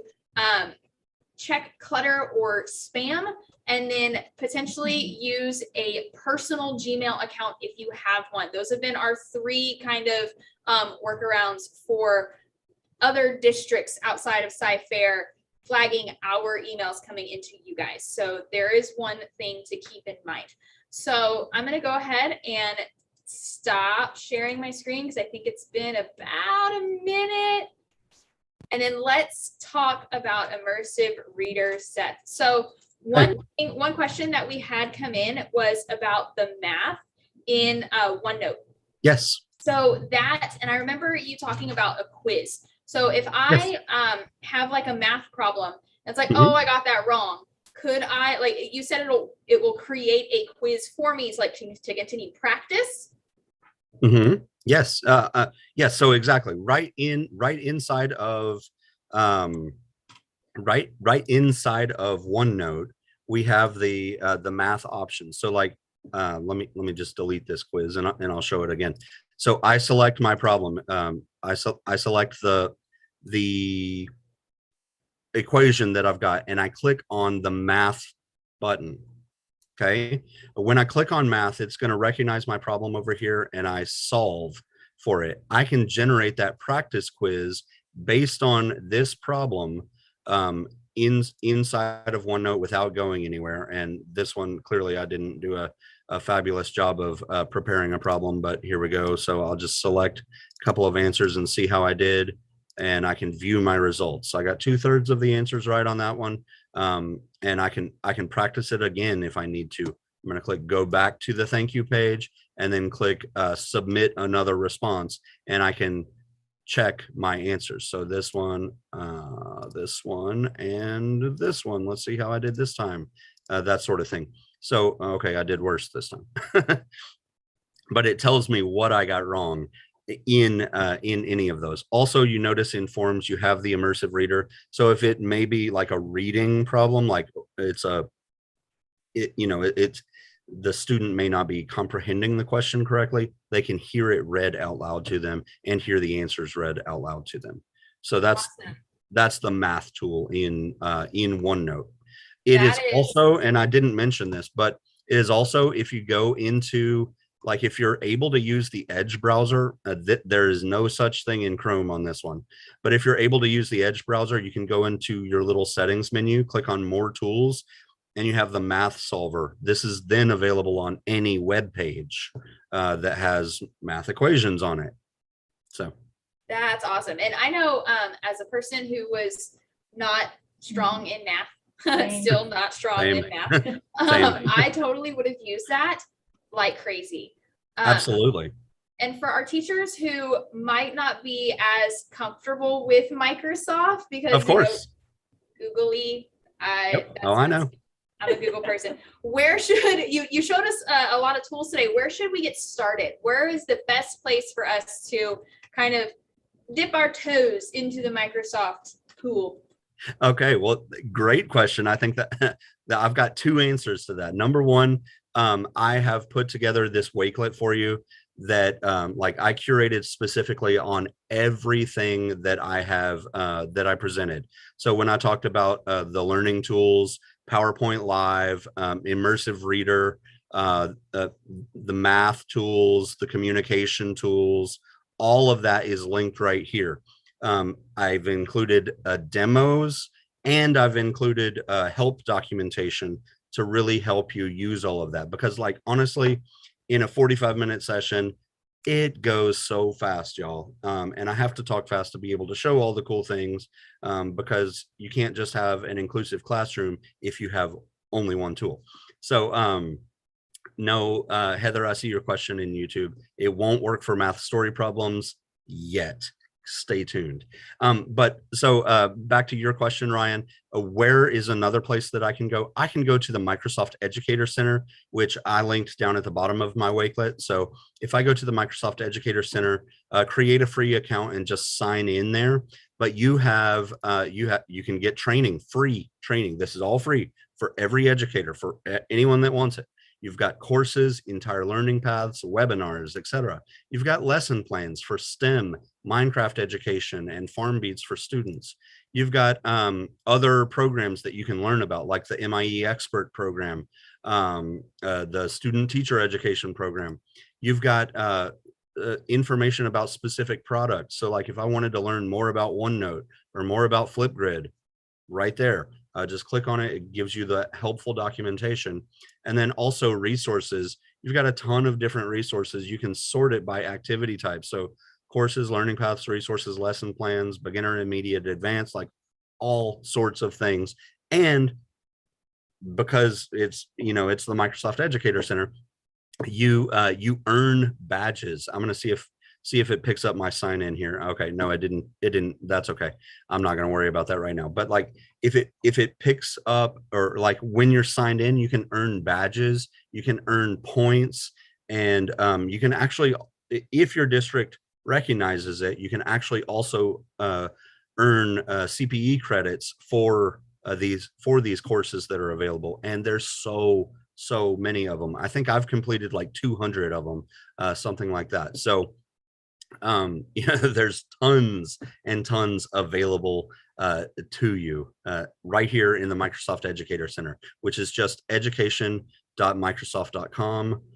I will copy that for you and drop it into the YouTube chat as well, just to make sure that everybody has that. Awesome. Thank you so much. Absolutely. And you've shown so many great tools today. We greatly appreciate you being here with us, taking time out of your Saturday to show us some Microsoft things, because I know that I'm hardcore Google. I'm learning Microsoft. I love Microsoft. You know what? There's every reason to go with what you're comfortable with, but it helps when you see the other side. It helps that you see that there's these other tools available, because like as I talk to teachers and administrators and everybody else, I am always like hearing, oh yeah, I know Microsoft has some stuff, but then they don't know what is out there and what's available. And y'all, I'm telling you, this is free with your education credentials. Like not even if you're in, you don't even have to be in a Microsoft district. I know Sci-Fair has both going, but other school districts that are out there, like your admins don't have to sign up for anything Microsofty. Just because you're a student or an educator, you get this stuff for free. You get what they call the A1 license for free, just using your education credentials. You log in on office.com, just click sign in, type in your district email address. It'll take you to your district's authentication page, and then you get it all for free. There's absolutely no cost to any of this stuff. We like free. We do. We like love, right? That's our we're, favorite. we're Yeah. teachers. We love That's free. our favorite Yes. word. Free. Free is our favorite word. Well, thank you again, Seth. We really Absolutely. appreciate you showing us all these great tools, and I'm sure that some of our teachers who joined us today are really excited to start using this on Monday. Absolutely. It was my pleasure to speak with you all today. I love the EdTech Live, and I love the DLC events that y'all put on. If you would like to connect with me, I'm just at Seth Fewell on Twitter. And I would love to connect with you. Love to answer questions, help you out however I can. And thank you so much for attending today, or watching later if you're watching not live. But thank you so much. This is a really awesome opportunity, and I love that Cypher puts this on for everybody. Well, thank you again, and have a great rest of your day. Take care. All right. Y'all do the same. Take care. Bye. Bye, Seth. Bye. All right, if you are joining us after the fact, then we're going to go ahead and show you real quick how you can access some of our, or not some, how you can access these sessions. Okay, so here's our site, here's our website. I'm going to show you, I'm going to walk you through the whole process. So open up a new tab, type in bit.ly/CFISD EdTech Live. And it's going to take you to that homepage where we just were, and click on live sessions. After we are done, this is actually going to, if you scroll down, you're going to be able to click on the images of the session that you want to go watch, and it will jump you right to that session here in YouTube. Again, we will be doing that within a matter of few hours ish. Yes. Give us a little bit. A lot of viewers today. Yes, we had a lot of y'all join us today, and we're so excited that you did. But give us a little bit to take care of that and get those linked for you. But that is how you can access these sessions. And remember, you can still get attendance credit all the way up until midnight. When? Tomorrow. April 3rd. Sunday. Yes, April 3rd. April 3rd. And this is not April Fool's. And that was yesterday. Definitely not. Ooh, we had way too much. Yeah, bad.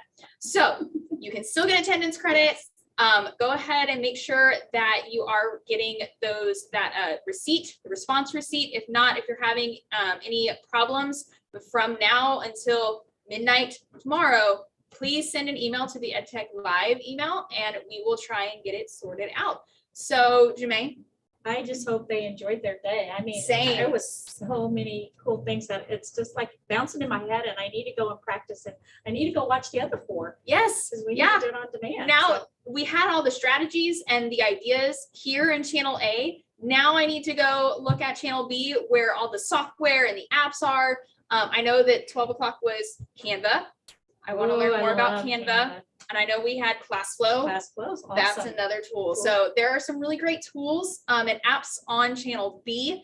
So if you want to learn how to take these strategies that you learned and maybe use some of those tools with them, that will be a great little connection there. Yes. Didn't do that on purpose. No. Little connection. All right. Well, thank you so much for spending your Saturday morning with us. We greatly appreciate you being here, and come back next year. In December? Next school year. Yeah. December 3rd. Me, I know. another year. Next school year. Yes. We'll be back December 3rd at EdTech Live, just like we are now, with 2 channels, 8 hours total options for you. It's a good time. We're going to have some fun. All right. Opportunity. So y'all, I know you want to leave and get some food, chicken wings, whatever you eat, French fries. That's what I like, and bacon, but that's lunch. Okay, we're gonna go. Y'all have a great Saturday. We'll see y'all later. Bye.